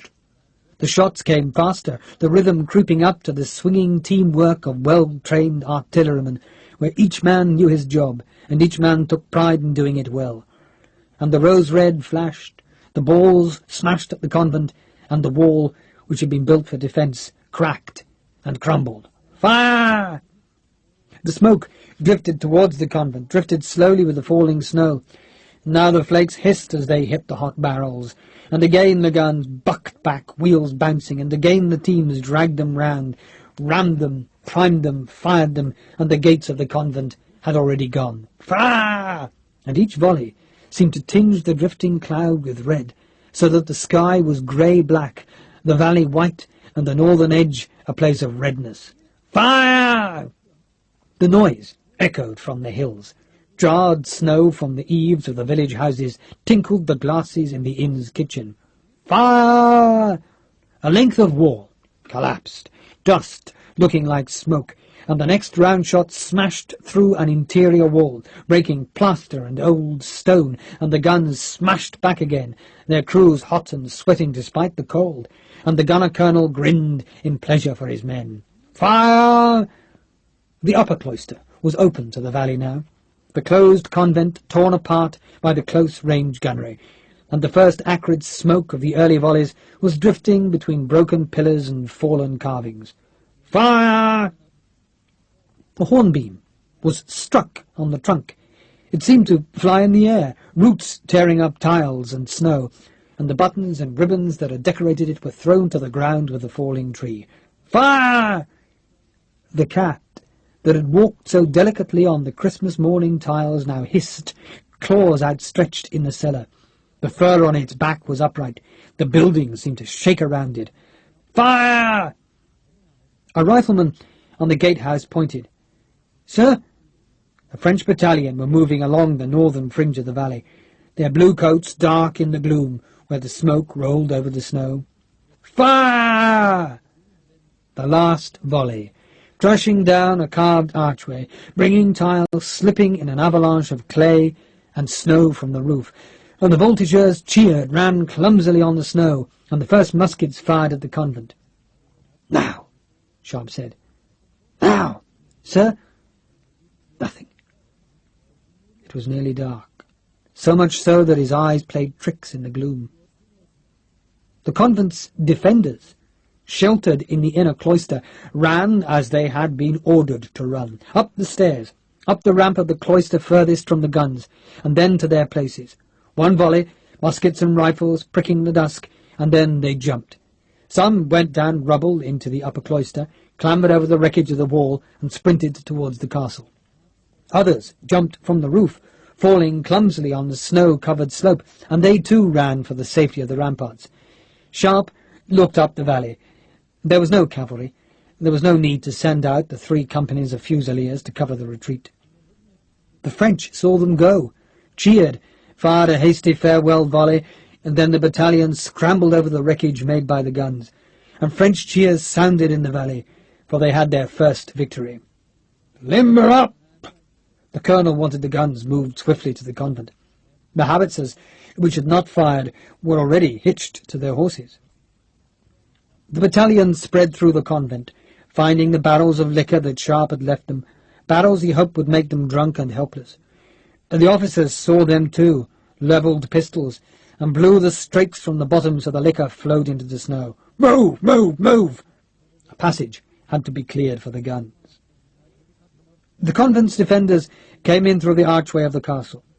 One man limped, his ankle sprained by the fall. Another cursed because a French musket ball was lodged in his buttocks. Laughter greeted his pained announcement. Sharpe leaned over the turret into the courtyard. Call the roll! The fusiliers reported first. All present? Cross's rifleman? Present. Lieutenant Price? The lieutenant's face was white as he looked up. Harps is missing, sir. There was disbelief in his voice. Around him the men of Sharpe's company stared up at the turret, and on their faces was a hope that Sharpe could bring off a miracle. Lieutenant Price's voice was anguished. Did you hear me, sir? I heard you. Block the gate. There was a gasp from below. Sir, I said block the gate! Anger in Sharpe's voice. He turned, and the snow drifted gentle in the dusk, drifted past the ramparts to settle on the graves, drifted down the long pass where help must come, settled on the shattered east wall of the convent. Harper had said that the Irish do not need luck. Sharpe flinched as musket shots sounded deep within the convent, from which only Sergeant Patrick Harper had not escaped. Lieutenant Price was on the turret, panting from his swift climb up the winding stair. He was with us, sir. I didn't see anything happen to him. Don't worry, Harry. We can go back in the night, sir. Price was eager. I said, don't worry, Harry. Sharpe stared northwards into the smoking twilight. Ich hat eine Kameraden. Einen besseren findest du nicht. Chapter 25. In war, as in love, few campaigns go exactly as planned, and the French general remade his plans before the fire at the inn. The object is still the same, gentlemen, to draw the British north. If we cannot make Villanova, then we can still make Baja de Halva. It will have the same effect. He turned to the gunner colonel. How long before your guns are in place? Midnight, sir. The guns had to be manhandled into the convent, embrasures made in the southern wall, but the work was going fast. They had feared that the British might send riflemen to harry the progress, but none had come. Good. Sunrise. Someone? 21 minutes past 7. Ducos was always exact about these things. These long nights. Still, we knew them when we started. The general sipped muddy coffee, looked back to the gunner. Howitzers, Louis. I don't want a man to be able to move in that courtyard tomorrow. The colonel grinned. Sir, I can put 2 more in there. Do it. The general smiled at Dubreton. Merci, Alexandre. He took the offered cigar, rolled it between finger and thumb, and accepted a light. When can we open fire? The gunner shrugged. When you want, sir. 7, and we put 2 more batteries on the southern edge of the village to fire straight across the breach, yes? The colonel nodded. The general smiled. Canister, Louis. That will stop their damned rockets. I don't want a man living if they leave the shelter of the walls. They won't, sir. But your gunners will be in range of those damned riflemen on the hill. The general spoke slowly, thinking aloud. I think we must keep them busy. Do you believe this report they have rockets? He had turned to Dubreton. No, sir. I can't see how they could fire them through the thorns. Nor me. So we'll send a battalion up the hill, eh? That can keep the riflemen busy. Just one, sir. The fire crackled in the hearth, sparks spitting onto the boots that dried before the flames, and the plans were meticulously made. A battalion, reinforced by voltigeurs, would assault the watchtower, while 2 12-pounders, instead of going into the convent, would soak the thorns with canister to kill the hidden greenjackets. The howitzers in the convent would make the castle courtyard into a place of shell-borne death, while guns south of the village would rake the rubble and earthworks so no rockets could be carried to their launches. And the infantry would attack again in mid-morning, an infantry that would be protected by the guns, that would take their bayonets to a shattered, demoralized garrison. Then the French could march on to the bridge at Baja de Halva, to victory. The general raised a glass of brandy. To victory, in the Emperor's name. They murmured the toast, drank it. And only Dubreton muttered a doubt. They gave the convent up pretty easily. They had few men there, Alexandre. True. And my guns had softened them. The colonel of artillery smiled. True. The general raised his glass again. And tomorrow we win. True. The breeze drifted the snow into piles inside the castle courtyard. The flakes hissed in the fire, melted on the backs of the rocket troop horses who were huddled inside the keep's courtyard, settled wet and cold on the great coats of the men who stared into the night and feared a screaming attack from the darkness. Rags were wrapped round the locks of muskets and rifles, rags to stop the wetness reaching the powder in the pans. Fires had been lit in the convent, and the flames showed where French soldiers struggled at the old gateway, heaving and hammering stones into a crude ramp up which the guns could be pushed. Occasionally a rifle shot cracked in the valley, and its bullet would chip stone by the French or throw a man down, cursing and wounded, but then the French protected the place with an empty ammunition caisson, and the riflemen saved their ammunition. Other riflemen, from Frederickson's company, patrolled into the valley. Their orders were to keep the French awake, to fire at lights, shadows, to wear on the night-time nerves of the enemy, while on the hill the Fusiliers cursed and swore and wondered what kind of maniac would order to them to search by night for rabbit holes. Rabbit holes! Men slept uneasily, their uniforms half-dried by the fires, their muskets always within reach. Some woke in the darkness, wondering for an instant where they were, and when they remembered the chill fear would come back. They were in a bad place. Major Richard Sharpe seemed distracted. He was polite, attentive to every detail, secretive about tomorrow's plans. He stayed on the gatehouse turret till midnight, till the snow stopped falling, and then he had joined his company for a thin meal of boiled dried beef. Daniel Hagman had assured Sharpe that Harper would survive, but there had been little conviction in the old poacher's voice, and Sharpe had just smiled at him. "I know, Dan. I know." There had been little conviction in Sharpe's voice as well. Sharpe walked every rampart, spoke to every sentry, and the tiredness was like a pain in every part of his body. He wanted to be warm. He wanted to sleep. He wished that Harper's huge and genial presence was in the castle, but he knew, too, that he would have little sleep this night. An hour or two, perhaps, huddled in some cold corner. The room that Farthingdale had made his own, the room with the fireplace, had been given to the wounded, and no man in the valley had a worse night than them. The wind was cold. The snow seemed almost luminous on the valley floor, a white sheet that would betray an enemy movement.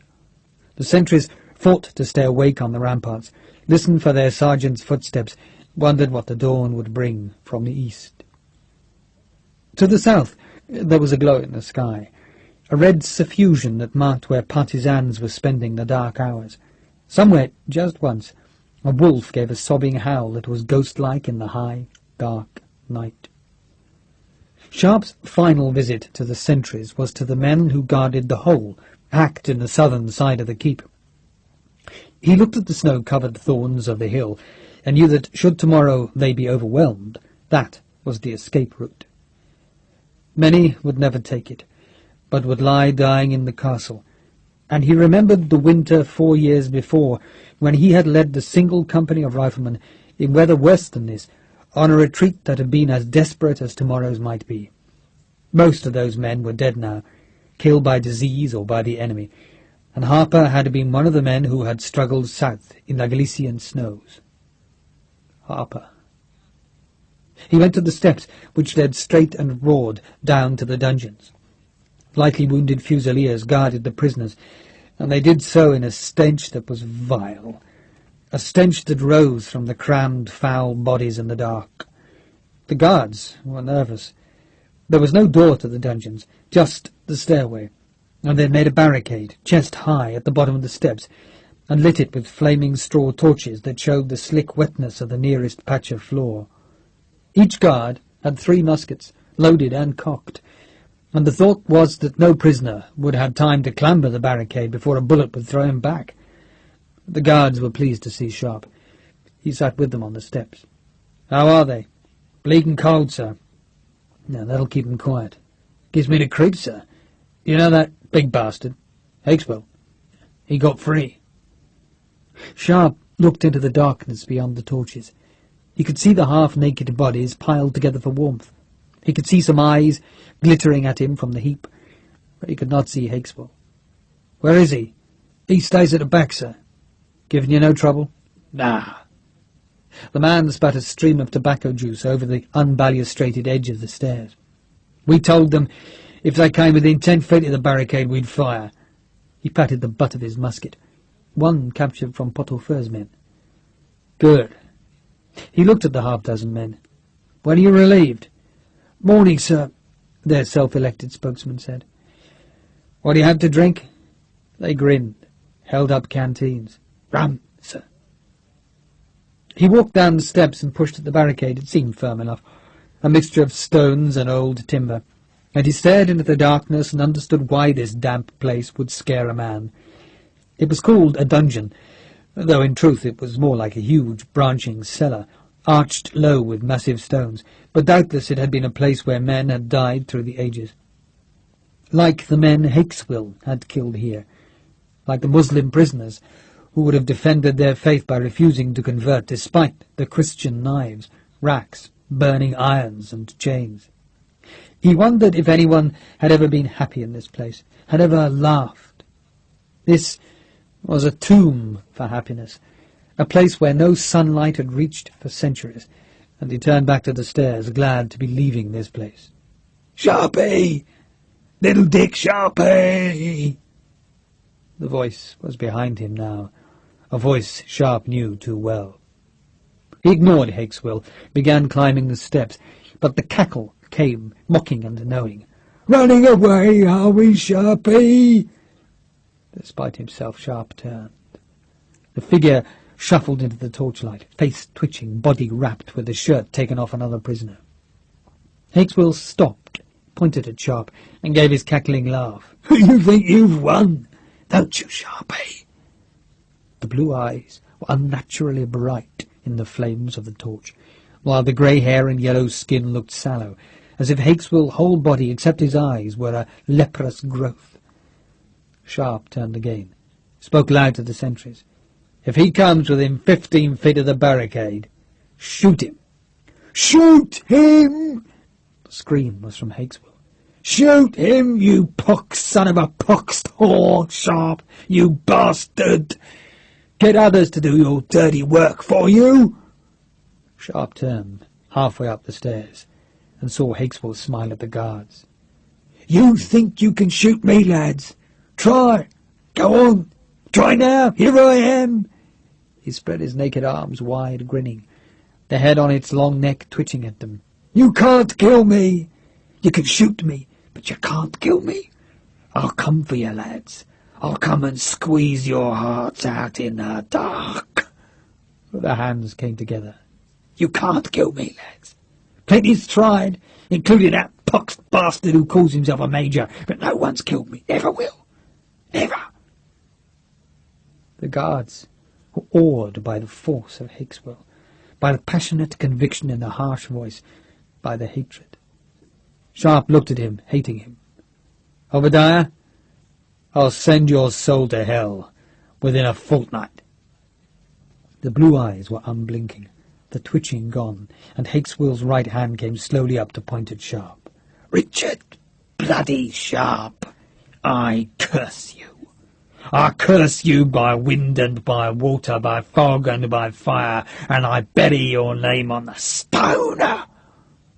It seemed as if his head would twitch, but Hakeswill exerted all his will, and the twitch was nothing more than a mouth-clenched judder, a judder followed by a great scream of rage. "I bury your name on the stone!" He turned back to the shadows. Sharpe watched him go, then turned himself, and after a word with the guards, climbed to the very top of the castle's keep. He climbed the turning stairs until he was in the cold, clean air that blew from the hills, and he breathed deep as though he could cleanse his soul of all the bad deeds. He feared a curse. He wished he had carried his rifle, for on the butt of the gun he had carved away a small sliver, so that a patch of bare wood was not covered with varnish, and he could have pressed a finger on the wood to fight the curse. He feared a curse. It was a weapon of evil, and a weapon that always brought evil upon the person who made the curse. But Hakeswill had no future but evil, and so could deliver the words. A man could fight bullets and bayonets, even rockets if he understood the weapon, but no man understood the invisible enemies. Sharpe wished he knew how to propitiate fate, the soldier's goddess, but she was a capricious deity without loyalty. It came to him that if he could see just one star, just one, then the curse would be lifted. And he turned on the ramparts and he searched the dark sky, but there was nothing in the heavens but cloud and heaviness. He searched desperately, looking for a star, but there was no star. Then a voice called to him from the courtyard, wanting him, and he went down the twisting stair to wait for morning. Chapter 26. There were ghosts in the gateway of God, so said the people of Adrarus, and so the soldiers believed, even though they had not been told. The buildings were too old, the place too remote, the imaginations too receptive. The wind sounded on shattered stone, rustled long-spiked thorn, sighed on the edge of the pass. 4 French soldiers were sentries by the gun in the cellars of the convent. They stared at the castle, and their view was obscured by the gusts of wind that picked up bellying sails of snow and snatched them over the edge of the pass, so that for moments at a time the air between convent and castle was beautiful with glittering white folds in the darkness. And behind them, behind the spiked gun, were the piled skulls, the stuff of ghosts, and the soldiers shivered and watched the British sentries on the ramparts who were outlined by the fires in the castle courtyard. And then another gust of wind would snatch the white ghost-like snow into waving plumes that went westward to settle again in the pass. Sledgehammers sounded above them, the crashes muffled by the intervening stones. The gunners would have their embrasures in the southern wall.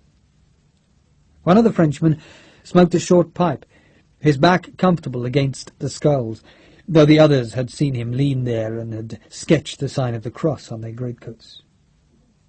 "Steam," one of them said. "What?" "I've been thinking about it. Steam. That's what they were, steam." They'd been talking of the strange weapon that had torn into the column. One of the men spat into the darkness. "Steam!" He was scornful. "Have you ever seen a steam engine?" asked the first man. "No, I saw one in Rouen. Bloody great noise, just like this morning. Fire, smoke, noise. Has to be. Steam!" A new conscript, who had hardly spoken all night, plucked up courage to say something. "My father says the future is with steam." The first man looked at him. Dubious of this unmoustached support, he decided it was welcome. "There you are, then, I tell you. I saw one in a mill, a bloody great room with bloody great beams going up and down and smoke everywhere. Ooh, like hell it was, like hell." He shook his head, intimating that he had seen things that they had not seen, horrors of which they could have no comprehension, though in truth his glimpse had been brief at best and incomprehensible as well. "Your father's right, son. Steam, it'll be everywhere." Another man laughed. "You'll have a steam musket, Jean. And why not?" The first man had been carried away by his vision of the future. "Steam infantry, I tell you, it'll happen. You saw what happened this morning. I could do with the steam whore right now." There was a crash outside, a cheer, and a section of the wall fell into the snow. The man with the pipe blew smoke that was snatched into the pass. "They should block this hole up. They should march us back to bloody Salamanca." There were footsteps in the cellar behind. Jean peered between the skulls. "Officer!" They swore quietly, pulled their uniforms straight, and adopted poses that suggested an unceasing watch of the snow outside. The lieutenant stopped at the gun. "Anything?" "No, sir. All quiet. Reckon they're tucked up in bed." The officer fingered the filed nail in the touch-hole. "It'll soon be over, lads." "That's what they told them, sir." The man with the pipe jerked its stem at the skulls of the nuns. The lieutenant looked at the skulls. "Bit eerie, aren't they?" "We don't mind, sir." "Well, it'll soon be over. We've got 4 howitzers upstairs. There'll be 4 other guns as well. They're just putting them into place. Another hour and we'll open fire." "Then what, sir?" Jean asked. "Then nothing." He grinned at them. "We guard the guns and watch the attack." "Really?" "Truly." The soldiers grinned. Someone else would be doing the fighting and the dying. The lieutenant peered through the great hole and watched the snow smoke off the crest of the pass. "It'll soon be over." The hour passed slowly. Overhead the gunners prepared the tools of their trade. Their rippers and wormheads, rammers and swabbers, buckets and port-fires, spikes and fuses. The howitzers, obscenely squat guns, pointed into the air, and the gunners fussed about them. The range was short, and the officers were debating how much powder to put into each barrel, and the gunners waited with their long-handled scoops to feed the skyward muzzles that would lob the 6-inch shells over the valley. The hornbeam had long been taken away as fuel for the fires that burned in the lower courtyard. To the east there was the faintest lightening of a strip of sky over the horizon, a false dawn that was seen by few except the riflemen on the watchtower hill, and for the 4 sentries, alone again in the room of skulls and bones, the night was as dark as ever. It seemed to them that the dawn would never come, that they were trapped eternally in this cold place, this dark place where the skulls of the dead reached to the ceiling, and they shivered, watched the night above the snow, and hoped for dawn.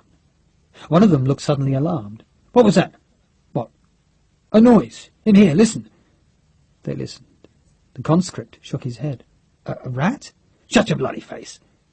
Jean, his enthusiasm of an hour before gone, leaned back against the gun-wheel. "Rats. Must be thousands of bloody rats. Anyway, I don't know how you can hear a bloody thing with all that thumping upstairs. What are they doing up there? Mardi Gras?" The gunners were spiking the trails of the 12 pounders to face the same spot on the castle wall. The gunner colonel had ridden to the convent, and now he strode into the upper cloister, his hands rubbing together, and grinned at his men. "All ready?" "Yes, sir." "How much powder in the howitzers?" "£half, sir." "Too much. Still, it'll warm the barrels. Christ, it's cold." He walked into the chapel, open now to the south, and saw 2 of his 12 pounders that had been dragged through the widened door, and now pointed through gaping holes at the castle. "Those riflemen worrying you?" "Aye, sir." "Let's hope the bastards are low on bullets." He walked across the wreckage of the chapel and found a curious lump of granite that stuck through the floor. The top of it was polished smooth, and he wondered why it was there. Typical of the bloody Spanish, not to clear the site properly before they built the convent. The way anyone would want to build a convent in this benighted spot was beyond him. No wonder the nuns had left. He went back to the door. "Well done, lads. You did a good job moving them in here." They had, too. In the cloister he looked east and saw the first faint flush of the real dawn to the east. Snow was 2 inches deep on the shattered remnants of the convent's wall. "All right, let's try the howitzers. You'll fire over. You'll see." A captain shouted at a lieutenant on the roof to watch the fall of shot, and then he yelled the order to fire, and 4 linstocks touched 4 fuses, and the howitzers seemed to try to bury themselves in the snow-trampled tiles, and the noise shook snow from the tiles, and the smoke was thick and choking, and the lieutenant on the roof shouted into the courtyard, 200 over! "Told you so." Morning, in the gateway of God. The cough of howitzers, the sudden almost imperceptible streak of burning fuses hurtling into the air, falling, and the shells bounced on the hillside to the south of the keep, rolled, then exploded in dirty smoke. The snow was streaked black, thorns cracked as the fragments hurtled outwards. Then the 12 pounders fired, hammering the loose plaster of the chapel, loosening flakes of gold paint that fluttered into the dust on the floor, and the solid shots smashed at the castle wall, chipped great shards from it, and Sharpe on the turret shouted to the ramparts below, "Don't fire till my order!" Over 50 riflemen lined the northern ramparts, riflemen who had been put there by Sharpe and then forbidden to fire at the ragged embrasures, which had just blossomed flame and smoke into the morning darkness. The fusiliers guarded into the dawn, facing the rising sun, but the riflemen had been summoned by Sharpe. "Wait!" The firing of the guns was a signal. It shook the sleep from men throughout the valley, warned them that death was striding again into the gateway, but most of all it was a signal to one man. He stretched massive muscles, wondering if the cold had made him useless, and he prayed for one more deafening volley from the guns above him, his right hand curled about the lock of the 7-barreled gun. Sharpe and Harper had told no one of this plan, no one, for a single prisoner taken in the night could have blurted the truth. Harper had made a lair in the bones, a lair that was linked with blankets and supported by a table, the legs of which had been sawed short, so there was just room for the huge Irishman to lie flat. When Price had bellowed the order to run, Harper had echoed the shout, had pushed men on, and then stepped aside into a shadow to watch his comrades scramble out of the convent. No one had missed him. They were all too intent on escaping the French, whose shouts were audible beyond the wrecked wall, and Harper had turned back to the ossuary. He had wriggled backwards beneath the wooden shelter, drawn blankets about him, piled skulls in front of his face, and waited. Waited through the cold, through the utter darkness, with the closeness of the dead about him. And he had clutched his crucifix, and sometimes he had slept. Sometimes he listened to the voices just feet away from him, and tried to reckon how many men he would have to kill. His cave was at one side of the room, at the back of the bone pile, and he had ensured that the weight of the skeletons above him was not too heavy. He fingered the flint of the 7-barreled gun, wondering why the guns did not fire again, and then they did, and sent their recoil shuddering through the stones of the convent. The 4 sentries heard the bones rattle as the guns fired. They looked across the valley to see where the shells would fall. Harper groaned as his back took the weight of the table and dead, the groan rising to a war bellow as he rose, and the young conscript was the first to see that the dead were moving. Skulls fell, grinning faces shifted in the pile, and the bones were lifting in the darkness. The other sentries turned as the bones cascaded outwards, and the dark figure, teeth bared as the skull's teeth were bared, came at them from the place of the dead. Harper's bellow was drowned by the crash of the 7-barreled gun, the muzzle flaming livid in the ossuary's gloom, the smoke white as the skull's domes, and the sentries did not even have time to turn their muskets onto the sudden apparition. 2 died instantly, both with bullets in their heads. A third was flung backwards, hit in the chest, and only the conscript was untouched. Harper staggered with the recoil of the gun, almost tripped on a skull that crunched beneath his boot heel, and the conscript gibbered in fear. "No trouble, lad," the Irish voice growled. "Stay still." The heavy gun was reversed, the brass butt came forward once, and the conscript slumped into unconscious silence. Harper glanced once at the other 3, but none would trouble him, and then he turned to the corridor leading into the convent's interior. Silence.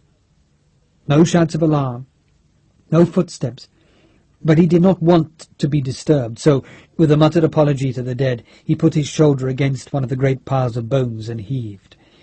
They swayed, but were remarkably anchored together, and he wondered if the cold had sapped his strength, and heaved again.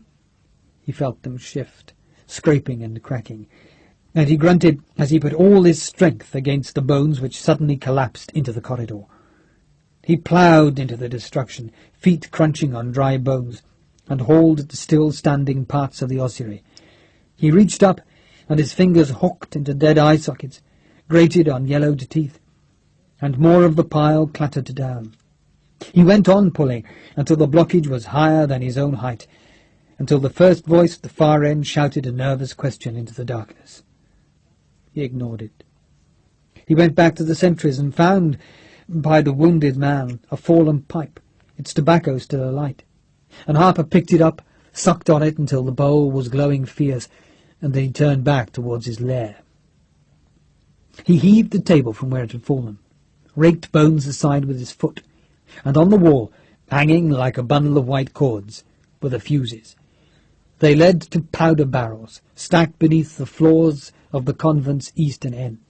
Powder barrels that Harper had himself put in place during 3 long cold hours of crawling in utter darkness. He had stacked rocks about the barrels, and then led the fuses to the ossuary. More voices shouted at him, voices that were stilled by an officer who then shouted himself. Harper did not understand what was being said, but he answered anyway. "Oui." There was a second silence. "Gibi." "Eh?" He touched the glowing pipe bowl to the fuses, and the fire seemed to leap up them, spitting sparks and smoking, and he stayed only a second or 2 until he was sure that the fire had taken and the convent was doomed. 1 minute. Less. He backed out over the bones, stooped for his 7-barreled gun and slung it on his shoulder, and he could hear the French pulling at the bones at the far end of the blocked corridor. The wounded sentry looked mutely at him, but there was nothing Harper could do for the man. He would die anyway. "I'm sorry, mate." He leaned down, picked up the man's fallen musket, and aimed it at the ceiling halfway above the bones. "Here's one from Ireland." The ball ricocheted from the ceiling, slammed downwards to smash a skull at the French lieutenant's feet. "All right, son. Let's go." Harper scooped the conscript in his arms, glanced once at the blackened, burned fuse dangling from the dark space that led beneath the convent floors, and jumped through the gap into the snow-covered pass. "Number 1 section, fire!" Sharpe shouted. A dozen rifles, warned to ignore the crude embrasure from which Harper stumbled and slipped, fired at the convent's parapet. Harper cursed, struggled on the snow, and threw the conscript aside, when he judged that the boy would avoid the effects of the explosion. He put his head down and sprinted up the white slope, imagining the French infantry behind him, and the first musket ball sprayed snow at his feet. "Fire!" Sharpe shouted, and the remaining rifles spat flame over the castle ramparts, and the bullets cracked on stone or whirred in the air about the heads of the French. "Tirez!" Cold Frenchmen fumbled with locks, picked at the rags that some had not taken from their guns, and the giant rifleman was running further, and the smoke of the first muskets was obscuring the target. "Tirez!" More smoke and flames decorated the convent's cornice, and the bullets jerked at the shallow snow at the lip of the pass. "Run!" Sharpe yelled. He thought for one awful moment that Harper was hit, for the big man fell, rolled down the slope. But then the Irishman was up, legs pumping, and the riflemen on the castle wall were reloaded, and they slid the barrels across the stone and gave him covering fire. The rumble was hardly audible at first, like the first hints of faraway thunder on a summer's night. The old builders would not have chosen the edge of the pass as a place to build the convent, but the Virgin Mary had chosen it herself, and so the builders had to negotiate the difficulties she had bequeathed them. The granite boulder had to be the centrepiece of the chapel. The holy footfall would have its proper holy place. And so the old masons had built a platform of stone about the tip of the rock, and supported the platform on solid arches which, to the west, made rooms for cells, a hall, and the convent kitchens. To the east, though, there was not space for rooms, and so the ground sloped up towards the stone platform, and it was in that space, dark and cold, that the barrels of powder took the fire. 8 caches of barrels.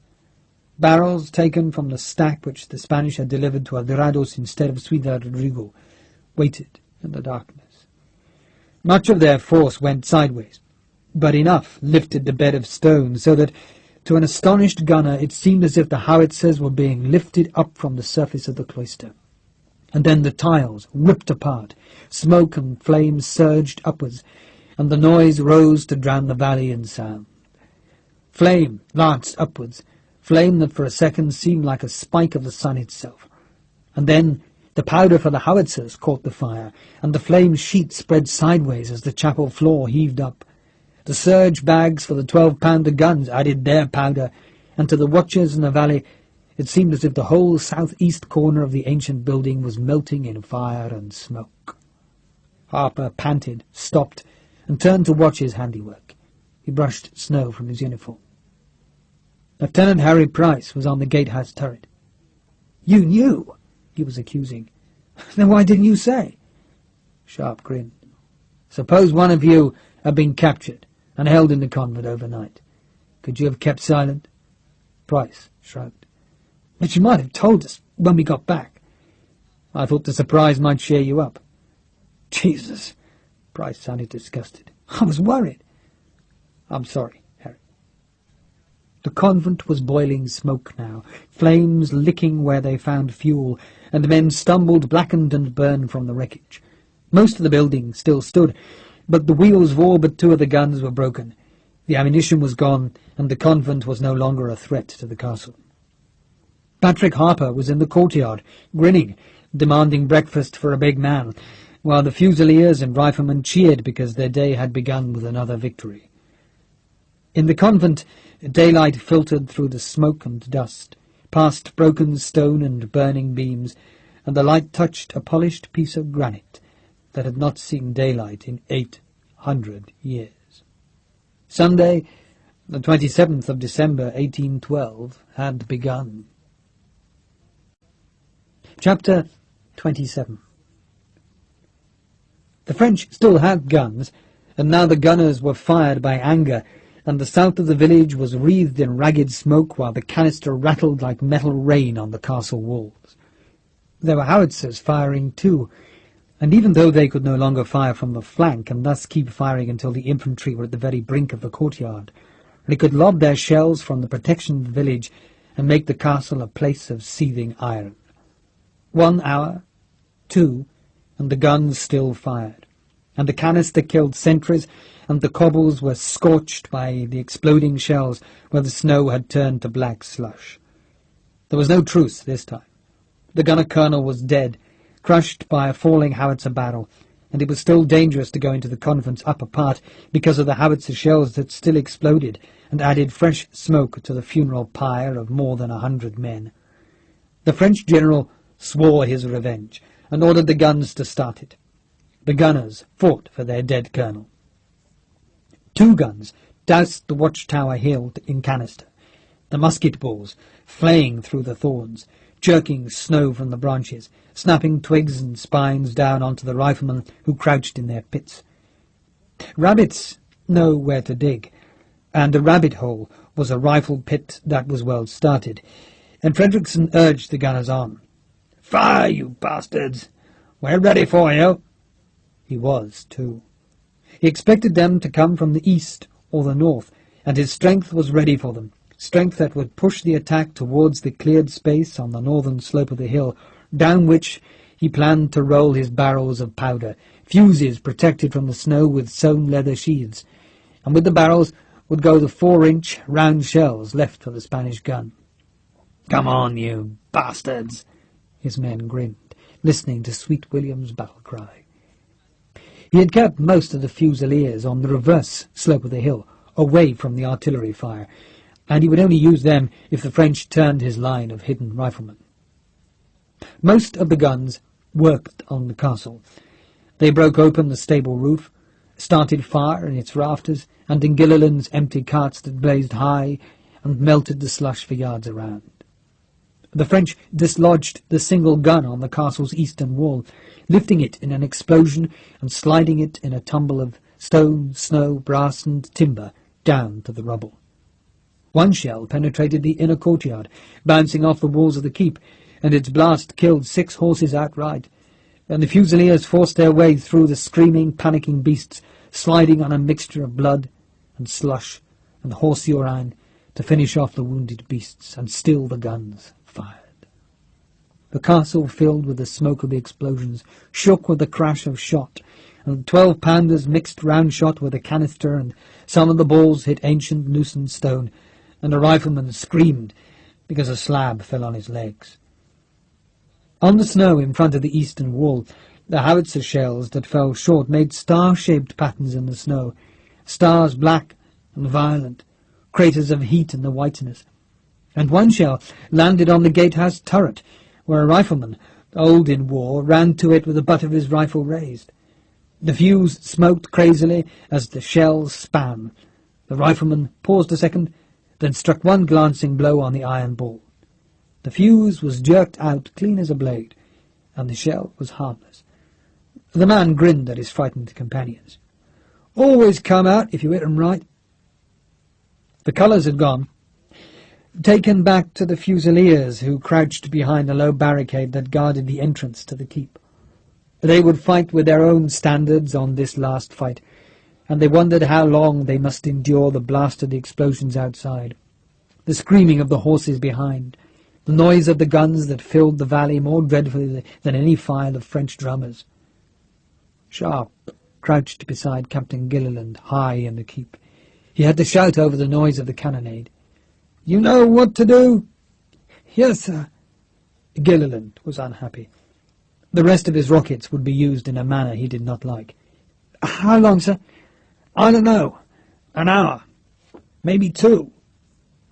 Men wanted the French to come, wanted this storm of metal to end, wanted to have this fight done. Fredericks yelled at the French to attack, called them yellow bastards, women to a man, afraid of a little hill with a few straggly thorns, and still the infantry did not come. 1 rifleman screamed in pain because a canister ball was in his shoulder, and Frederickson bawled at him to be silent. The gunners slaved at their machines, served them, hauled at them, fed them with revenge for their dead colonel. High on the eastern side of the keep, Sharpe watched the village. Once he flinched as a high canister shot struck shards of razor-sharp stone from the hole he peered through. Somewhere a man screamed. The scream cut short, and the noise rolled about the valley, and the smoke of the guns was drifted high over the pass, and still the metal came at the walls, and the shells cracked apart in the yard. "Sir!" Harper pointed. The French were coming.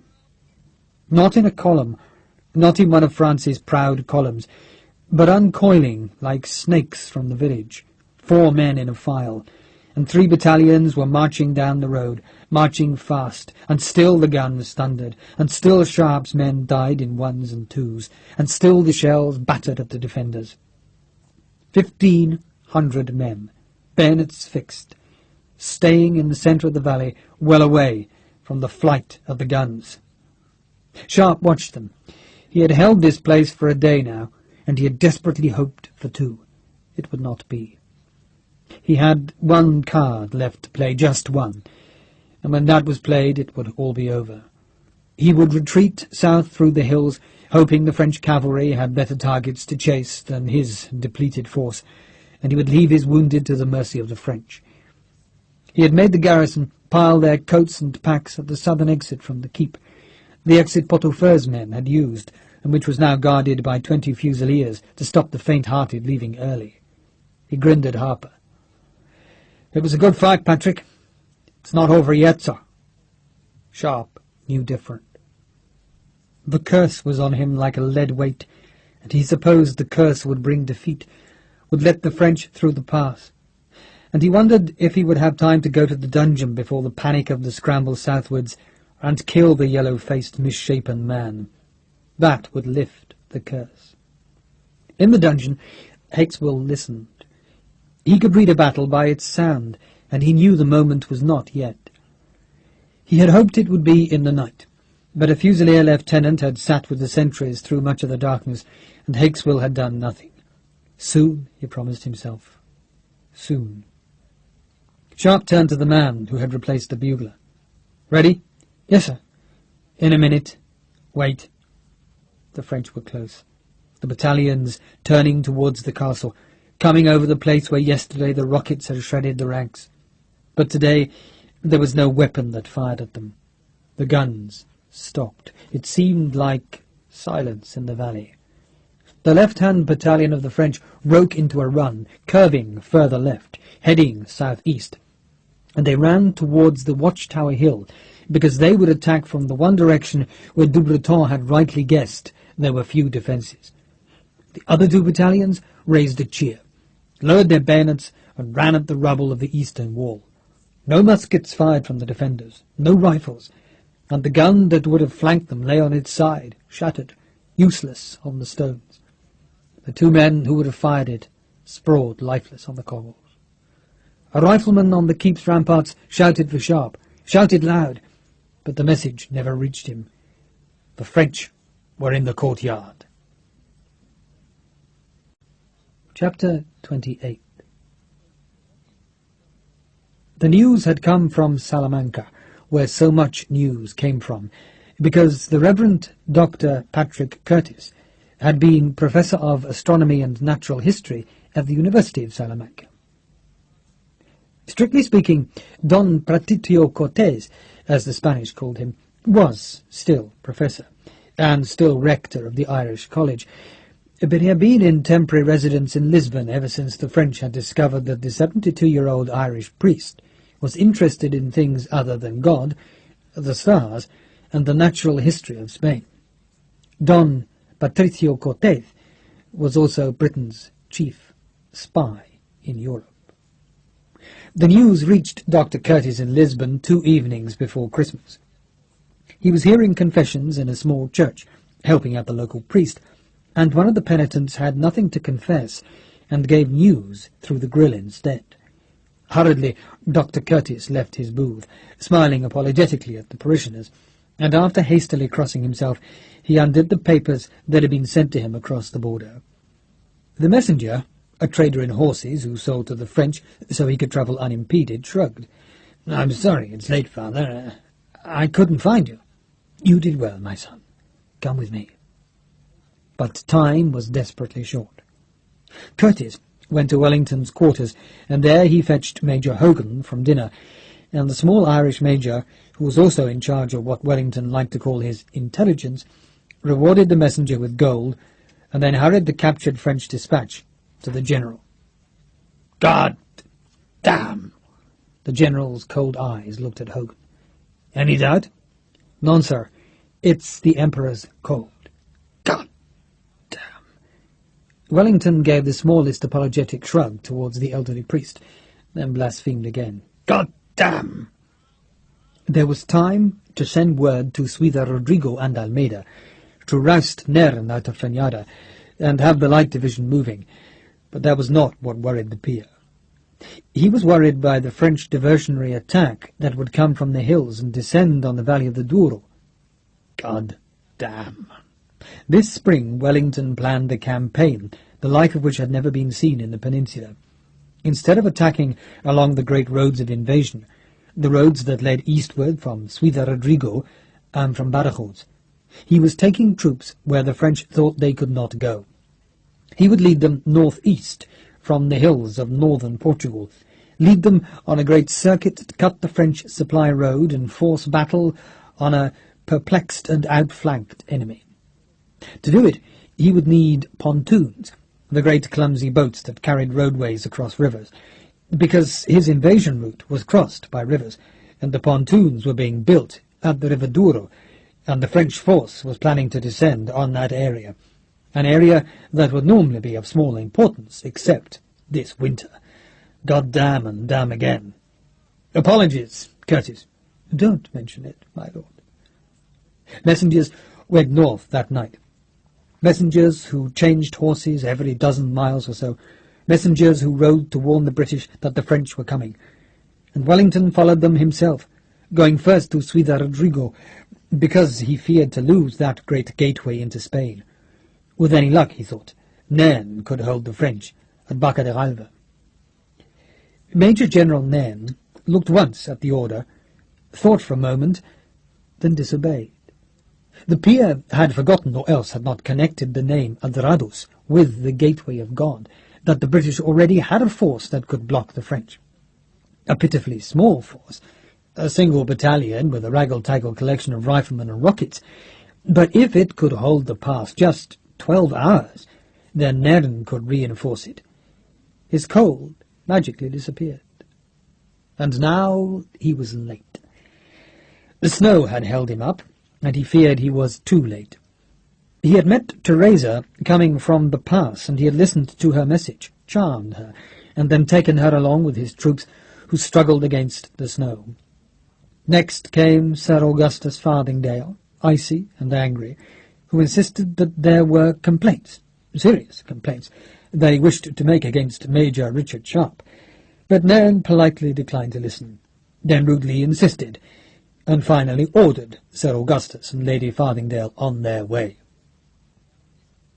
On the evening of December the 26th, the wind brought more snow, and the grumble of guns. They marched before dawn, and Nairn heard a mighty explosion in the hills, and the light showed a great pall of smoke that blew towards him. Yet still the guns sounded. March to the guns, always to the guns.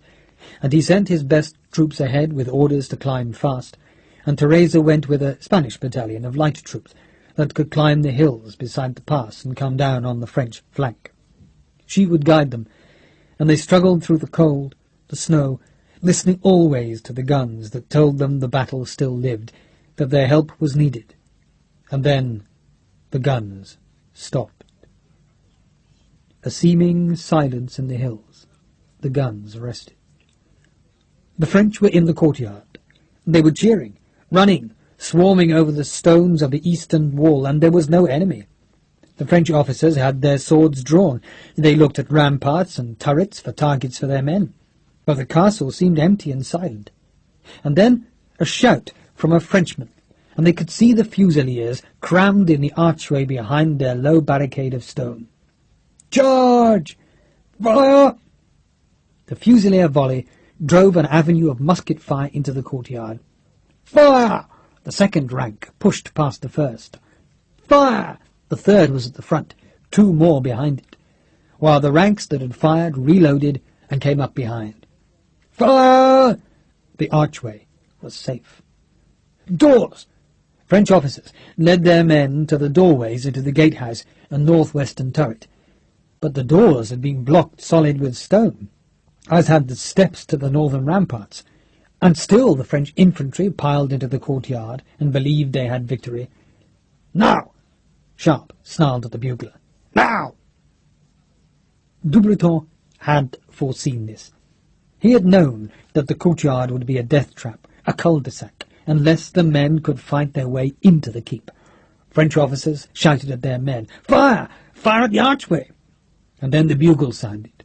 The notes climbed the full octave once, twice, 3 times. Open fire. The sticks had been taken from the remaining rockets, much to Gilliland's disgust, and now the rocket troop put fire to the fuses, waited to see the fire catch, and then tossed the stickless cylinders out of arrow slits, through gaps in the stones, over ramparts, and down to the courtyard crammed with French. The cylinders tumbled, smoke intricate behind them, and then they coughed and roared into life, and without the sticks they could not fly, but hurled themselves in aimless, frantic patterns in the yard. Come on, throw! More came, more rockets, shells beginning to explode in their heads, and still more came, their tails flaying the French with fire, the rockets whipping erratically about the stones, breaking ankles, lodging in bodies, exploding, burning. And Sharpe yelled at the men to throw more. Some snaked their way to the stables, where they added to the fire and pumped smoke at the disorganized French, while most carved gaps in the crowded ranks and exploded their iron fragments in circles of death, while the solid-tipped rockets hurled their weight against feet and legs and wounded bodies, and the French shouted in alarm, in confusion, and still more came. Downstairs! Sharpe led Harper and the bugler down to where the fusiliers waited for this moment.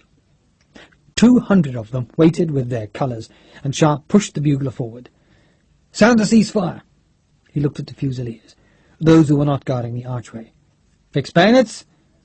The bugle was sounding its message to the rocket troop again and again, but Sharpe did not hear it. He heard only the scraping and clicking as the 17-inch blades were slotted onto muskets, and he drew his own sword. The metal, bright in the archway's gloom, and he waited until he was sure no more rockets were being thrown. We go to the rubble. No further. He would clear the yard, kill the enemy, for in this hour of defeat he could still claw and maim this French force, and hope to weaken it so that it could not perform whatever duty had been sent to do. Charge! This was the way to end it, sword in hand and charging, and even though the battle was lost, he could still make these French regret the day they had come to the gateway of God. He could put fear in them for their next battle. He would make them remember this place with sourness. Get them! The sword twisted in his hand as it glanced off bone, but the man was down, and then he heard the bellow of the 7-barreled gun, and Sharpe had a glimpse of the fusiliers, teeth bared over white cross belts on red uniforms, blades reaching ahead, and the yard was full of smoke and stinking rocket carcasses, and the French were running from the line of men who had erupted into the gloom, and Sharpe saw an officer trying to rally them, and he lunged at the man, felt the Frenchman's sword scrape the length of his blade, and then he was onto the man, beating down the blade, and he could see the rubble ahead. On! He tugged the sword free, looked for another enemy, but the French had gone back. The courtyard was his, and he screamed at Booker to line the fusiliers on the rubble. He saw the 2 colours, ragged and blackened, proud over the line, and he stood in front of them, sword red in his hand, and there was a mad impulse to charge on into the valley, as if his 200 fusiliers could sweep the French clear out of the hills. That was the last card, the last surprise, the final twisting of the French tail. There was nothing left now but muskets, rifles, and bayonets. He would have to retreat before the next attack, and a small part of him said it would be sensible to go now, go while the French were not pressing behind, while he could still extricate Frederickson from the hill. But Sharpe would not retreat until he could see the enemy's face. He would not. He could hear firing to his left, and he wondered if the French were attacking through the gate. "Watch the gate, Mr. Brooker." "Sir." Where were the bastards? Why did they not come? This was the moment of their victory, the moment when Sharpe could not fight them. And then he wondered whether the guns would start again, and the canister would spray the Fusiliers red and ragged off the stones, and still he stared into the smoke of the rockets and wondered why the enemy did not come. The smoke drifted slowly, cleared thin, and he saw why the guns did not fire. The battalion that had attacked the watchtower hill was in full retreat, streaming across the valley. Sharpe grinned. Sweet William had blooded them. Sweet William was mad with anger. "You bastards! You bastards!" He shook his fist at men in sky-blue uniforms, men who had swept from behind the castle and charged with bayonets at the battalion which had been coming for Frederickson. "You bastards!" The Spaniards had cheated him of a fight. "Sir!" Harper was pointing left. "Sir!" His voice was triumphant. Riflemen. Scores of riflemen. Green jackets. How the hell had they got here, Sharpe wondered. And he felt the weight of defeat lift from him, and he stared almost unbelieving at the French running from the convent, at the skirmish line that was on his flank. And then he looked right and saw the Spanish uniforms on the hill. They had won! Fusiliers, forward! And Hakeswill struck. Chapter 29. Only a fraction of the gold that Sharpe and Dubreton had fetched so laboriously to the gateway of God had been found. Handfuls had been taken off the prisoners, lost forever into the pouches of French and the British soldiers, but the bulk of it still lay in the castle. It was hidden, for gold was a useful thing to hide, a cache that could be retrieved at leisure when the enemy had gone, and Hakeswill had hidden it well. It was in the dungeon, behind the gore-splashed wall where he had tortured and murdered the men and women who had displeased him. Now he needed the gold. He did not take all of it, enough to last him a few weeks and enough to get him out of the castle, and when he judged by the sound of the battle that the castle keep was short of defenders, he acted. He threw one coin. It clinked heavily, rolled down 2 steps and shuddered to a halt. A sentry, nervous because of the battle sound, stared disbelievingly at the gold. Another coin came from the darkness, caught the light of the straw torch and bounced on the stone of the bottom step. The sentry grinned, went down to the cellar floor, and a comrade, jealous of his luck, called out a sour warning to be careful. But then a shower of gold glittered in the light, fell in rich harvest on the stairs, and the sentries whooped for their luck and shouted at each other for someone else to watch the prisoners while they scooped the coins into their pouches. More gold came, gold that was more than a Fusilier could earn in 5 years' service, gold flickering from the darkness, gold that rang heavy on the stones, and Hakeswill watched the sentries go down on hands and knees to make themselves rich. Now! One sentry managed to scramble back, to pull a trigger and send a deserter backwards over the barricade with a bullet in his brain. But then he too was caught by the half-naked men who stank in their nostrils, who beat him with fists and then stamped the life from him with the butt of his own musket. "Stop!"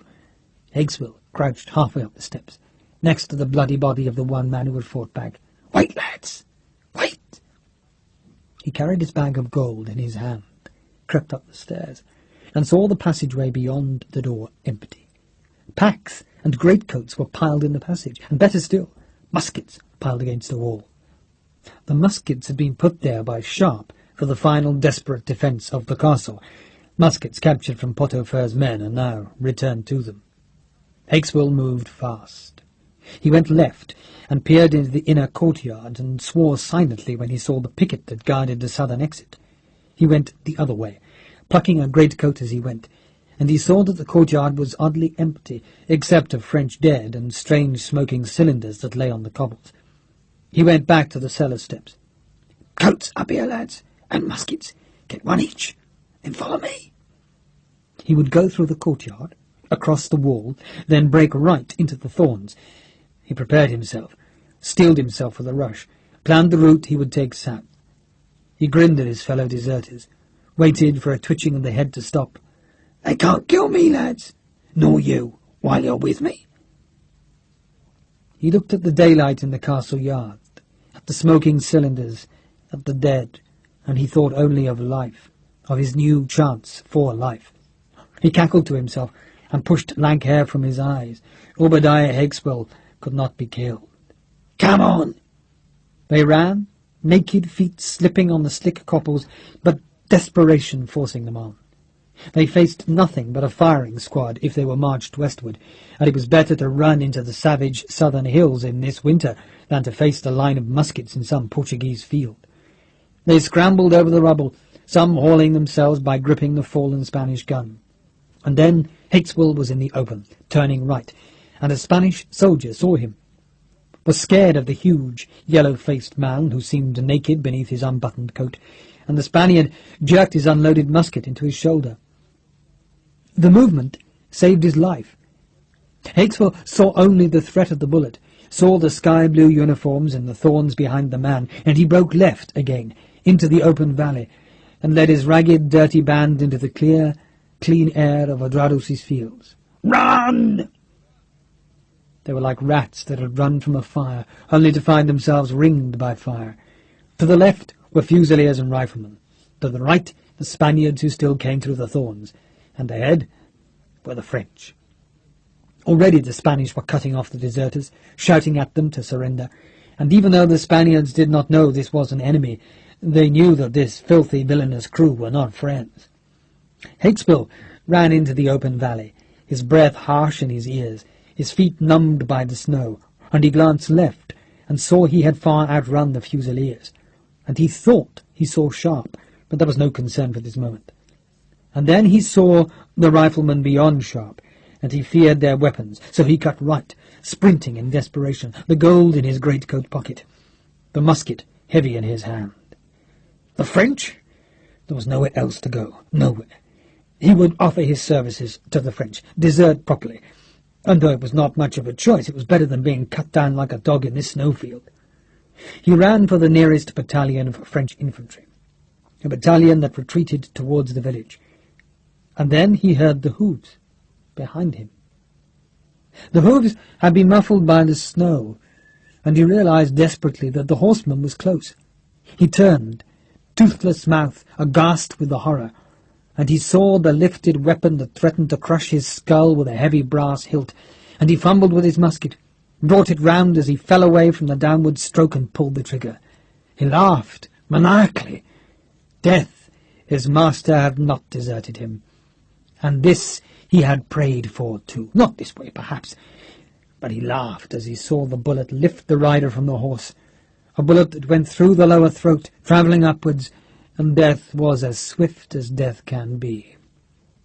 The body was lifted upwards, the horse swerved away, and the body fell, spread-eagled, thumping onto the snow, and the rifle unloaded that had threatened his life with its brass-bound butt fell into the coldness. Higgswell paused. It was a moment of sweet victory, a moment to be remembered in the days to come, and he gibbered his victory call at the low clouds, and his half-naked body jigged with the joy of it. He had lived. Death was still favouring him. And then he turned and ran for the French ranks. "Don't shoot! Don't shoot!" Higgswell would live yet. He staggered into the French battalion, gasping with pained lungs, and he grinned as his head twitched. He had escaped. Chapter 30. Sharpe had watched Higgswell break into the open field, had sworn, but then a voice had hailed him from behind, and he turned to see Major General Nairn beaming at him from a horse. "Sharpe! My dear Sharpe!" "Sir?" Nairn groaned as he slid from the horse. "Major Sharpe, you've had a full-scale war while my back is turned." "Looks that way, sir." Sharpe grinned. "You disturb my Christmas, force me to drag weary bones up into the snows of winter." He smiled a huge smile. "I thought you'd all be gone by now." "It crossed my mind, sir." "Sir Augustus said you'd be dead." "He did, Nairn laughed at Sharpe's tone. "I sent him packing with his lady wife. She's a rare looker, Sharpe." "Yes, sir. Mind you, your lady wife told me she was too fat. Told me something else, too, which I'm sure can't be true. Something to do with the fact that the lady's not a lady at all. Can you believe that, Sharpe?" "I wouldn't know, sir." Nairn grinned, but said nothing.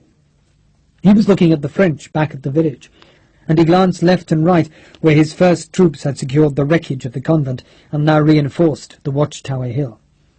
Nairn stamped his feet on the ground. "I think our froggy friends will call that a day, don't you?" He clapped his hands in delight. "They won't attack again, and in a couple of hours I'll be in a position to attack them." He looked at Sharpe. "Well done, Major. Well done." "Thank you, sir." Sharpe was not looking at Nairn. He was looking up the valley, at a loose horse, at a dark figure on the snow, and his voice was far away, distracted. "Sharpe?" "Sir?"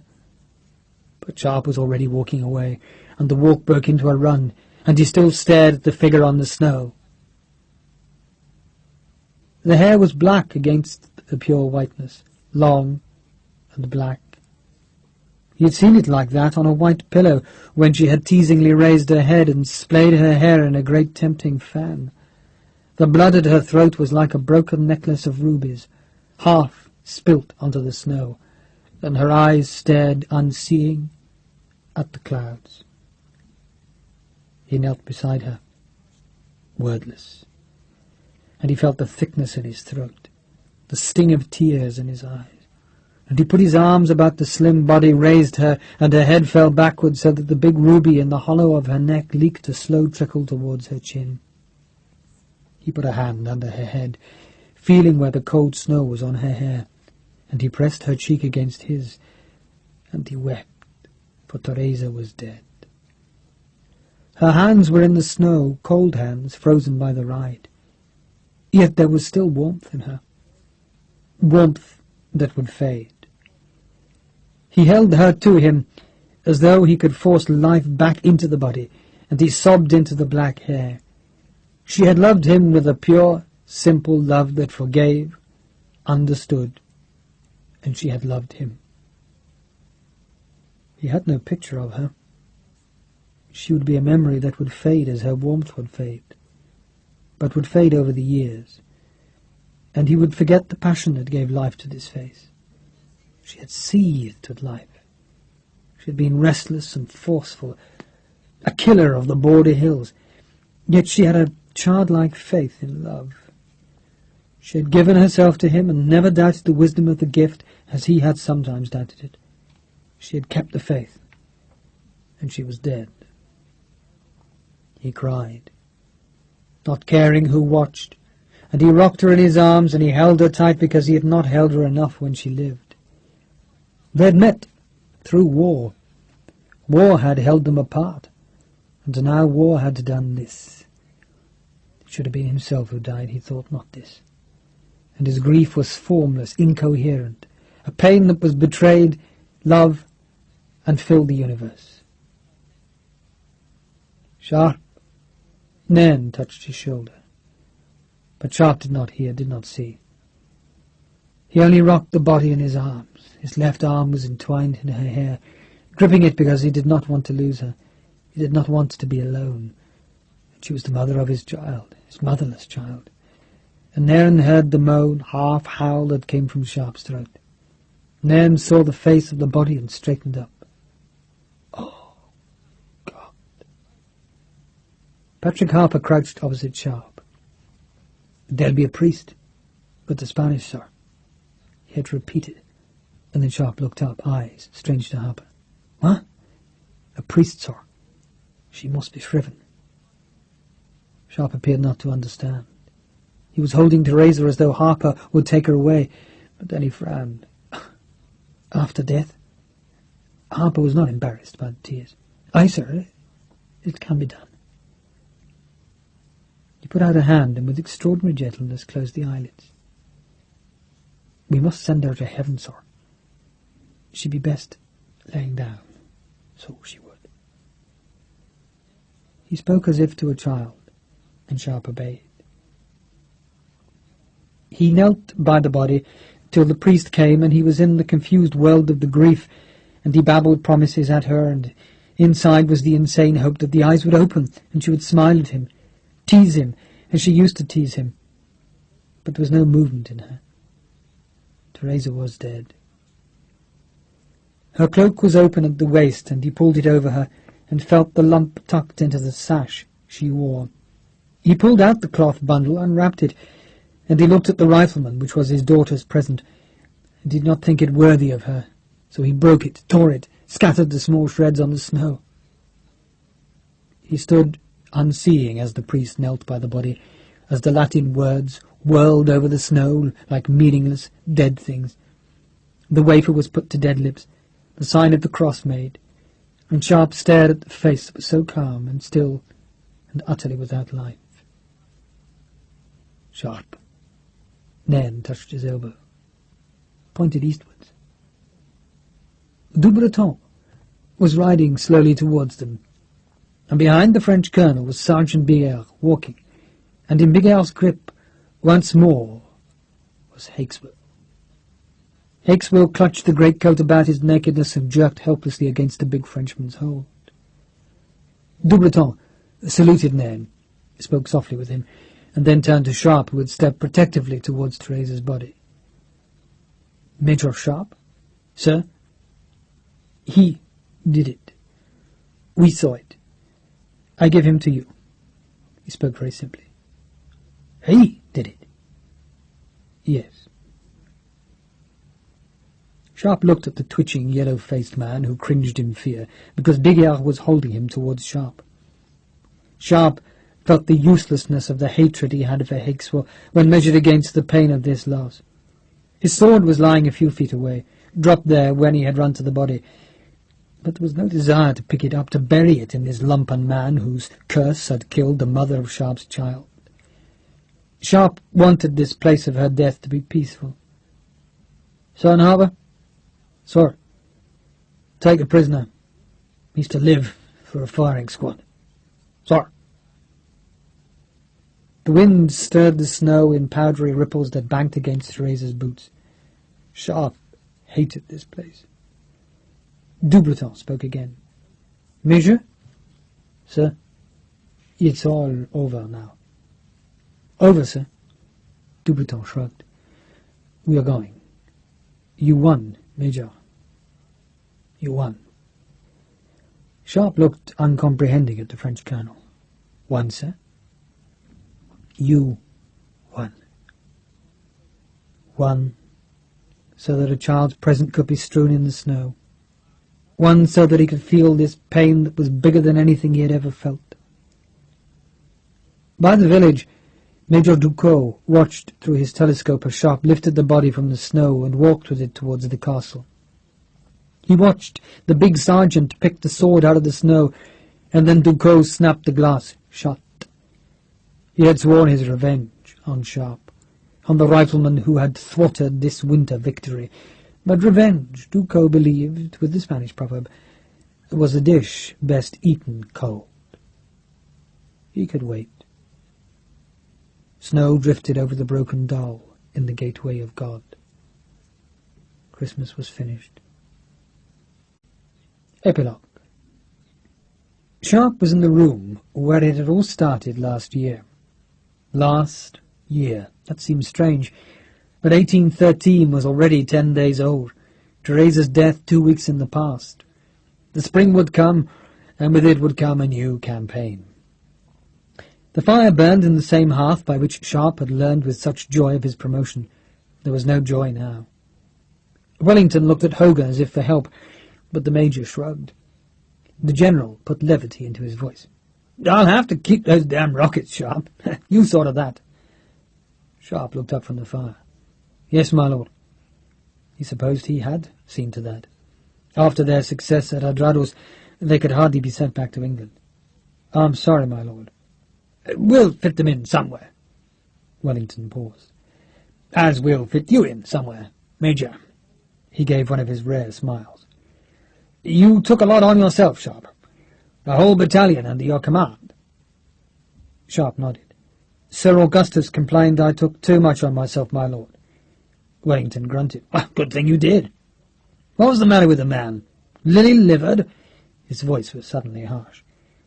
Sharpe shrugged, then decided the truth was better than politeness. Yes, sir. How did it feel to fight a battalion? Good? At times, sir. Like being a general, eh? Perhaps you'll find that out, Sharpe. I doubt it, sir. Wellington's piercing blue eyes watched him. The general stood in muddied boots in front of the fire, the skirts of his riding coat lifted by clasped hands. The glory gets tarnished. Yes? Yes, sir. Some people never learn that. They think I enjoy this. But it's a job, Sharpe, that's all. A job. Like being a street sweeper or a slaughterman. Someone has to do it, or the filth will overwhelm us. He seemed embarrassed to have said so much. Yes, my lord. Wellington waved a hand towards the door. I'll send for you, Major Sharpe. We must find you employment. A major who fights my battles must be given employment. Sharpe moved to the door, Hogan with him, shepherding him protectively. But the general stopped. Sharpe, my lord.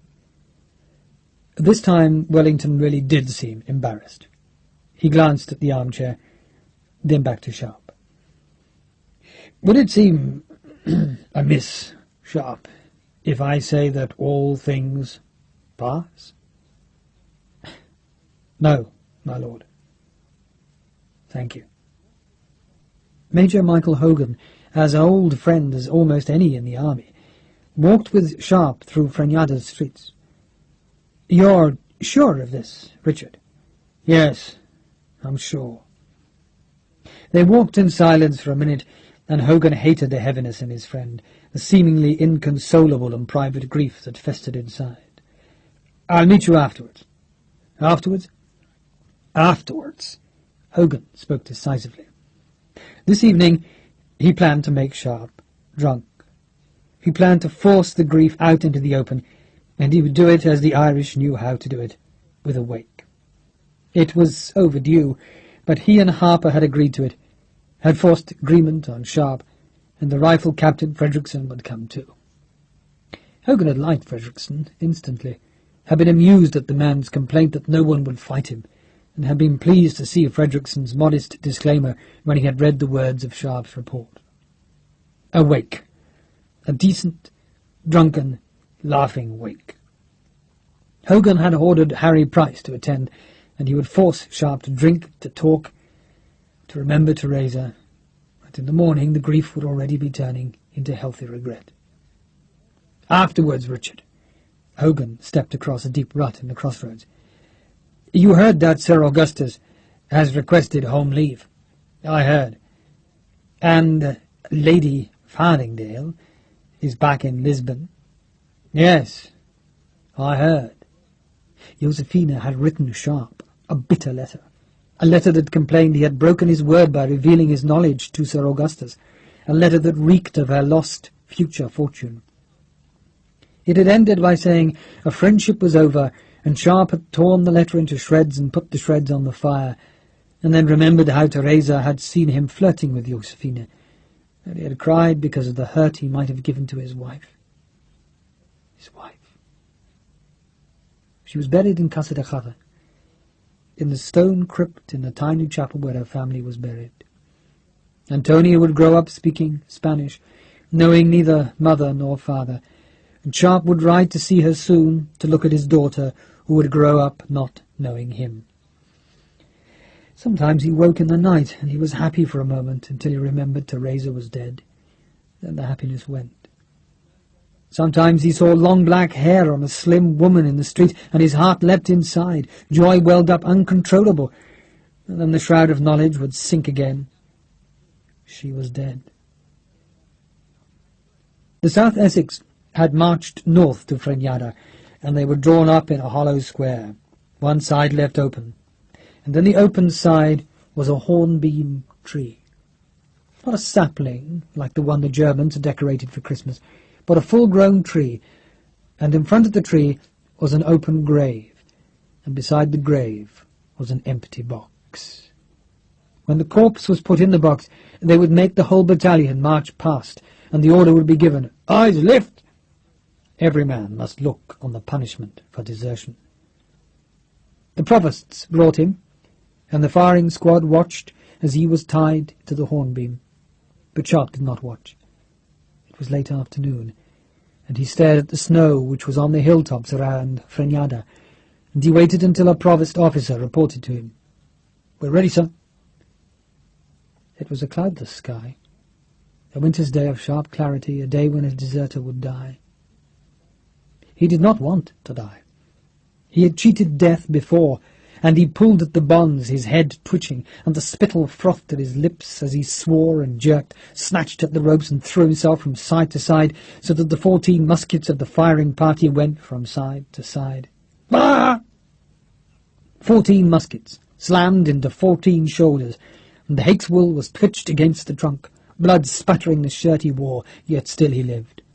He slumped down, a cough rasping in his throat, and then he was cackling in triumph, the madness on him because he knew he had cheated death again, and he jerked, twisted, and the blood spotted his trousers, the earth, and the blue eyes and the yellow face came up to watch the rifle officer walk slowly towards him. "You can't kill me!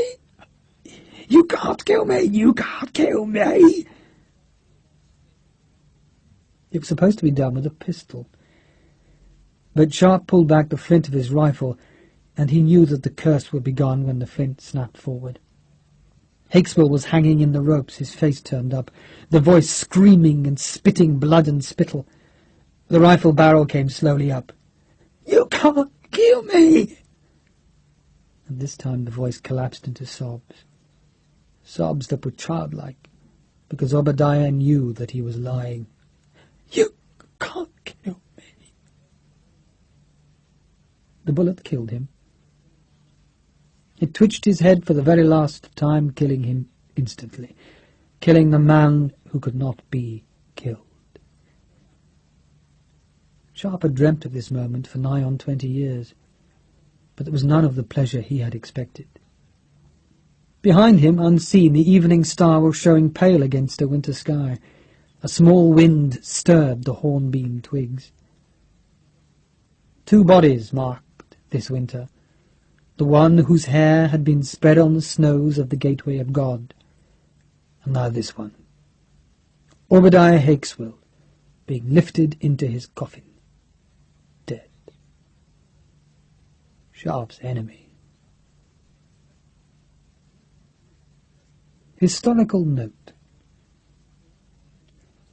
The idea that a private army of deserters, drawn from every nationality, fought in the Peninsular War may stretch credulity too far. Not as far, perhaps, as the idea of a rocket troop, yet both existed. Pot-au-Feu lived, a renegade French sergeant who promoted himself to marshal, and who survived by terrorizing a wide patch of Spanish countryside. His followers included French, British, Spanish and Portuguese soldiers, and his crimes included kidnapping, rape and murder. I fear I have made him into a man pleasanter than he really was. The French general de Marbeau tells how the French destroyed him and then handed the Allied deserters over to Wellington's forces. Sharpe, I fear, has taken credit for a French success. In another distortion of history, I have brought the rocket troop to Spain a few months early. Wellington first saw a demonstration of Sir William Congreve's rocket system in 1810, when a naval detachment brought some weapons ashore in Portugal. Wellington was unimpressed. By 1813, however, a rocket troop had joined his army, and had enjoyed the enthusiastic patronage of the Prince Regent. In its workings, I have stayed close to the instruction book written by Sir William Congreve himself, even down to the detachable lance heads, surely a triumph of inventor's hope over judgment. It was an extraordinary system that had, at its most ambitious, a light ball rocket that delivered a parachute flare for night fighting, and this in 1813. The rocket corps itself came into formal existence on January the 1st, 1814, though it had already been deployed in the peninsula, and, indeed, Congreve's system had been sold in 1808 to the Austrian army, where it was known as the Feuerwerkskorps. Wellington continued to mistrust it, though he used it at the crossing of the Adour. While in northern Europe, it had its most successful day at the Battle of Leipzig, where foreign observers were much impressed. A rocket battery was present at Waterloo, and in some pictures of that engagement the rocket trails can be seen over the battlefield. Though it was never a great success, the Rocket Corps has enshrined itself in history thanks to one of the enemies against whom it was so ineffectively deployed. The problem was simply accuracy, which is why Sharpe chose to wait until they could hardly avoid hitting the enemy.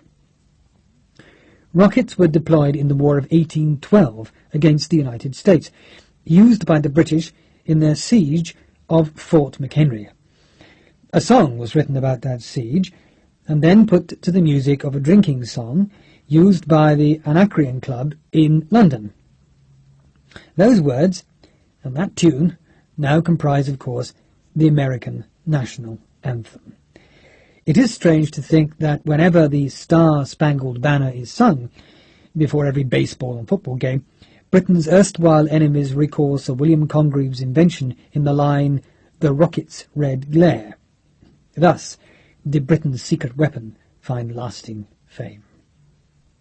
Sir Augustus Farthingale plagiarized his book mainly from Major Chamberlain's book, and now I must confess to a plagiarism.